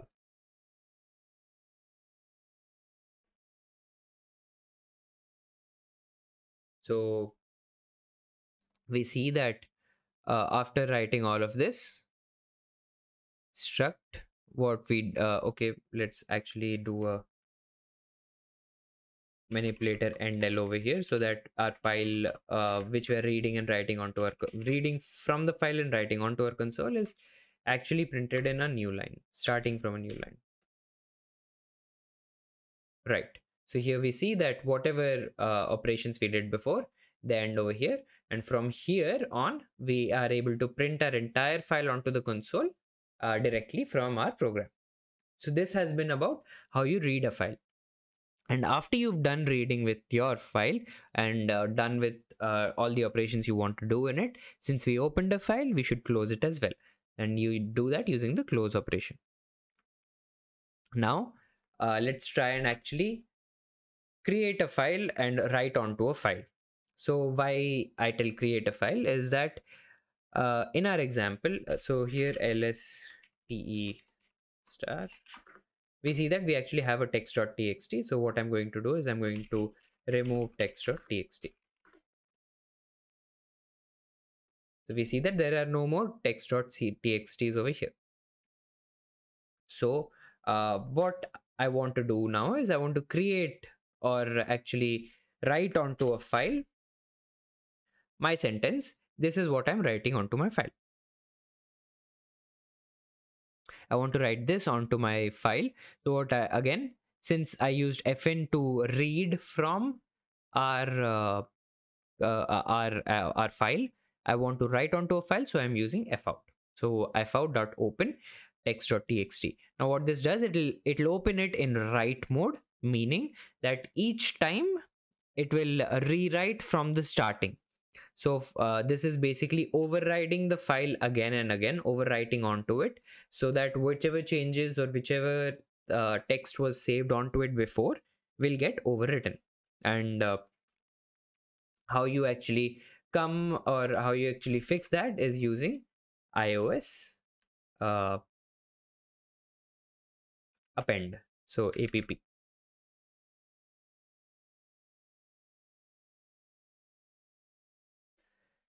Right, so what I do now is I open my file, and similar to how we use cout to write to our console, which is cout writing to my console, very similar to that, what I do is I write fout. This is what I'm writing to my file, and then endl, meaning I'll end my I'll end my line of my file with a new line character. So I compile the program, I run it. Actually, let's first see if the file exists or not. So te star. So we see that no file such exists yet. I run the program. Then I check again. And we see that text.txt is actually there. And we see that this is what is written onto our file. Now what I'll do is I'll run this program again.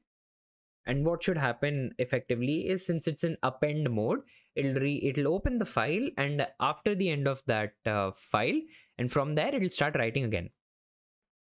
So if I run the content, run the program again, and I do another cat of my text.txt, we see that it's there twice. So if I do it another time, it'll be there thrice, etc. Now what happens if I'm actually not giving it, or reopening it in write mode actually? So let's compile a program. Oops. So then we do a cat text.txt. We see that there is another file. Now I again run it. We see that the line still exists. There's only one line. So this is what we mean. Now we know that text.txt has, this is what I'm writing to my file as its content. What I'll do is, yay, welcome to DevTown.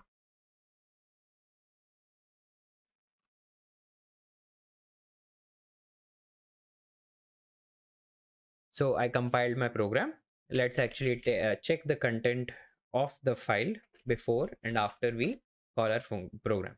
So we see that this is our old content. I do /files, then I do a cat again, and we see that the original content is actually overridden. So this is what happens when you write it in write mode versus what happens when you write it in append mode.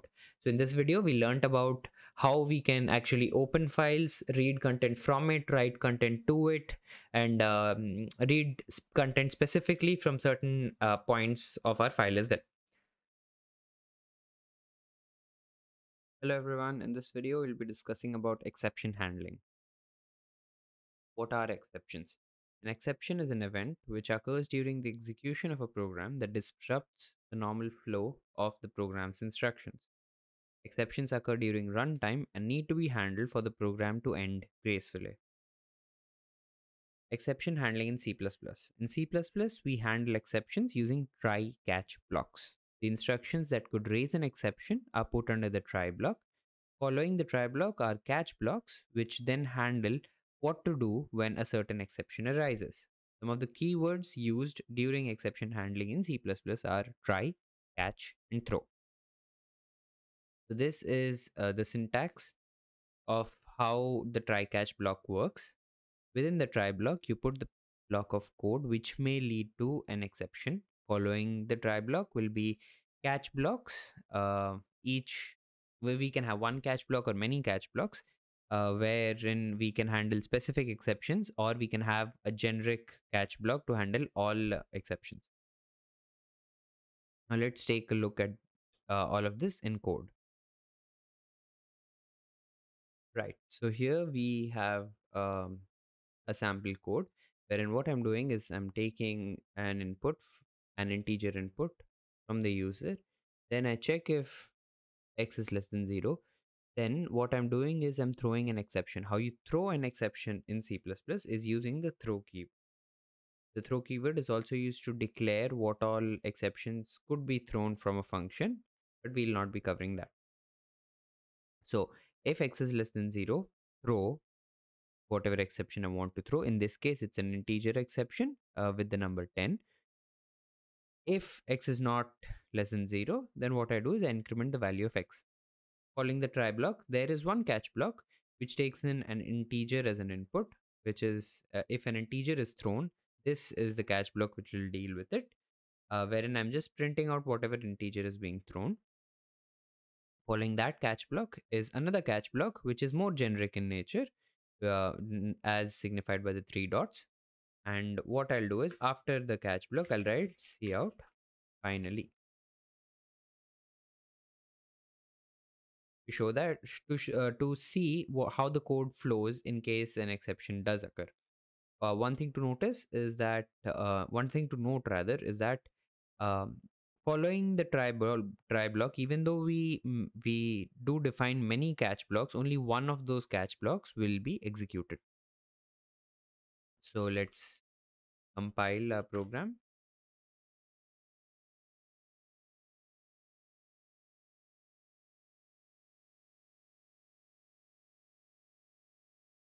So it's asking for an input. Let's give an input of 10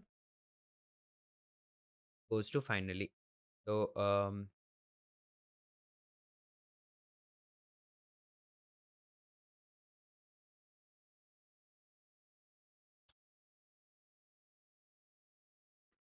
right. So now it's asking me for an input. Let's give an input of 10. Then we get the output is x is 11. Now let's see how the code actually flows. So I've given the input 10 over here. X comes, it'll enter the try block. It'll see if x is less than 0. No, since my input is 10, x is not less than 0. X's value gets incremented by 1. Now, since we did not encounter any throw or any exception in these blocks, none of the catch blocks will be executed, following which it'll come out, it'll perform this statement wherein we are printing the value of x to the console, and hence we get the output as 11. Now, what if I give a negative input? So let's say minus 12. What happens? So when it encounters minus 12, the throw keyword throws 10 as an exception, which is then caught by this catch block, which takes in an integer exception, and it prints out what the exception is e. And then we also see the value of x. We notice that x's value still remains 12, which is equal to the input, which tells us that once the throw keyword is encountered, none of the statements after that within the try block are actually executed. So as soon as the throw keyword is encountered, it comes out of the try block. Now, what if I'm not throwing 10? What if I'm throwing a character called C? Let's see how it behaves then.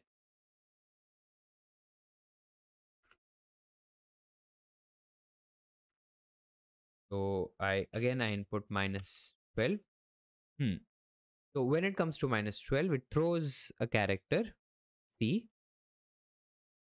And the first one is for an integer exception, which does not occur, and hence we go on to generic exception.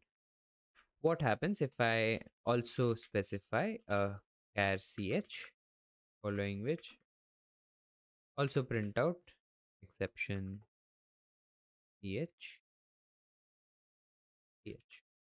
Let's see what happens in this case.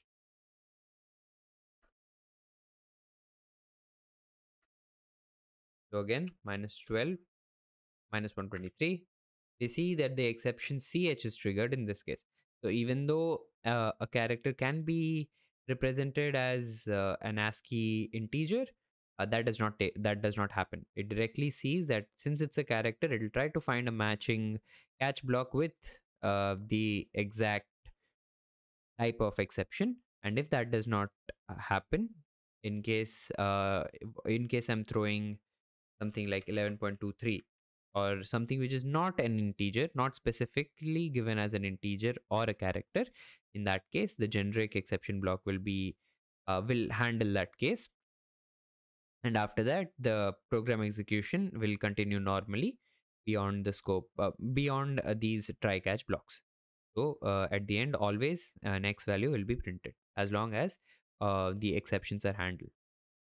This was all about exception handling in C++.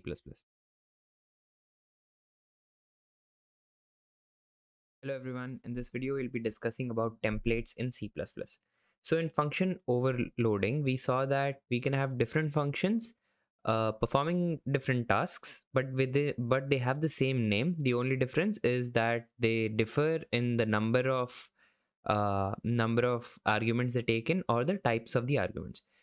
Now imagine you have a piece of functionality which you want to implement for different data types. So with function overloading, what you'll have to do is you'll have to write down the function again and again and again for each of the data types you'd want to work it on, which is kind of cumbersome. So how do we make it simpler such that we have one function which can work for multiple data types or whatever data types you feed it to? That's where templates come in.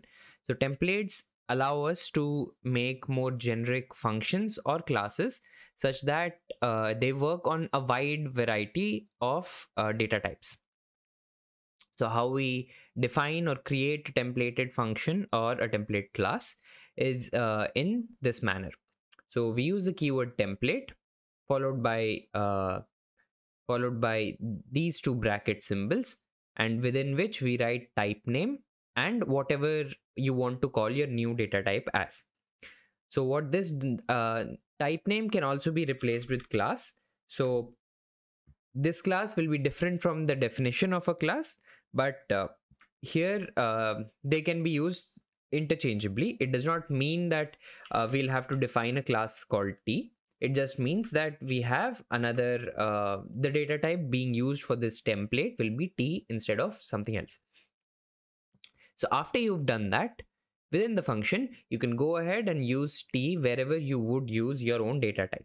So for example, this is a function which I have written to calculate maximum of two given inputs. So our inputs could be integers, they could be floating points, they could be characters, they could be strings.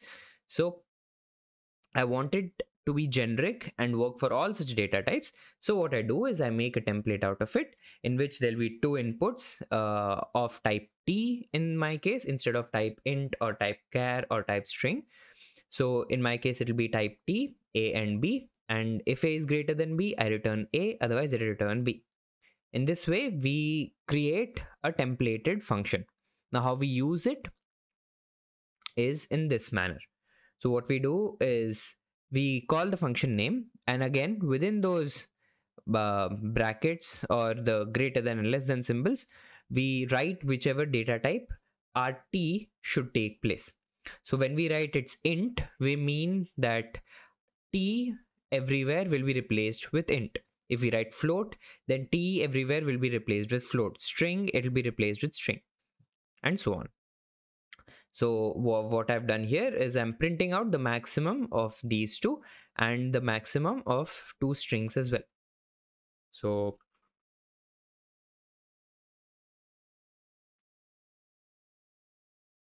we see that the maximum of 1 and 2 is 2, and the maximum of hello and this is me is this is me. So what happens when it comes to string is that we know that when you're comparing two strings directly using the greater than or the less than symbol, it'll go on comparing them character by character, and whichever place they differ, it'll then calculate the difference in their ASCII values and print out as per the maths which goes on. So that is about template functions. Now similar to how function overloading, we can have multiple parameters as well. Here also in templates we can have different inputs to the templates. What I mean by that is we can have different data types in which both are generic. So in for the function called fun2, we have a template in which I've given class A and class B. Remember, this class does not actually quantify that A will be a class and B will also be a class. No, it is just used in place of type name, because that's how the keywords work for templates. So I can have the template working for two different types now. So what it does is it takes in an input of type A and it takes in an input of type B as its arguments. And what I'm doing then is I'm printing out a sum of those two. Now for normal cases, we can imagine that, okay, if I given an integer and a float, it will work. If it's a float and a character also, it will work, because character will implicitly get converted to an integer. and so on. But if you try to do something such as passing a to be an integer and b to be a string, then the error will rise. So for example, if I try to call fun2 with float and a string and I pass in the respective arguments, we'll see that an error will be raised, in which it will state that there is no matching operator which works for a float type and a string type. So if you want that to work, you'll have to overload the operator again. Right. Now, one more thing about the template functions themselves. So we see that for strings, what is happening is it's comparing character by character, and wherever they differ, then depending upon their ASCII values, it's giving me an output. But what if I don't want that? What if my function is generic enough for almost all the data types, but for some certain data types, I want them to behave in a specific different way? So what I can do, what templates allow us to do, is to make a specialized function working for that specific data type itself. That is called template specialization. And how you do it is like this. What you'll do is define something or precede the function definition with this, and then go ahead and define your same templated function, but using whichever particular data type you want to use. So in my case, it's string. So it'll return a string. So in place of t, I'm writing string. It'll be maximum and it will be called for a string data type. It'll take in inputs of string as well. So now within this, I have my own definition, which says that instead of comparing them value by value, I just want the longest string. So if a's length is greater than b, I'll return a, otherwise I'll return b. So let's give it a longer statement. Hello, this is DevTown. Let's compile a function, compile a program, and let's run it. So we see that the functionality indeed has changed, and we get the longest string as our output instead of them being compared character by character. So we learned about template functions. We learned about template functions being able to take different data types as well. And we also learned about template specialization. Now let's go ahead and learn about template classes. So similar to a function, when we want a class to have a generic data member, what we do is we define it to be of a template. So template type name t, class A. Why did I do that? Because I want its data member small a to be of a generic type. So then what I did and is that I went ahead, I created a constructor, I created a parameterized constructor using the same template t. Then I have a function called show. I have a function called test t, which again takes in an input of type t. It then prints out the value of, it adds the data member and whatever parameter you're passing and prints it out to the console. And then this example shows that even inside a templated class, we can have another template function. Now, what happens is, for this entire class, t will, although t in itself is generic, within the class, t everywhere will have the same name. Now, what if I want a function which, what if I want a function within a class which is generic? So I cannot actually go ahead and use t over here as well, because firstly it will show an error that it is not able to recognize the difference, and that t has already been defined. So what you do instead is you can use any other character or any other name, whichever you want to give to your type, and use that instead, so that in this way you can have a templated function within a template class as well. Now let's see how we can define we can define a member function of a template class outside the definition of the class. So this is how you would do it. So while defining the function, you'll have to specify that it belongs to class A, yes, but it will be of type T. The class A of the particular template T that is what the show function will belong to. And since we are using t, we'll also have to define that it actually belongs to a template which takes in a type name t. So here all I'm doing is I'm printing this value onto my console. So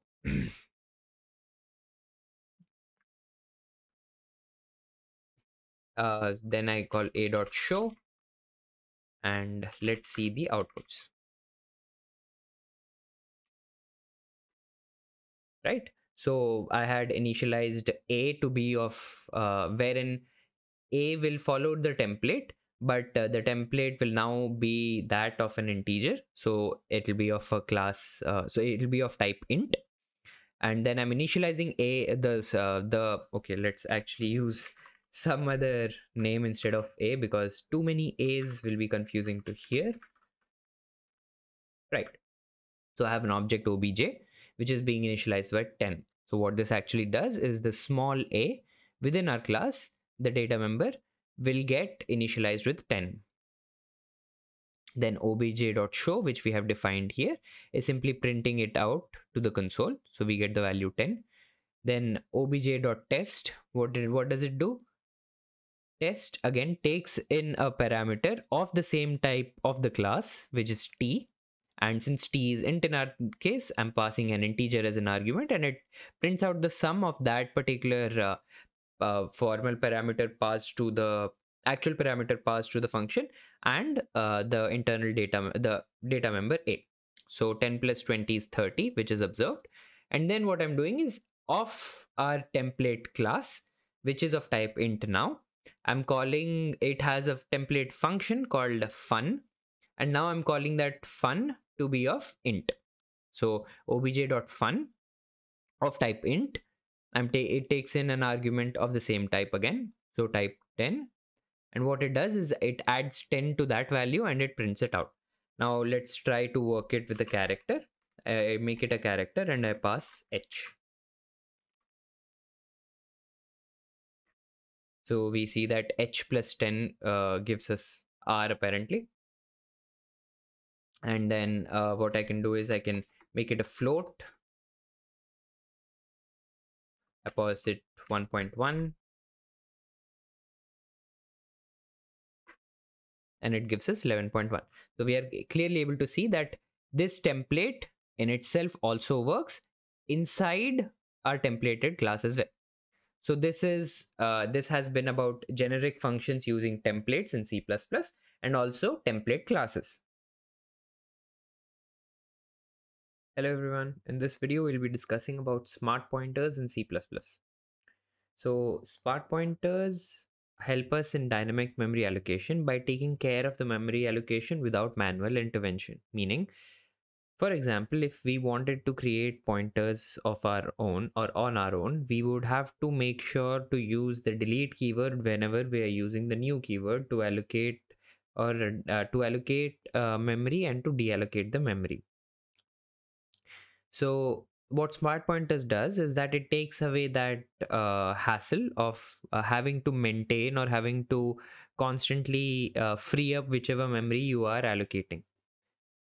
The different types of smart pointers are unique pointer, shared pointer, and weak pointer.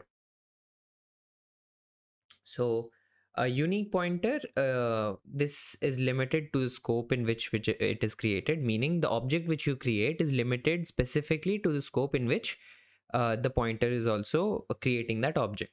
This changes a bit when we work with shared pointers, and we'll see that in code in a while.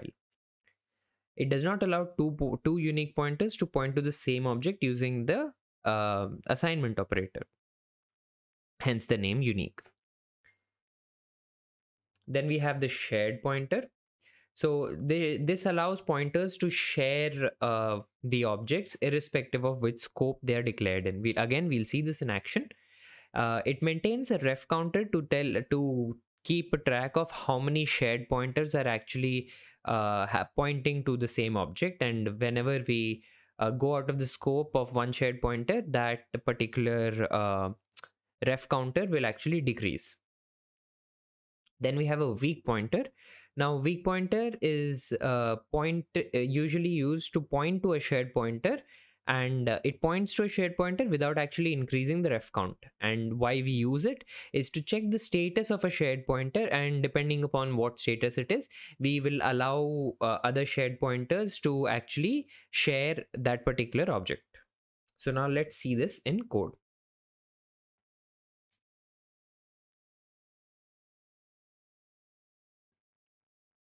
Right, so what I've done here is I have a class called A, in which there's a constructor, there's a destructor, and there's a function called void fun, which prints to the console DevTown. Then let's begin with this. Let's first talk only about unique pointers. Now what happens in a unique pointer is that within my local scope, I've created a unique pointer and I can assign it to a new A object such as this. But when working with smart pointers, you may actually want to use the function which is written to do the particular task. So to make a new unique pointer, you'll use the function called make unique. And to make a shared pointer, you'll use make shared. So what this does is it creates a new object of class A, and PTR will now point to it. And we can call its function using similar to how we would call a function if we had a pointer to an object. Now what makes it unique is that let's try and actually assign a new pointer PTR to pointing to PTR again. So we see that this is not allowed because this would be a copy pointer, and that is actually deleted, which we see in the definition of unique pointer itself, meaning copying directly is not allowed. Hence you cannot perform such a operation. Now as soon as we go out of the scope as imagined, this will cease to exist. So this is all about a unique pointer. Nothing too extensive about it. It's just a pointer which is unique and cannot be shared local to a scope.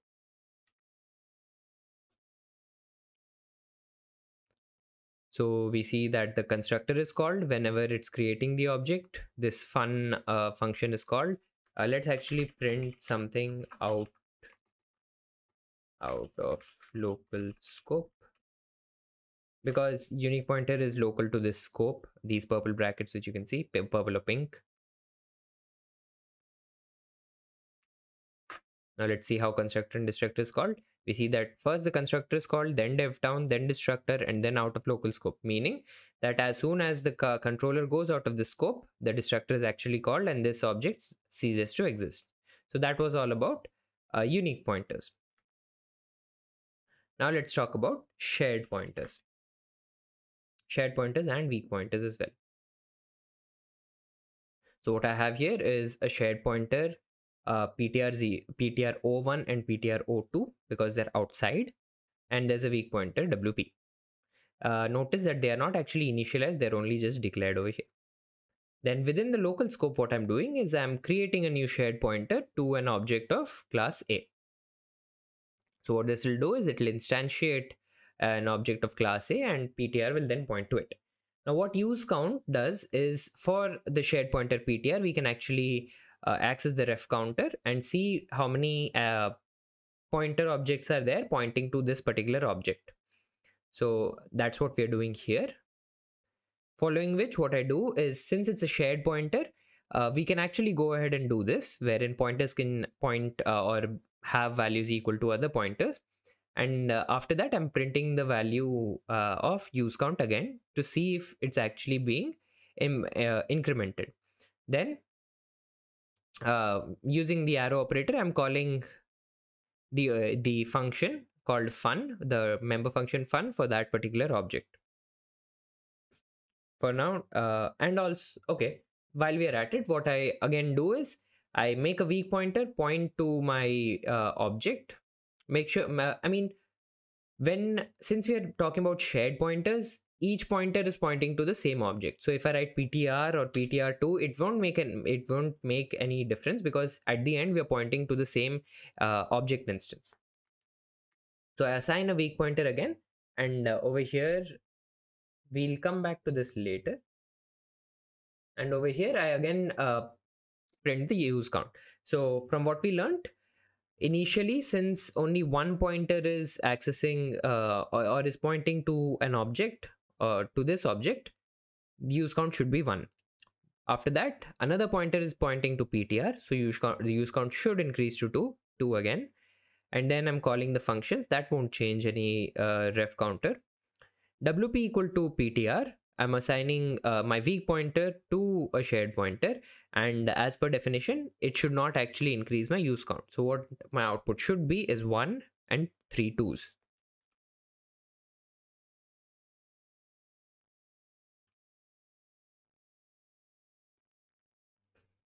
Which is what we get. So 1, 2 2s, 2 of my function calls, which is DevTown, and then another 2. So we saw that shared pointers, we can actually point them or assign them to other shared pointers, and we can assign we can assign a shared pointer to a weak pointer, and we see that the ref count does not actually change.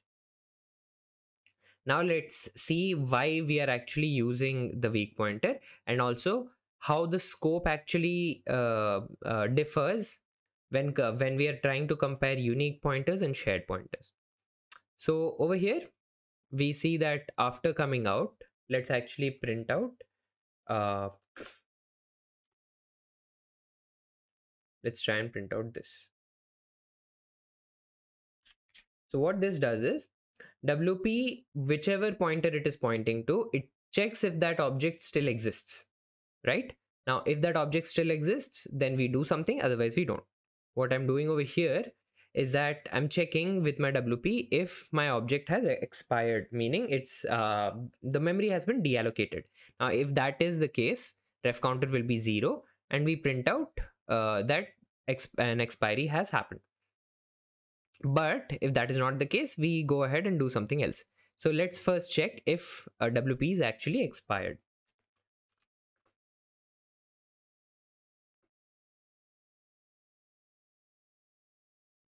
So we see that WP has actually expired, and look at the way the constructor and destructors are called. So first the constructor, which is when this object is created, and after coming out of the scope, we see that the destructor is called before the expired is actually called, meaning that as soon as it escapes the scope, the destructor has already been called.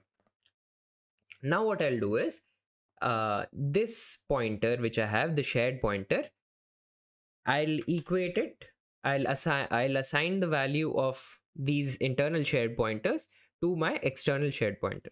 So do note that our scopes are very different. Here within a local scope, I have created an object and assigned it to a shared pointer, and other shared pointers and weak pointers are pointing to that.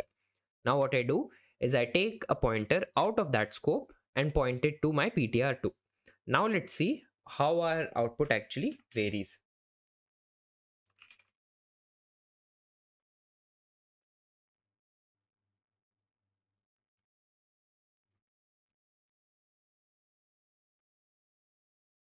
Right. So what do we see? Okay, the constructor is called, that is okay. Use count is 1. Then we assign PTR to PTR2. Use count increases to 2. After we do PTR01 01 equal to PTR2, we see that the use count has actually increased to 3. 2 times DevTown is printed due to function call, following which I assign a weak pointer to it, and then I print the use count again. We see that the answer that what is being printed is 3.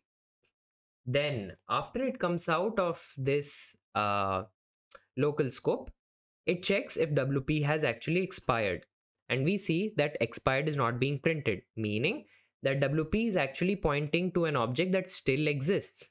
And why is that the case? That is the case because PTR01 was actually made to point to PTR, or rather this object. Since there is at least one shared pointer pointing to that object, the object was not deallocated. In our last example, we saw that after DevTown, after printing this and after printing this, expired was actually being printed. And before that, the destructor was being called. Here we see that firstly, no expired is being printed. And secondly, destructor is called after all the blocks, meaning after it goes out of the uppermost scope, that is our main function itself, then is the destructor being called.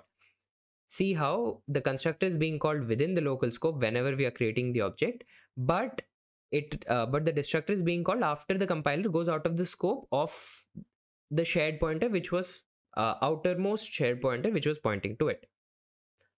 Okay, now let's dig into this code a bit. If my weak pointer has expired, do nothing. But if my weak pointer does exist, what I'm doing is I'll print the use count, meaning the ref count of the shared pointer, which is pointing to that object, and then the use of WP. What I'll do is I'll make ptr02 point to that PTR with the help of WP. WP.lock helps you to make another shared pointer actually point to a particular object. That's the use of WP, to check if the object which we had pointed to still exists, and if it does, then we allow another shared pointer to point to it. Now again, let's actually not call DevTown anymore. Let's not, yeah, that's okay. Here, no, actually let's leave DevTown in here.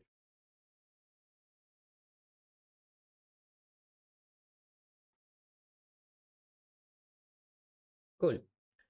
So let's observe the outputs now. We have our object being created, constructor is called, ref count is 1, we point another shared pointer to it, ref count is 2, and outer shared pointer is pointing to it, ref count goes to 3. Then we have 2 times DevTown being printed as a result of these function calls. Weak pointer is made to point to a shared pointer. The ref counter does not actually increase. Then we check if WP has expired. It has not. If it has not expired, let's actually print the use count, and we see that the use count has gone to 1, meaning that these 2 pointers, PTR and PTR2, which were local to this scope, after coming out of the scope, those 2 pointers will cease to exist. Hence, the initial ref counter to this object, which was 3, will be decreased by 2, and hence it becomes 1, and that 1 being PTR01 over here. Now, if that is the case, if WP still exists, what we do is we print the use count, which is 1 in our case, and then assign PTR2 to point to that particular object using my weak pointer. Then again, we check the use count, which is 2 again. So that would be my PTR01 and PTR02. Then we see that after all blocks is being printed, and after that is my destructor being called. So this has been all about smart pointers, out of which there are 3: unique pointers, shared pointers, and weak pointers. Hello everyone, in this video we'll be discussing Lambda expressions or Lambda functions. So why we need Lambda functions is so that we have a small block of code that we will not be reusing, nor do we actually need to name it. It's just something we require for a one-time use. And so for that, instead of having to read or completely define a new function, we can quickly just make a Lambda function out of it, execute whatever code we need, and get on with our day. So this is the syntax for a Lambda function. We have square brackets within which there is the capture clause. Then we have the round brackets in which there are the parameters to that function, the arrow operator, and following which will be the return type, which that function returns. After the return type, there will be the curly brackets in which there will be the block of statements which we want to execute. Now, this capture clause is of 3 types. We capture by reference, we capture by value, or we do a specific or a mixed capture. And what are we actually capturing? We are capturing the variables which are in the scope in which the function is defined. For example, in my main function, I have 2 variables a and b. And while defining the function func1, I have a capture by reference. Now what this will do is that it will capture the variables a and b, or if I had another variable called int d is equal to 12, it will capture that as well by reference. So that is what the capture clause actually captures. And in case you don't actually mention anything over here, if it is like this, then what we'll do is the only variables this function can actually access will be the variables which are defined inside, which is the variables which will be local to this function. So within the curly braces, whatever variables you define, that will be the only variables that this function can access. So that was about capture clause. Now let's see this in action. So here I have a function called func1, in which it is equated to this lambda expression, and how I will call it is like this, func1, similar to how you will call a function, but instead of having to actually define it like so, it won't be reusable in that case. Here it's just for a one-time use. I've quickly made up a function like this and assigned it to auto func1. So here how you actually define the capture clause is using this. So if I have the ampersand symbol, I'm accessing these values by reference, meaning any changes that I make within this function to them will be reflected. If it is equal, then it will mean that I'm capturing them by value. So the values a, b, and d become read only, and I cannot actually modify them. We'll see that while compiling. And what I can do is I can leave it like this, in which I cannot actually access a and b within this block. I can only access integer c and whatever other integers are defined within my block of code, right? And we can also have a mixed capture, in which a I'll be capturing by value and b I'll be capturing by reference. So in this way, b I will be able to change, but a will become read only, and I cannot actually make any changes to that. So now what I'm doing is I have this function func1, in which I'm capturing by reference, and then I'm calling let's actually do this for now. Then I'm calling that function func10. We see that it takes in an integer and returns an integer as well. So what I'll do is I'll just print out that integer. In my case, what I'm doing is I'm incrementing the value of these two local variables, or rather external local variables, by c, whatever integer I'm putting in, and I'm returning 100. So if I call func1 of 10, a and b should be incremented by 10, and I should have 100 printed since this function returns 100.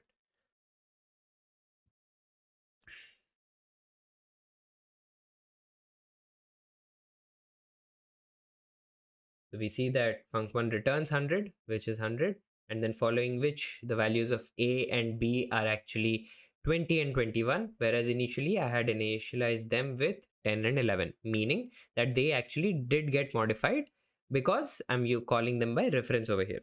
Now what if I capture them by value? We see that we get an error saying that we are trying assignment on a variable which is actually read only, meaning that whenever we capture by value, all these variables become read only, meaning we can only access their values but we cannot actually modify them. So now let's see how it, again, similar to function 1. In function 2, what will happen is that a will be read only and b will be accessed by reference. So any changes I make to b will actually be reflected, but I cannot make any changes to a. So here I'm calling the second function with a parameter of by passing an argument 100.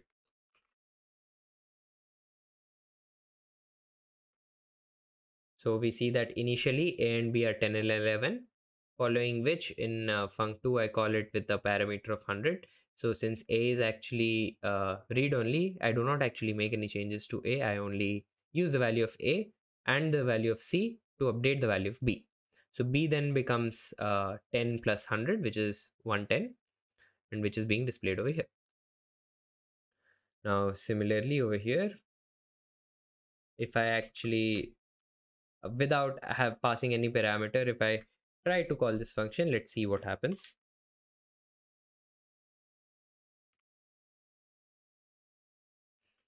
we see that a is not, it is actually not captured because it is a no capture default.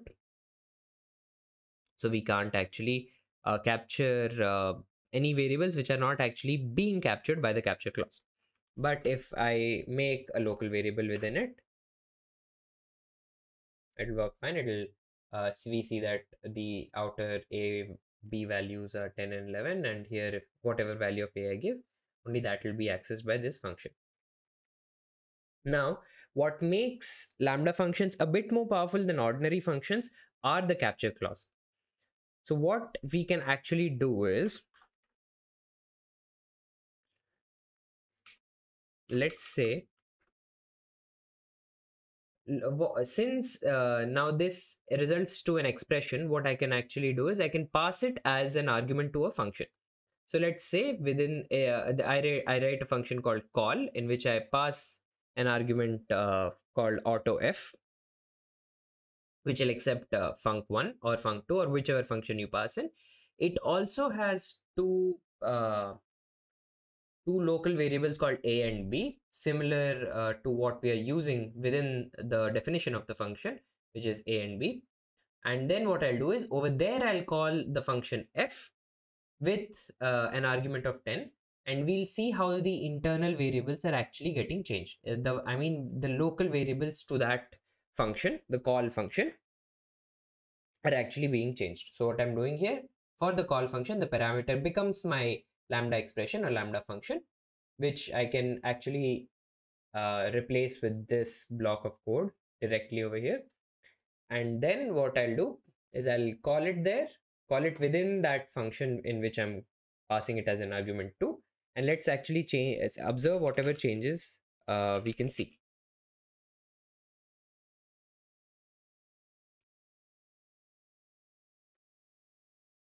Okay, so